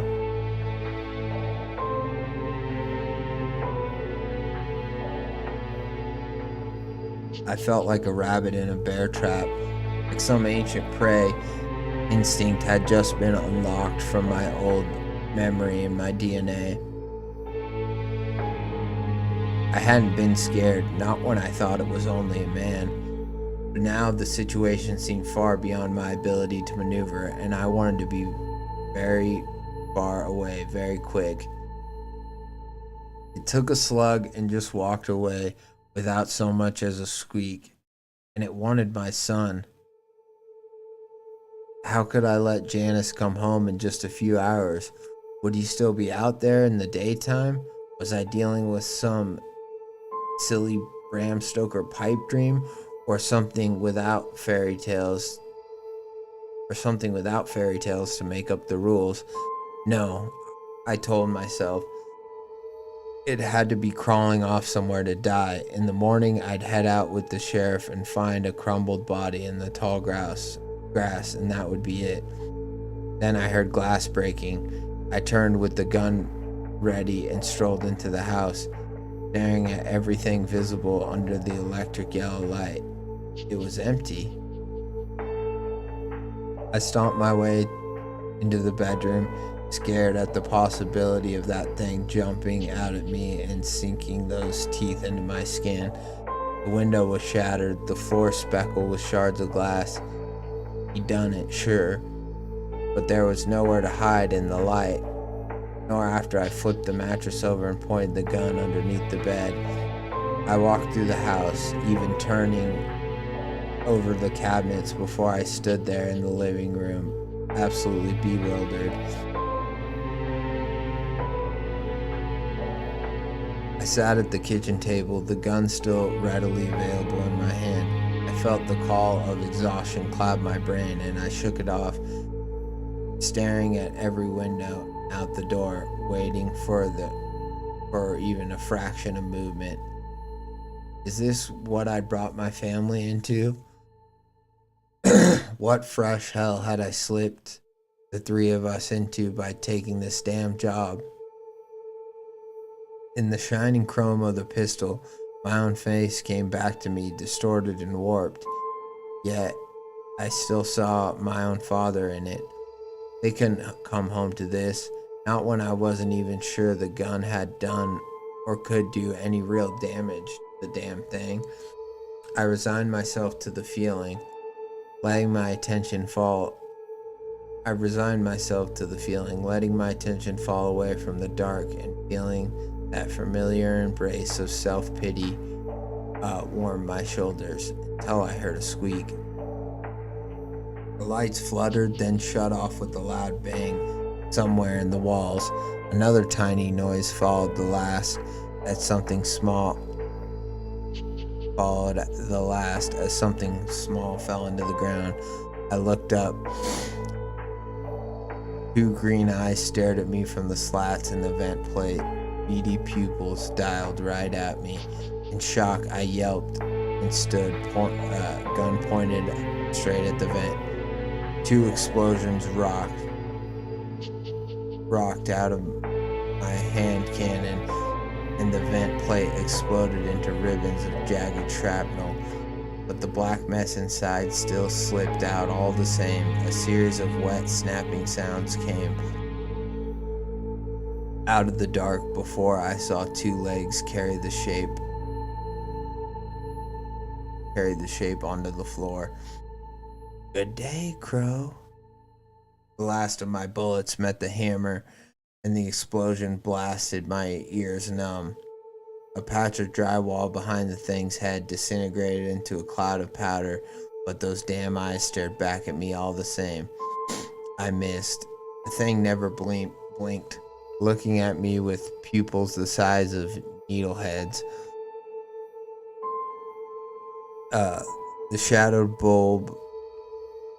shadowed bulb of its head seemed to consider the barrel of the gun before lifting again to me. I heard a loud click sound echoing out somewhere in the dark. Then a stream of them came, blending together into a screaming scream.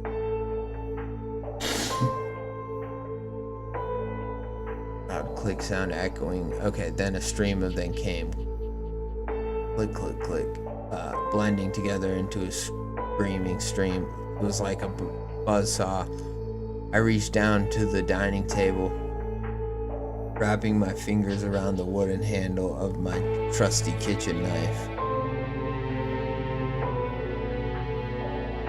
Maybe it was because I was already tired, stressed, or maybe it was because I knew this had to be fixed as soon as possible before my wife saw.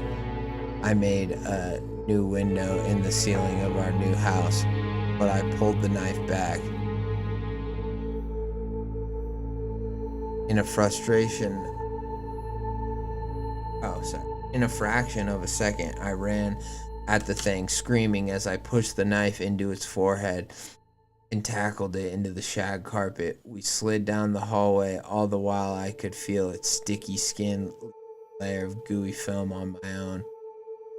I felt its body seizing my arm, writhing in place as hot, bubbling yellow sputtered around the blade of the knife and into the open air. Its hand drifted to my cheek, and I felt the tips of its fingers pressed into my skin until my flesh parted and its fingers slid into the muscle underneath. I screamed, its open mouth breathing stagnant air into my face. I struggled to my feet so as not to smell the disgusting sweet odor drifting out from between its thin lips any longer, feeling its fingers slip out of my face with a disgusting spurt of red blood. I looked down at the thing, watching one green eye drift away and up into its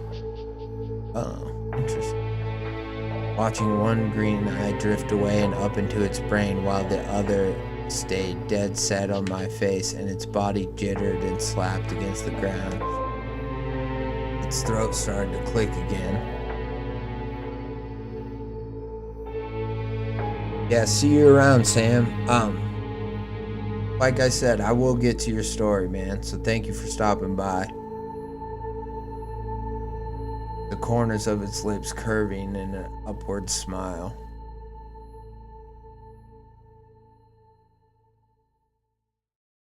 Again, the corners of its lips curving into an upward smile. I wiped in my face and washed as the head of the knife's handle that skewered it through the forehead started to rise. I was in disbelief, seeing the silver face on the blade become visible under the strange webbed membrane.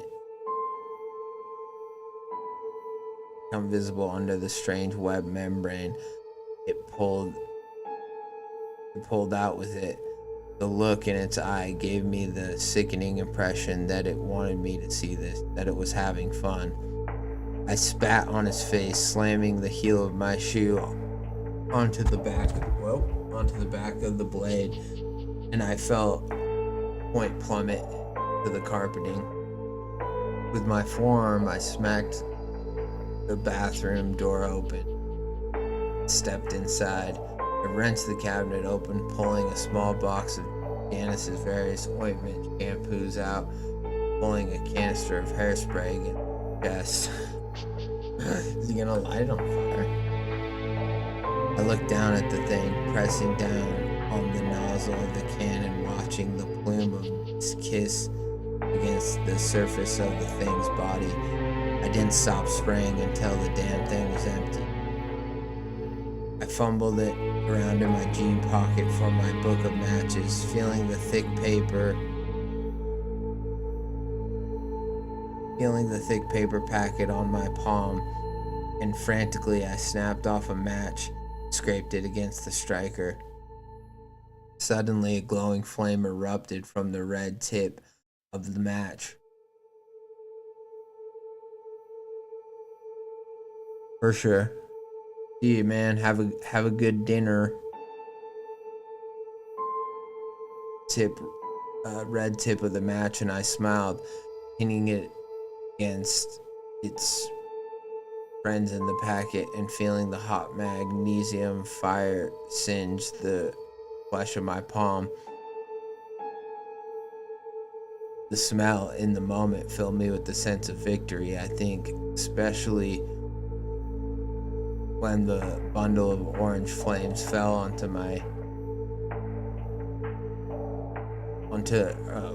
the chest of the thing and watched its overalls ignite.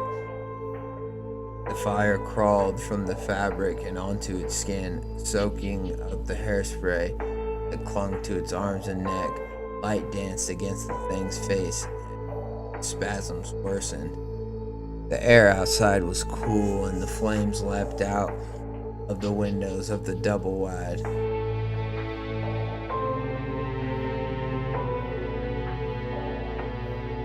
Shattering the glass and wrinkling the steel. I remember smiling. The trailer roared with the sound of crisping fabric, wood, and in the warm red light, I was finally able to breathe. Janice would be absolutely livid, and the sheriff might have scheduled his dinner invitation in lieu of shoving me into the back of his patrol car, but finally the woods felt a tiny bit more like home. And standing there leaning against the fence gate, even now I'm in awe a little bit. When I first saw something moving through the windows, I thought it was nothing. It wasn't until I saw those shrimpy shoulders and that skinny frame stepping forward from the flames that I truly felt fear.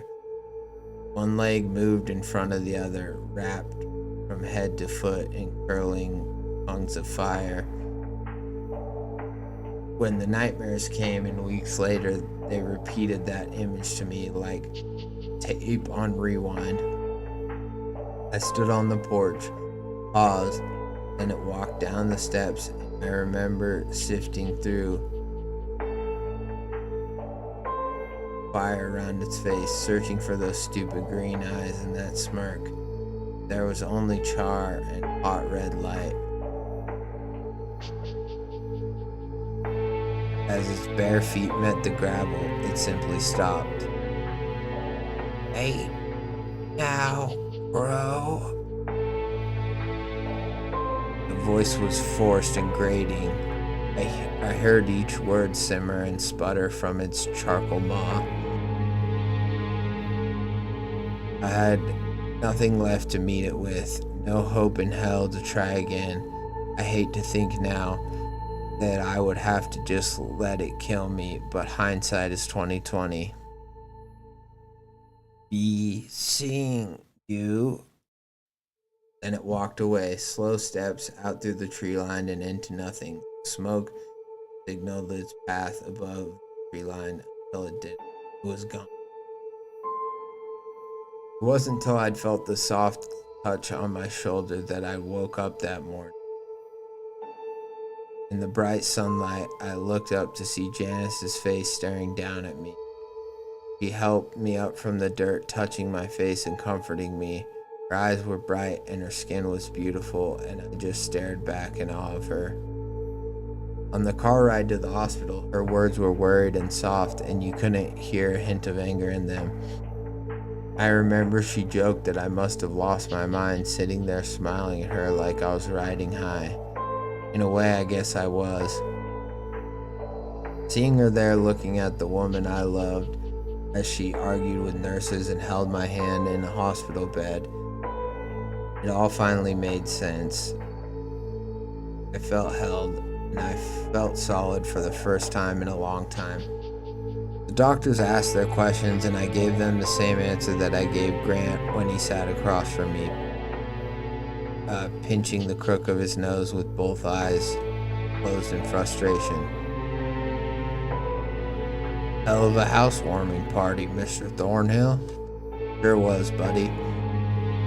I asked him about Clark Castle, about the people that had lived there.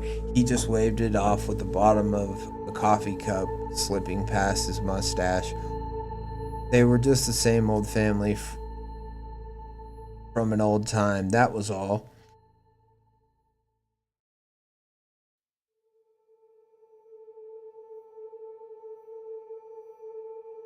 They had built the house back when his grandpa was a kid. A wealthier family from the south had moved up and wanted to set up roots. A husband, a wife, and 2 children, a boy and a girl.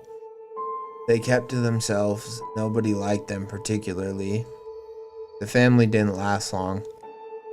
Something had gone on some years later after the oldest had grown a bit, but nobody saw either before the parents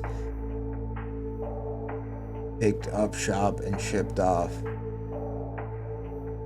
He said that his grandpa thought they were weirdos, seeing as nobody really saw them around town besides when the parents would pick up groceries or something like that. But that was old news now, he said. I asked him about missing folks, about vagrants and murders or anything else, but he said the town was usually very quiet. Stuff like that only comes in waves, he said.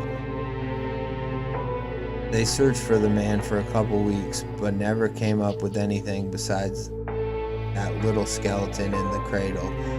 When I was up and walking, I came down to the office, but the only thing they knew about it was that it was old. And that was that. Here, let's see how much more we have of this story. Alright, we're pretty much almost done.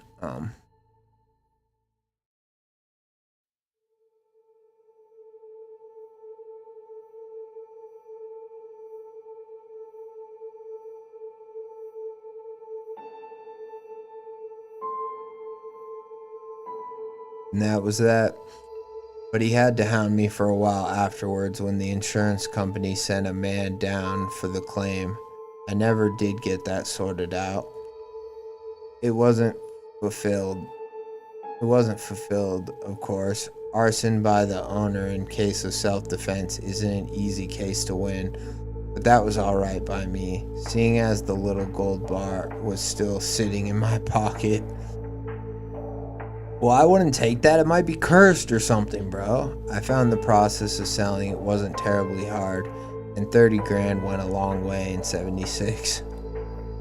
I did worry about the boy for a while. Drove him to and home from school till he moved out and went to Eugene for college. Shane still probably believes me when I tell him that someone broke in and just burned the house down in a robbery gone bad. He grew up just fine, I think, and lives downtown in an apartment with my grandson. Janice is still beautiful and still giving me shit whenever she buys hairspray. I think she knew for a while that the whole thing bothered me. Little spats of nightmare would plague me for a few weeks afterwards, hell, and that's when I wasn't up all night with a gun at the ready. But a year went by, and then another, and she never told me she thought there might be more to the story, but I'll wager she absolutely knew. It was a kindness that she didn't ask too much. There wasn't much to argue about after that. Not a day went by that I wasn't just grateful that she was there, that Shane could sleep safe, that I had them. If it meant bending the knee whenever Janice got a parking ticket or forgot to iron her shirt, I'd happily do so. That's about it. I don't think about it often, but when I do, I get scared. I don't know what it was. I don't know if it died out there. I would bet against it. The worst part of me believes it's just sleeping. It came up when the jar flies did, right? But it never came back, and that bothers me. I've seen kids go missing in the years since, posters up on telephone poles. Shit, I joined a lot of those search parties. Always in the back of my mind were those eyes. I always expected to hear those words call out from the pines. Hello, Crow. But it didn't happen. They tore down Clark Castle a few years ago. I was there, and I'd been counting the days until I'd see that behemoth bulldozer knock those tattered walls back down to earth, dust to dust. With it gone, surveying the ravine below, I do remember staring down at that big old drainage pipe, just thinking about it, maybe waiting to hear that cicada noise rip out of the dark. But things ended up okay. Lots of things go on all around, sure, but nothing happened to Janice, nothing happened to Shane, and that's what I choose to take away from it all. Go ahead and put this online if you want. I'm sure you've done some work changing names and stuff. Thanks for the therapy session, buddy. Afterward. Hello, Sam here. I was disappointed to find a general lack of record keeping with trying to sift through the town census for all those years before Mr. Thornhill moved to town. He was right about Clark Castle. The building was torn down in 2018, and even then it was a shell of what it had been on the night of 76. I've taken a couple drives out that way, and I've seen the ravine and the sewer outlet. It's unused, evidenced by the bone-dry soil under the drain. I thought about taking a flashlight and trying my luck in there, but I couldn't find any reason to do so. The person that attacked Mr. Thornhill was just a strange young man, right?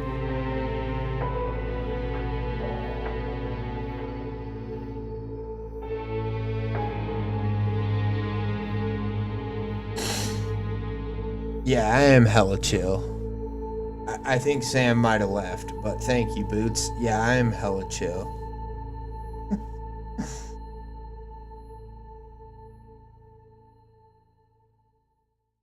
Was just a strange young man, right? There's no reason to go searching for something when it shouldn't exist, right?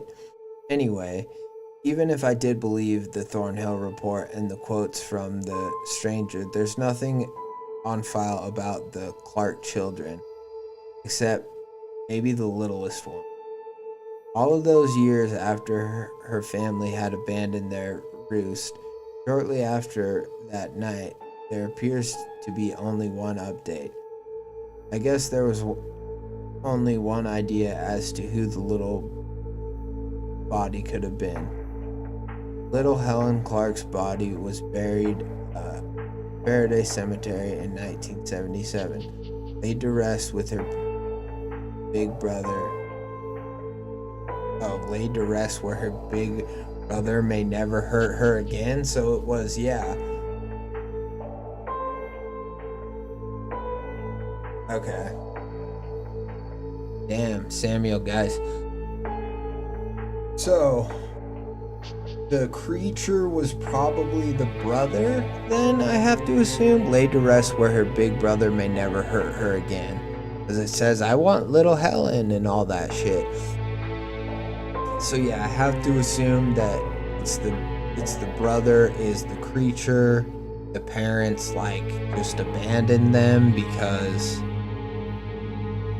and then I'm guessing the body, he the creature robbed the grave and took the skeleton back and kept it in a crib in the house where he could always have her. Very fucking creepy story, from start to finish. Just fun. I mean, the way it's began with an archivist, and we kind of get the sense of okay, where's this going? Is the archivist, is he gonna interview a bunch of people? Is he gonna, but it's really just a framing mechanism for the story. And then from that we get this firsthand account from Mr. Thornhill, Ferris Thornhill or whatever. And it's really good. It's a bit of a long story. I don't even know how long I've been reading this one now.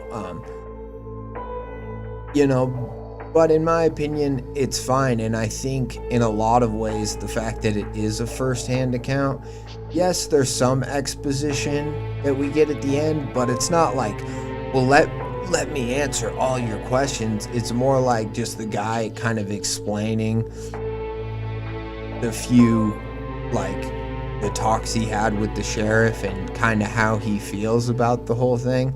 And I think it's a good ending. I think it makes sense for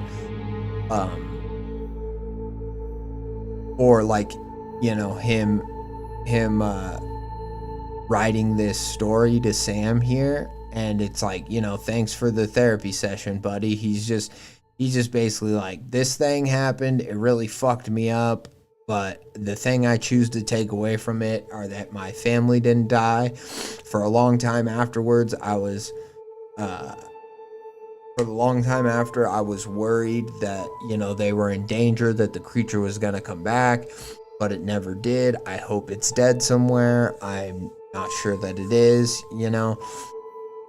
And I think it's like it's a solid way for us to kind of wrap up this story in a pretty decisive ending that a lot of horror stories don't like give you, or if they do give you it, it's almost kind of melancholy. But this to me, it was pretty hopeful.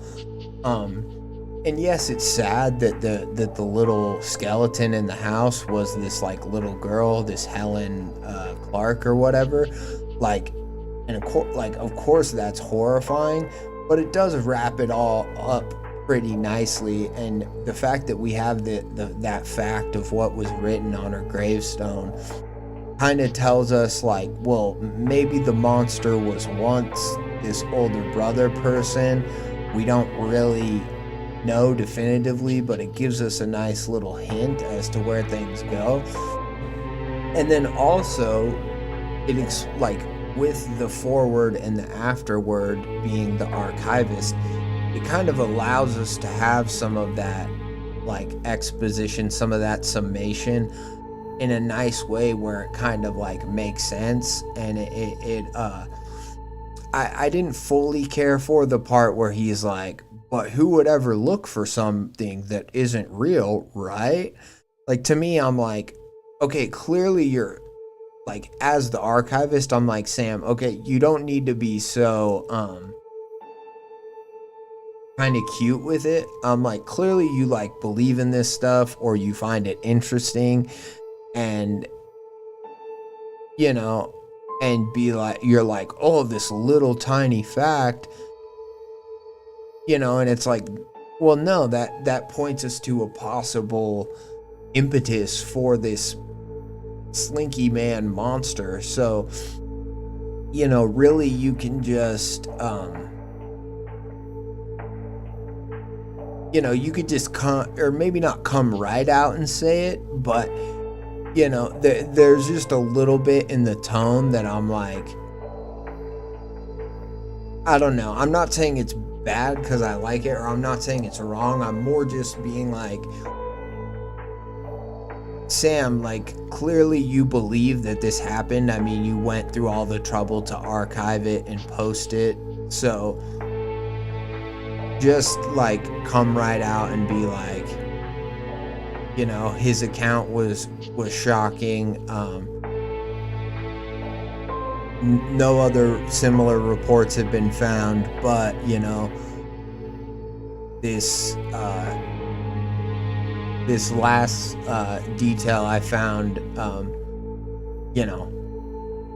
gives us a pretty good idea of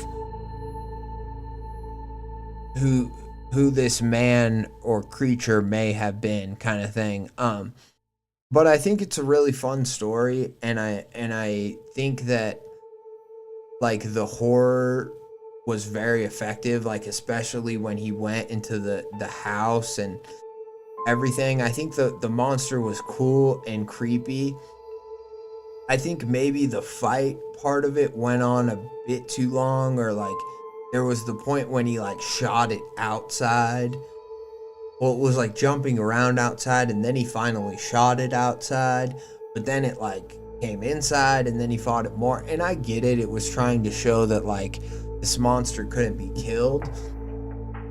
But I also was just there was a little bit of time where I was thinking like, well, couldn't it have just broke in and he have shot it, and then kind of the same thing happened?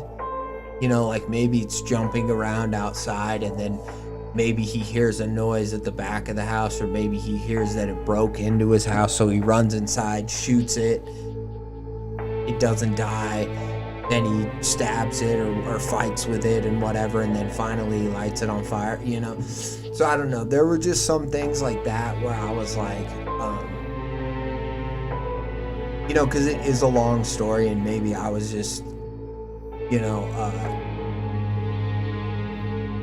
a little bit anxious to have the story move forward. So maybe I was like, damn, you know, how much longer is this fight scene gonna go on? So maybe that's just my own little issue with it.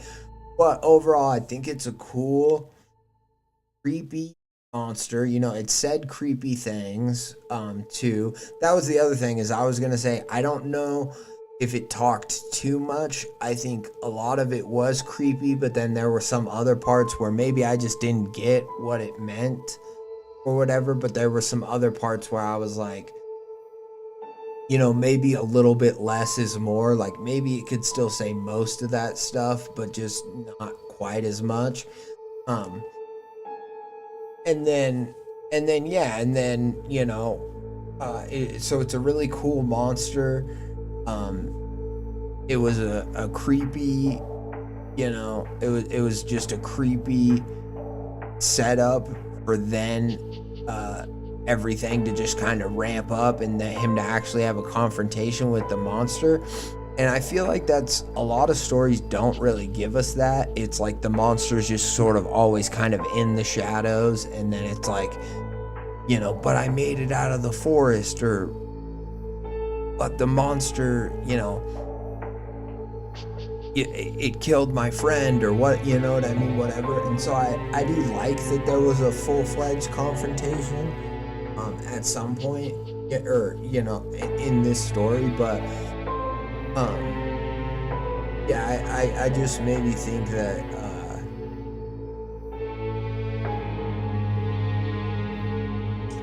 that, yeah, not even that we could have gotten there quicker, but maybe just that I don't know, like all happened in one day. So that was maybe the other issue. It's not even that, like, that it happened too quick, or that, you know, I wanted it to happen quicker even, or it's more that, like, all this stuff happens where it's like he sees the rattlesnake, he sees the whatever, he hits his head, then he goes looking at the house, then he stumbles in the woods, and there was already like just a lot of stuff happening that, yeah, I don't know, like maybe, you know, maybe the rattlesnake, you know, I don't know, maybe he doesn't need to hit his head on the first night. So just so I'm not, so that when he trips in the woods, I'm not like being like, well, goddamn, he's falling again, you know what I mean? Maybe just some little tweaks like that, just little subtle things will just make it that much more believable, and that much more like, you know, panic inducing when they do really start to go bad. Because that was the other thing, is like I was pretty much, from the second they got to that house, I was like, this is going downhill, well, this is going bad. And that's fine, but I do think sometimes it's a little more effective if you are a little bit calmer in the beginning, or, you know, your story ramps up and then it's calmed down. But it's like this one ramped up with they found the car accident, and then it like calmed back down a little bit when they were like meeting with the sheriff or whatever, or, you know, when they finally got home and he's smoking the cigarette. But then it just immediately was just like uphill, and shit kept happening and shit kept going wrong. And yeah, you know, so I don't know, those are just my notes on it, and I'm not even saying change anything or whatever. This is just what I think of it. It's the pacing that it's the pacing and kind of the arcs of the story that that I noticed. And yeah, that's just how I feel about it. But it was a lot of fun. It was definitely cool. And I guess maybe what I like the most about the story is that I've read it, and I feel like I fully know this Mr. whatever story. So like there's a lot of stories where they leave you wanting more or whatever else. When this one, I feel like I got a good, like, rounded story. You know what I mean? And maybe for some people they're like, oh, that's too much, or the exposition stuff at the end, I don't like it, but I think it was done pretty effectively. And yeah, I just liked it. I just enjoyed it. So thank you. Yeah, I forgot what the writer's name or the Reddit name was for this one. But anyways, great story. I enjoyed it for sure. So let's see. Next we have, well, I don't think Sam is still here. Next, I basically only have 2 more stories. The Last Days of John Rott, which this might go kind of quick because, well, it's pretty small. So, I don't know, but we're going to at least do this one. Oh, no, the language that spreads is kind of long too. Alright, well, we're at least going to try to start the language that spreads because fuck it.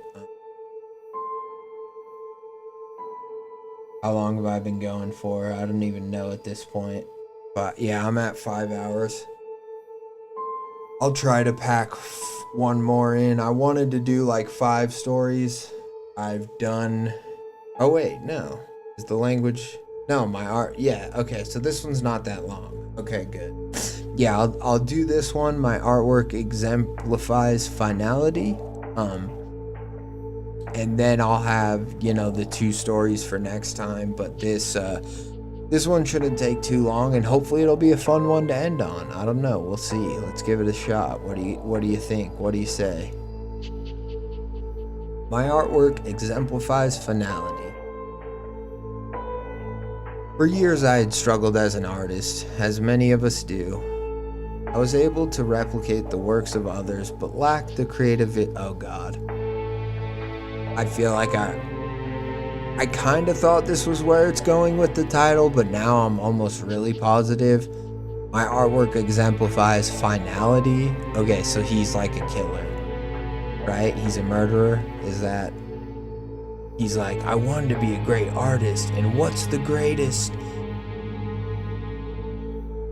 You know, death is the greatest statement an artist can make, or he's gonna go into that whole sort of thing. Is like, only thing that an artist's work isn't truly appreciated till after they're dead. So what do I do as an artist? I create life from death, you know, kind of thing.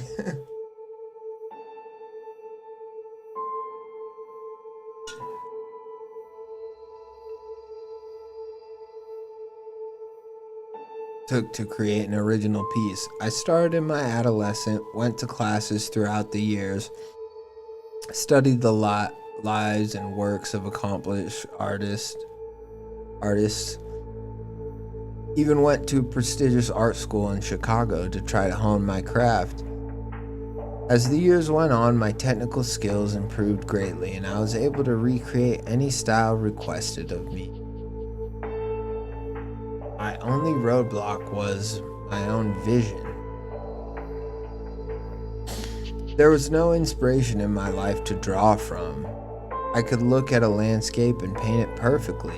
There was no passion in it, no signature to make it my own, nothing that could differentiate me from other artists, nothing to put me with the great minds behind the most timeless pieces of our history.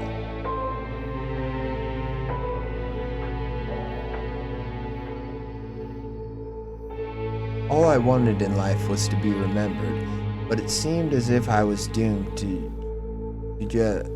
be just another nameless artist lost to obscurity. Fortunately for me, however, this would not be my fate. Alright, hold on, I'll be right back. Probably gonna go to the bathroom and yeah. Turns to screaming. What's going on here? You alone? A Marine asks. The man doesn't seem to understand. What the hell? One of the Marines tries his basic Japanese. The man makes a sour face. No Nippon. Korea. Korea person. The man says, and a disembodied hand points to a nearby fragment of his chest. I. Christian. The man says, pulls a necklace out of his shirt. On the end of it is a small metal cross. A tiny, suffering Jesus gleams in the sun. The Marine tries English. What's happening here? The devil came here. What? The soldiers had built a gate. The child's with the command. As they're speaking, they see that the Korean's mood is changing with the sounds coming from over the mountain. The laughter followed by terror. It was mentioned earlier that this wave of laughter to fear prepares one's mind for entering the interface. And the Marines, with their close proximity to whatever is over the hill, what we know to be a massive interface, has begun to open their mind to what the interface, or mother, wants them to see. Somewhere in a castle in Japan lies a mad god emperor who has sent his men across the ocean to defend his glorious empire with their blood. On the other side of the world lies the great humming factory called America, the heart of an empire of commerce, which once forced Japan to join the world in trade. Machines and flesh now flow along tendril-like courses, delivering goods and death, ensnaring the globe. The sun goes dark, like a light switch turning off. The Marines instinctively duck, look up and gasp. Above them, extending miles into the sky, is an enormous metallic cylinder, filling the sky, blocking out the sun. It spins slowly above them, pieces of it flickering and disappearing like the image in a broken movie projector. In a day filled with madness, they find themselves confronted with something wholly beyond their capacity for surprise. They simply mutter soft curses and get closer to the ground. The earth seems to tremble with the sound of the screaming and laughing, which swirls like a storm all around them. It seems that the Japanese have constructed a portal, the portal that summons these large Get into it. I know we already started. Let's continue it. Fortunately for me, however, this would not be my fate. I now stand at a gala devoted to my art in the Upper East Side of Manhattan, surrounded by socialites appreciating my work. I hear them gasp and chatter amongst themselves as they take in my paintings. Fear, sorrow, elegance, delicate, cob, all words used to describe the collection of my canvases lining the walls of the loft. If only they knew what they were looking at. The works I make public are my own way to present the real images I capture on canvas. They see a mix of surrealism with expressionism. Indefinite so they can self-interpret what I want them to feel without completely divulging my process of capturing these pieces. It is only in my own private gallery that my paintings exist in their truest form. Realistic portraits depicting the most beautiful moments of human life, most notably at its end.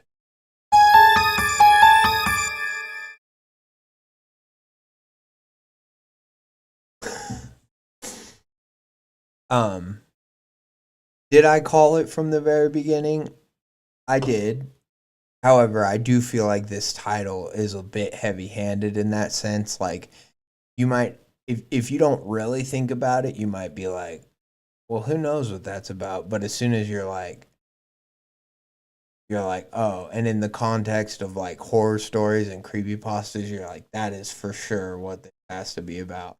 And then as soon as he was like, I'm an artist, but I never really found my style or whatever. I never really found my voice or what. Like, as soon as he's going down that little, like, not even rabbit hole, but as soon as he is in that lane, you're like, oh yeah, I know where this is going. Which isn't necessarily a bad thing. I'm not counting it against the story yet. I'm just it's just kind of fun. You know, it's fun. It's a fun element of the creepypasta community and horror, where you hear, like, I mean, it could be anything. There are so many versions of this, but it's like, I'm the one who walks between the shadows. And that's like a corny way of saying it. This isn't being that corny. I'm not saying that. But it's just when a story starts off with that kind of tone, you're like, okay, we're getting into, we're gonna have some, this is gonna be some American Psycho-esque, like, I'm a killer, it's what I'm good at, sort of thing. Like, and I like that. I like it, and it's fun for a story, and it it is, we're in on it as the reader. We're completely in on, we're getting to see behind the scenes. We're getting to know the killer's inner monologue, which is fun. That's a fun narrative device. That's a fun, there's a reason people love that movie, American Psycho, so much. And all like a lot of stuff does it, where it's like we're letting you into the dark side, we're letting you into the killer's mind, we're just going there, and we're doing it unapologetically, which is how this story seems to be doing it thus far, and I appreciate that. My name is it, it's not Kashmir, is it Casimir? My name is Casimir. Casimir? But I feel like I'm saying Kashmir when I say that. Casimir. And now my name will be Paul. It has been some time.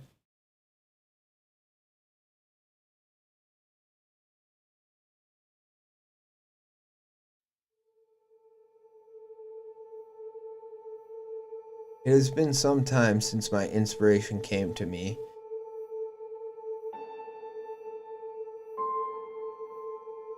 This is all thanks to one of my associates. It has been some time since my inspiration came to me, and it is all thanks to one of my associates from college. I can't exactly refer to him as a friend. We never really talked much about anything other than art. For the sake of anonymity, I will be referring to him as Daniel. I was at my wit's end a couple years ago, so I reached out to him for some guidance. After school, we both moved to New York to pursue our dreams of becoming professional artists. He was much more successful than me at bringing his visions to life, although lacking my technical abilities, and I wanted to pick his brain about his process. I needed to find that spark he so easily attained.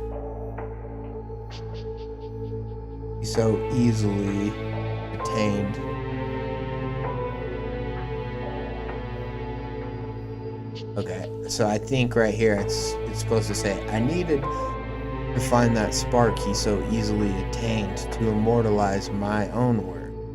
But it says Tom, so there's just a little typo here. No biggie, but typo.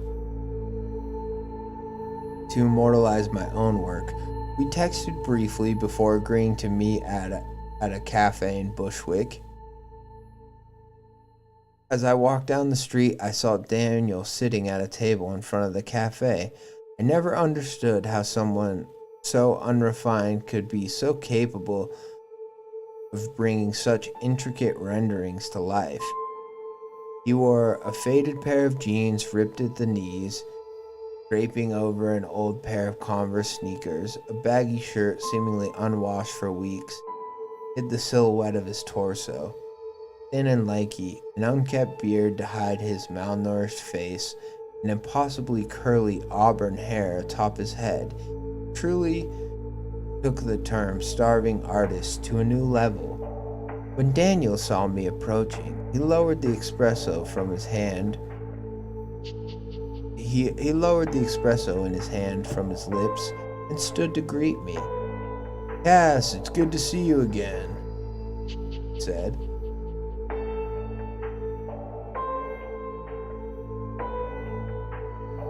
I detested how he always shortened my name, almost as much as a fake sense of happiness he expressed to see me. Almost as much as the fake sense of happiness he expressed to see me. We exchanged a brief hug, as if we were old friends reunited, or both taking our seats at a small street-side table.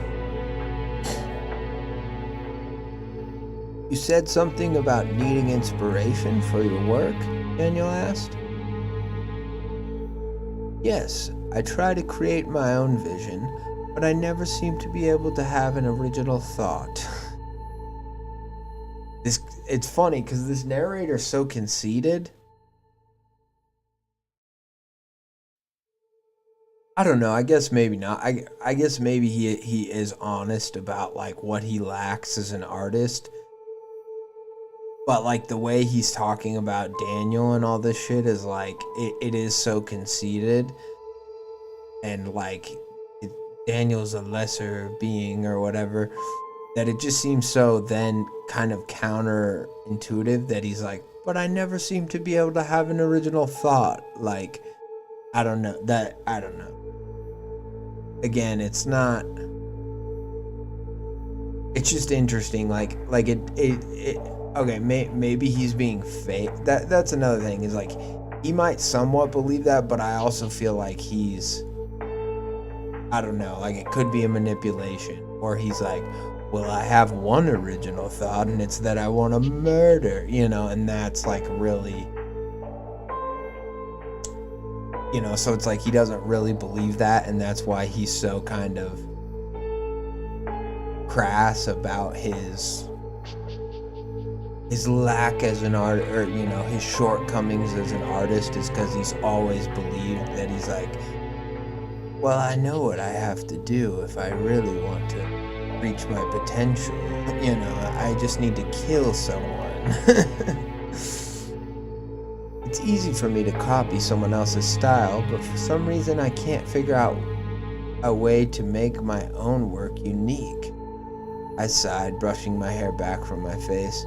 I want to bring my art to the next level, but I fear I have nothing to make myself truly stand out. Skill can only bring you so far. I need passion in my work. I thought you'd be able to help me with this. I want to know where you draw your inspiration from.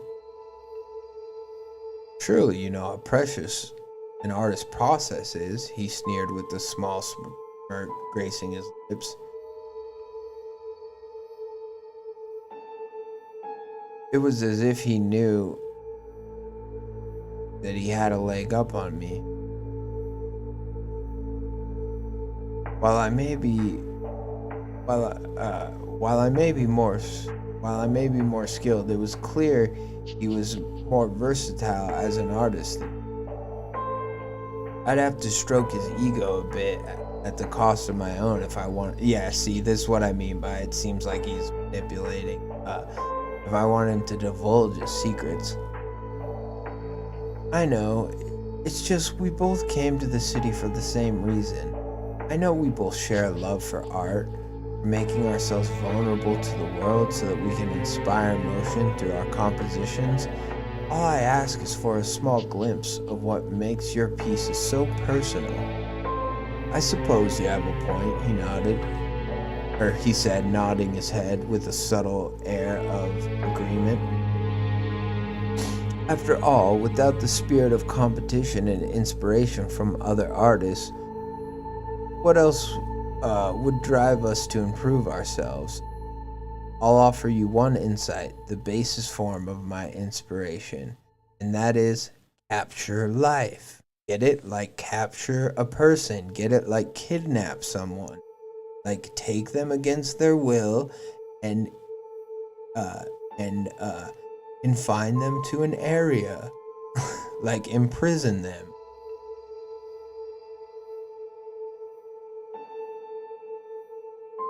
I'm not sure what you mean, I replied. Of course, you always hear art imitates life, but I could never fully grasp what exactly that meant other than copying a portrait or landscape. You have to capture life's beauty. There's a grace and elegance to everything around you, all things symbiotic, working together in an endless cycle. Find what's beautiful, what's powerful about the world, and allow yourself to put your own feelings on the canvas. I was dumbstruck. How could someone so seemingly loutish, I don't know that word, but I think I know what it means in the context of the sentence. How could someone so seemingly loutish be so profound in his words? What he said, though, resonated with me on a deep level. After indulging my curiosity, he refused to talk about work any further in the conversation. Instead, we shared stories of our lives and what we had been up to since moving to the city. I didn't care that we were no longer discussing anything of real substance. I had what I needed from him for now. I had the base from which I would start to transcend my current level of artistic expression. We parted ways, and he told me I could reach out to him again when I was ready to show my new creations. The whole way home, I looked around to try to find beauty in life. Though looking for it seemed to only further it from my grasp. Once I arrived back in my apartment, my mind was frenzied. I tried to think of anything to show me life's wonderful wonders to no avail. Weddings, birthdays, a child being. I knew there was beauty in all these things, but struggled to find the real inspiration in the events. Maybe I couldn't see it because I never experienced it myself. My family never celebrated it, no matter what accomplishments I made. They were always lacking. My grades could have been higher. I could have found a higher paying job. Nothing was good enough to cause celebration. I turned then to philosophy, spending days at my computer reading the words of Socrates and Nietzsche while my nights were devoted to Thoreau and Voltaire. After what felt like eons trying to find meaning, it hit me. The beauty of life is the fleeting nature. No matter what, the end is always coming. Appreciate what you have now because it could all be taken away at a moment's notice. Nothing can last forever, and because of that, it holds beauty. By accepting and acknowledging that our own lives are frail, we learn to enjoy our experiences and memories. My problem now was, how could I capture it? How could I manage to make art of death? It was then that another bolt of inspiration struck. A collective of people who do this very thing. A collective of people who do this very thing exists. I left my studies of philosophy to find inspiration in the curators of death. Dahmer, Bundy, Gacy. These men managed to create an art of their own. They had intricate routines, victim choices, styles that gave a sense of identity to their compositions. But how could I make their works my own? Is it genuine if I drew inspiration from them? No. To truly show the beauty of life's final moments, I would have to witness it myself. Let me just say, this story paused. So, the story is very good. And I don't even know fully what I'm gonna say at this point. I just want to, because I've seen this argument made in like episodes of like Criminal Minds and just stuff like that.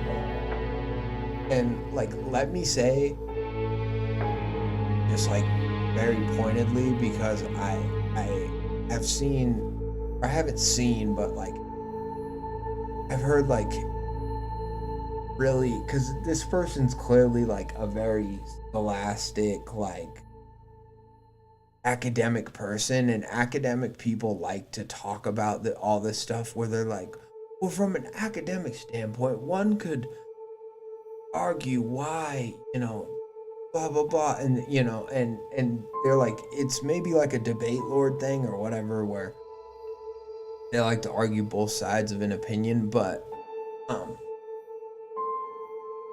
my point is that I've heard this whole thing, like, before, about like whatever, death is an art form or this or that, or blah blah blah, and that could be true in like some circumstances, in terms of, I don't know, like samurai have like a religion death or something like that. But the whole idea that like serial killers are actually artists is just completely absurd. Like, first of all, it's hard to kill someone, but it's not like,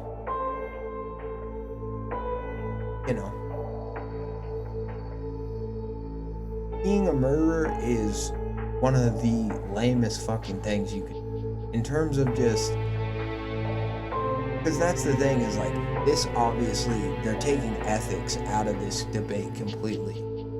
And so that's what I mean, like, even if you take ethics out of it completely and you just don't care about morals at all, it's still a fucking lame thing to do. You just kill people because you want to. That's like, it's just so, and I know I'm being genuine here, and so I'm gonna kind of make a joke here, but it's just cringe, bro. It's fucking cringe to be like, you know what might feel good? My life's kind of boring and I'm just not satisfied with anything. You know what I'm gonna do? I'm gonna like try to kill someone. That is so dumb. What I tell people, what I say is, do heroin. Go do illegal drugs of some kind. Even that's cooler, even that has more, whatever, return on investment, more ROI. This whole idea that it's like, because the stakes are highest, blah blah blah. It's like, no, it's like, you can have people, and it's pissing me off because this is like it's good writing and it's a good character. That's like just so, whatever, yuppie, and like, if I'm ever gonna be remembered, I just kill someone, blah blah blah. If I want to be a truly great artist, I have to do what no other artist has done, so why don't I kill people? And it's like, come on, bro, come on, for real. No, I'm in recovery. Don't do drugs. I'm not saying people should do drugs. What I'm saying is, if your first thought is, I think I'm gonna try murdering people, maybe try drugs first. That's my thing. But also don't kill people or do drugs. That's my main argument. Anyways, we're gonna get back to the story. Maybe that was too much of a tangent. Maybe I'm too tired after reading all these stories, but it's my stream, and I'm gonna say, I'm gonna speak my shit. I'm gonna get on my soapbox.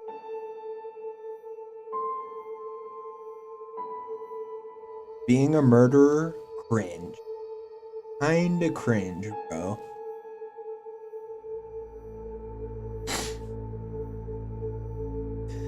These men managed to create an art of their own. They had intricate routines, victim choices, styles that gave them a sense of identity to their compositions. But how could I make their works my own? Is it genuine if I draw inspiration from them? No. To truly show the beauty of the final moments, I would have to witness it myself.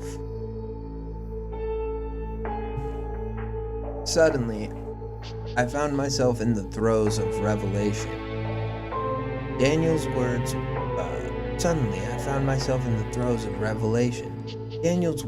led me to this. And so he deserved to be part of it. Just as he shared his process with me, it was time to invite him into mine. I called him and told him to meet me at my studio to celebrate my breakthrough. He was excited to see my work, and I was just as excited to start it.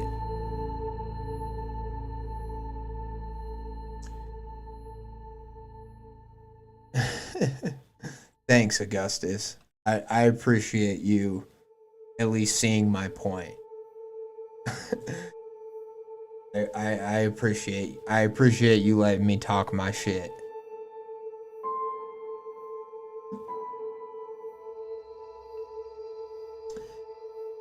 When he arrived, he immediately noticed the canvas on the easel in the center of the room. It was covered in delicate cloth, ornate, standing candelabras flanking it on either side.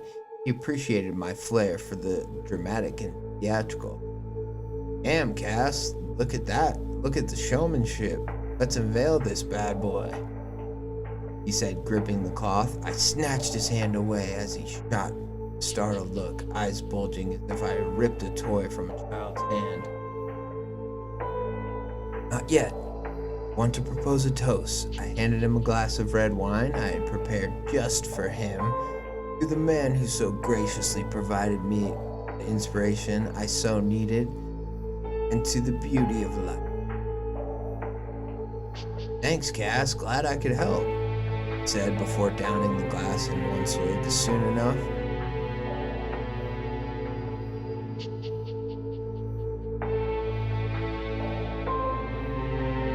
creepypastas are a gateway drug.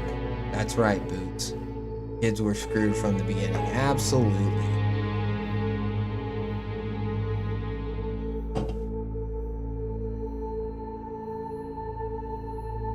What up, creepin'?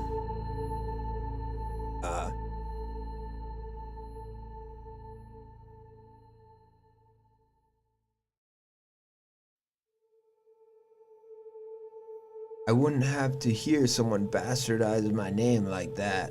Soon, I knew my name would finally be immortalized with the most gifted artists in history. I briefly summarized my week of research that led to this point, again emphasizing the important role he played in helping me get there. His eyes began fluttering and his body swayed along to my words. I told him that I felt I wanted him to become part of my first piece as a reborn artiste.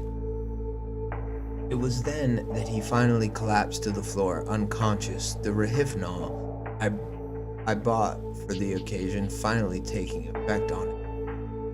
Now it was time for me to finally create with passion. I could finally capture the essence of life. When Daniel awoke in my studio, he was tied to an old bed frame.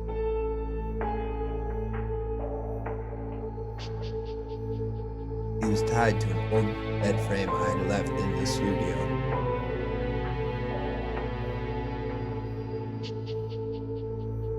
And I just don't think you need my studio and the old bed frame I had left in my studio. I think it's clunky. I don't think. But this has been very well written so far, so I almost didn't even want to say anything, but because the tone is so like precise and it works. But yeah, just the little double up on studio here. I don't think you need it. And then another thing I want to say, what's fun about like writing a character like this is you can use, like, you can be as pretentious as you want with the wording, because this murderer artist character is so pretentious that it's like, that's why it's fun to, like, yes, it's good to have your narrative voice and your style, but it's also really fun to just write for like a character that like you don't like or you don't even respect, because it's like you can make them sound as ridiculous as you want. You can be as dramatic and outlandish, and you can So yeah, it can be really freeing as a writer, and that's what I'm kind of maybe sensing that this writer like felt when they wrote for this person. Is to them it just seems like they're having a lot of fun with it, so I'm having a lot of fun, if that makes sense, you know.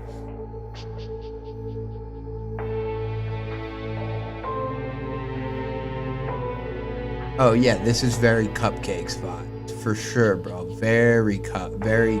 I mean, Cupcakes was from like a third person perspective though, right? Because it was like Rainbow did this and then Cupcakes did this, right? So Cupcakes isn't quite the same. I mean, it's still unhinged and crazy. But I mean, yeah, basically the version of this, if you had it with My Little Pony, would be like, I'm Cupcakes and I need to eat my fellow ponies. You know what I mean? But yeah, it's very very on the same deranged level. My Little Story Pony, My Little Pony story though is less pretentious than this narrator is for sure.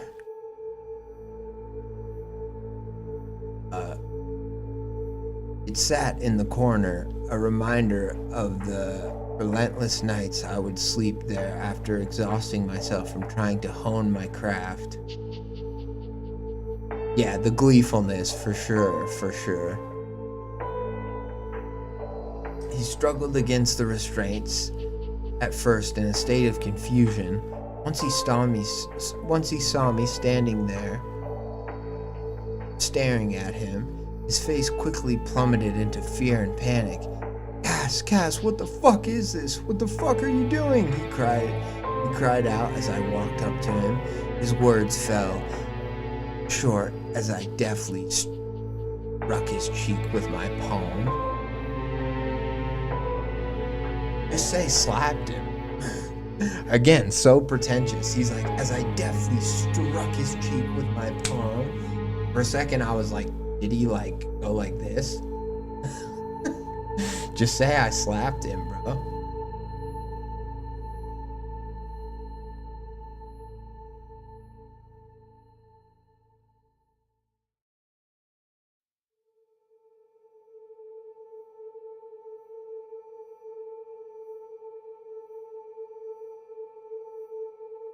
I hate when you call me that, I hissed while circling him.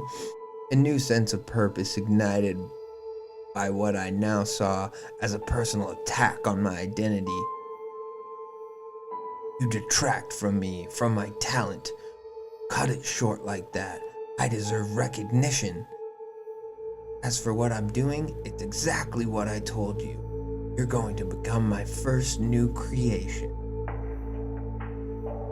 What the fuck do you mean? He wrestled against his restraints, bed frame shaking and creaking under his weight. Jesus Christ, help! Someone help! This guy's a fucking psycho! No one can hear you, Daniel. Most of these buildings are vacant. Perks of the city becoming so expensive, I suppose. I say mockingly as I circle back to stand next to him, eclipsing anything else in his sight. And I'll have you know, I'm no psycho. As you put it, I'm a visionary, and together we're going to revolutionize art. He began circling when he spied the knife gleaming at my side. I took a fistful of his hair and leaned over to him, allowing me to speak clearly into his ear. The exhilaration of the moment finally taking over me. Finally taking me over, I think. The exhilaration of the moment finally taking over me. I felt every hair on my body stand. I had become God. I had control of his life, and I knew how he would end.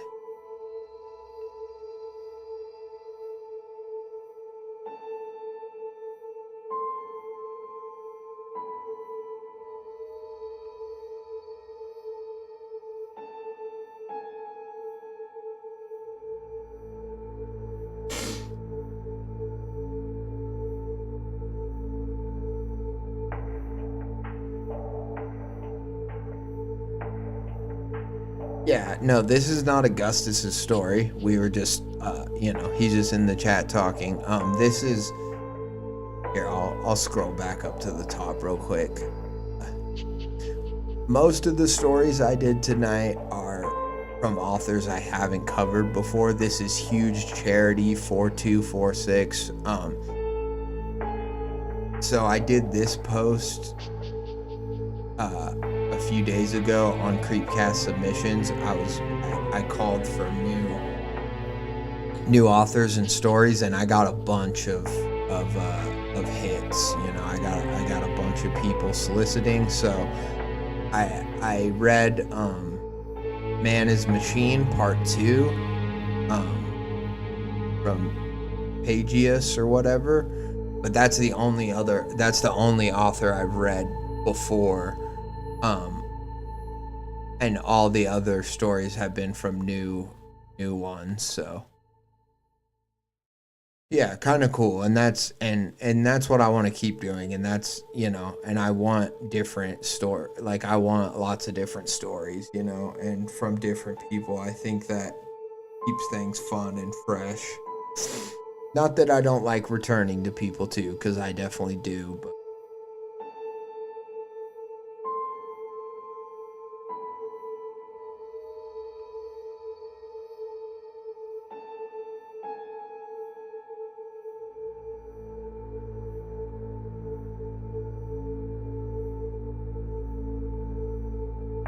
yeah. Yeah, well, and I haven't forgot about Creepcast submissions, because for a long time, theirs was the only, you couldn't even really post any stories or you could post stories in the regular Creepcast subs, but there was just a lot and they didn't get a lot of love. Whereas now, at least Isaiah and Hunter have been we want stories in our subreddit, so at least there's that sort of recognition and allowance. But for a long time, I would go to Creepcast submissions and read stories primarily from there, because I was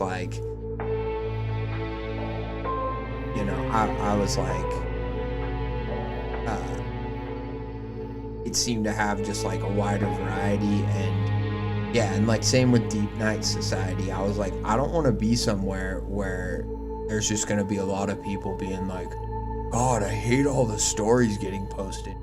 Because it's hard enough to put yourself out there and write a story, and then you just see all these posts where people are bitching about, people just keep posting stories on here, and I'm here for the memes, bro. And it's okay, well, you can still look at the memes. No one's stopping you, So yeah, I felt like it was good to go to Creepcast submissions and be what up, homies? Okay. Sorry. He began crying when he spied the knife gleaming at my side. I took a fistful of his hair and leaned over him, allowing me to speak clearly in his ear. Wait, this is the part. I had become God, I had control of his life, and I knew how he would end. You see, Daniel, he said in a hushed, almost sensual tone. It's fleeting. And there's beauty in meeting you. Now, I need you to look at me so I can get a good visual.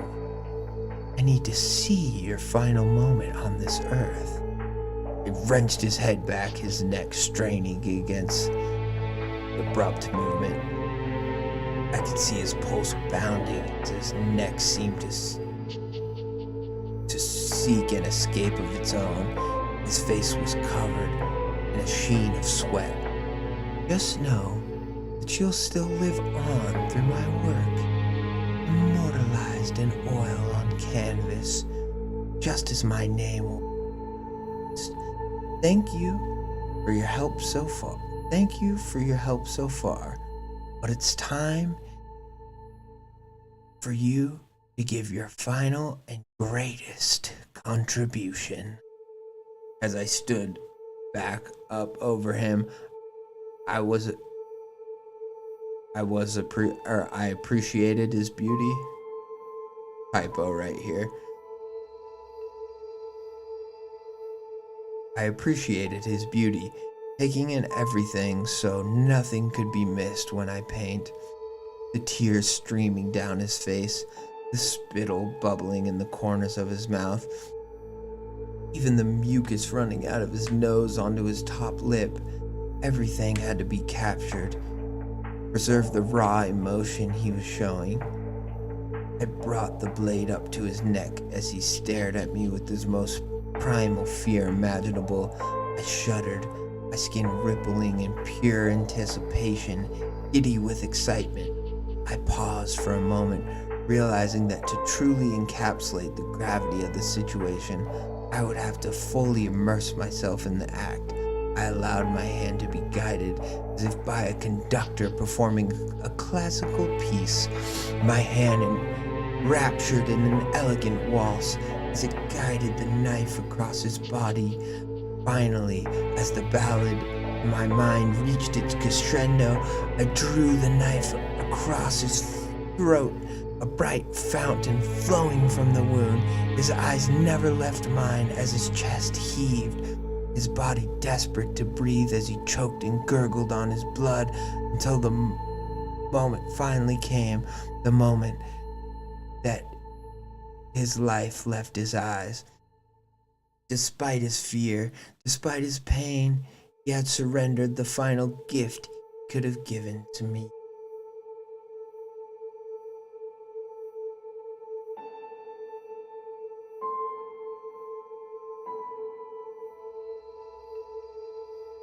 Well, CC is Creepcast, but there's also Creepcast submissions, which Creepcast_submissions, which you would have seen my post on. There's a subreddit for Creepcast, and there's a subreddit for Creepcast submission. Creepcast submissions is just a smaller sub. Yeah, and Deep Night, yeah, exactly. It's just an alternative to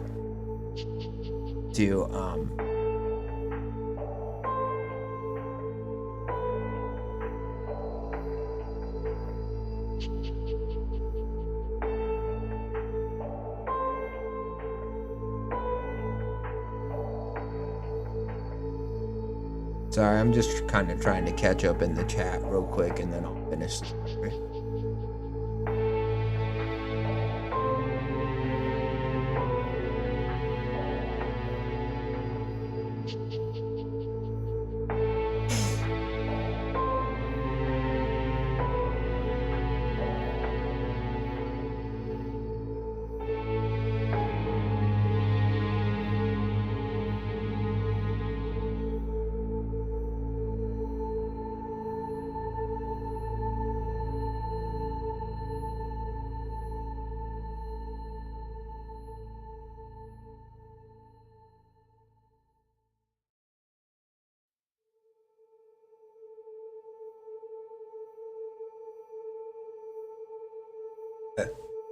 Alright, let's finish the story. Surrendered the final gift he could have given me. I rushed to the canvas, desperate to replicate the exact moment when I saw him leave this world. Ribbons of crimson flowing across it, his pallid skin after being deprived of blood flow, the red bubbles rising from blue-tinged lips, and those perfect Viridian eyes staring back at me. I adored my creation, but feared it too literal. There was no room for interpretation here.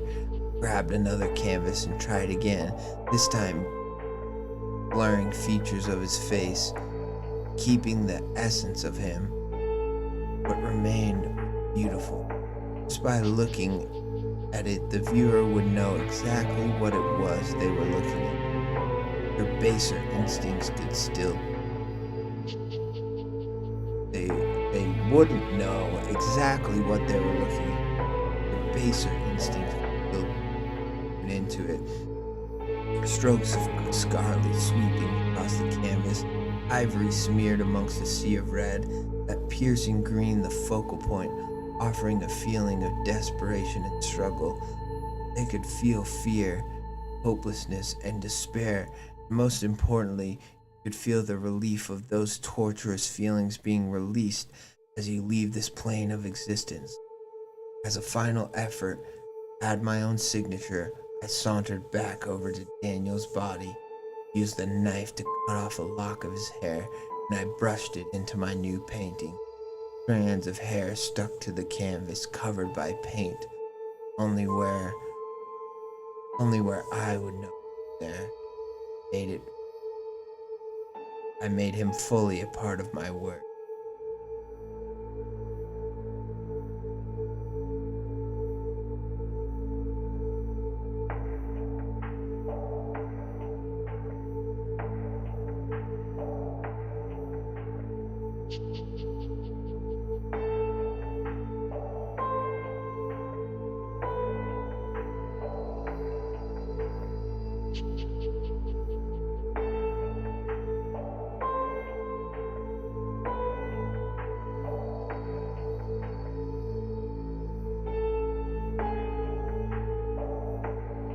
Made him fully a part of my work.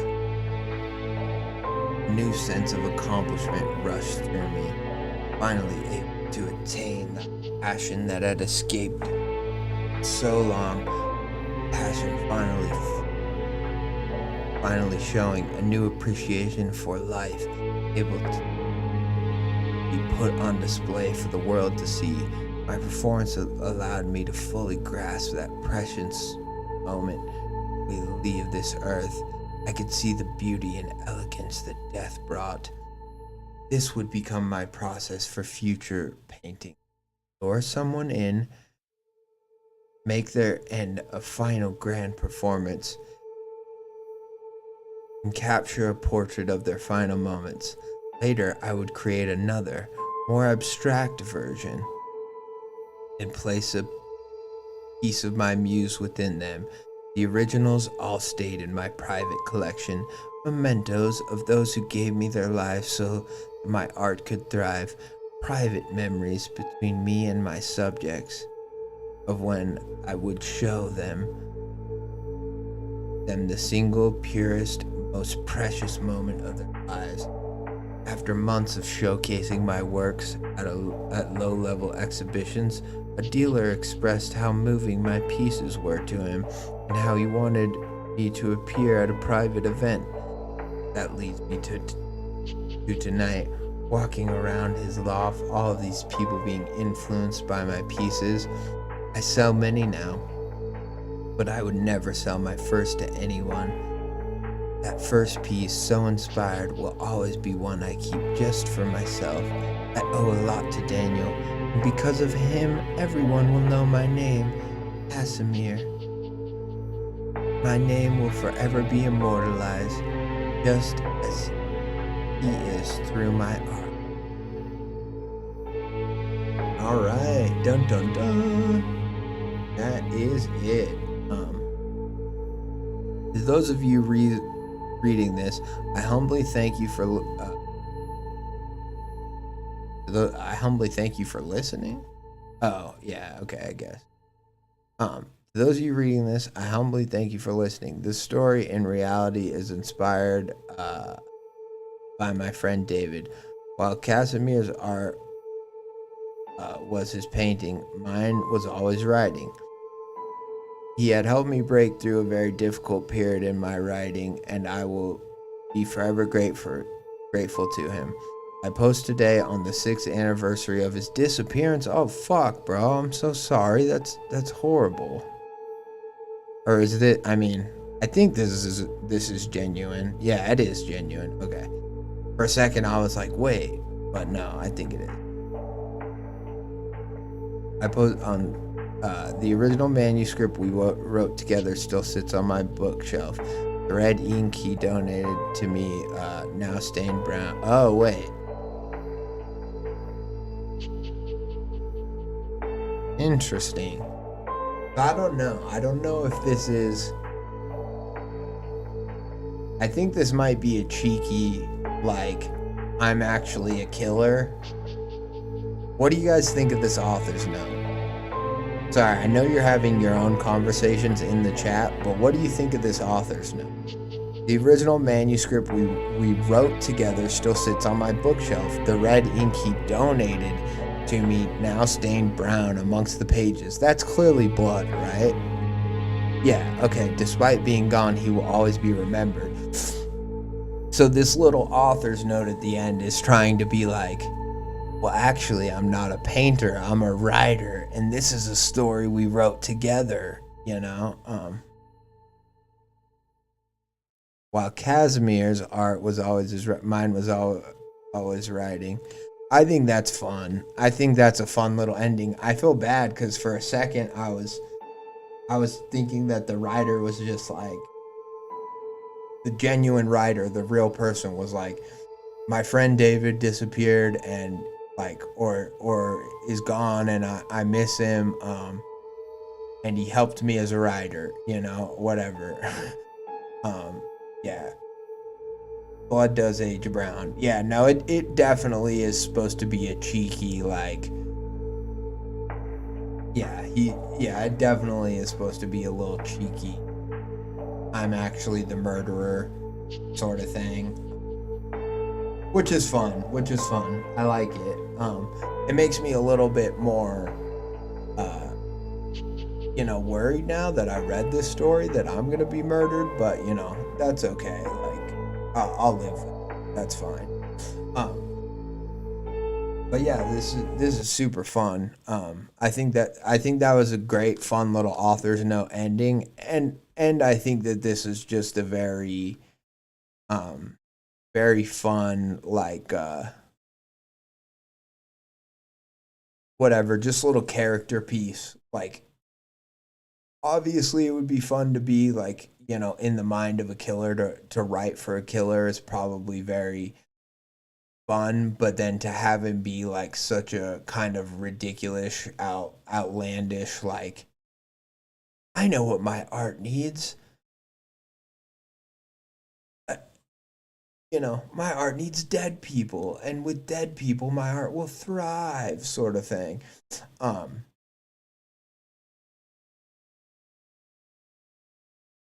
He's just being poetic, and his friend was an editor. Yeah.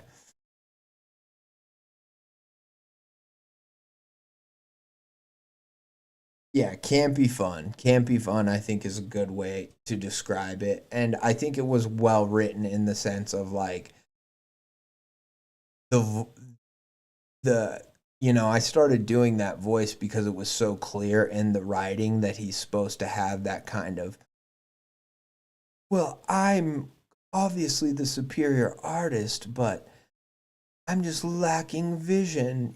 I'm just lacking I just need that thing that sets me apart. You know what I mean? And so, like, very quickly throughout the story, I just started to read it in that tone. And I think that that was a lot of fun. And that, isn't the worst thing I've read or heard. Okay. Yeah. Yeah. Well, it was fun. I had fun with it. And,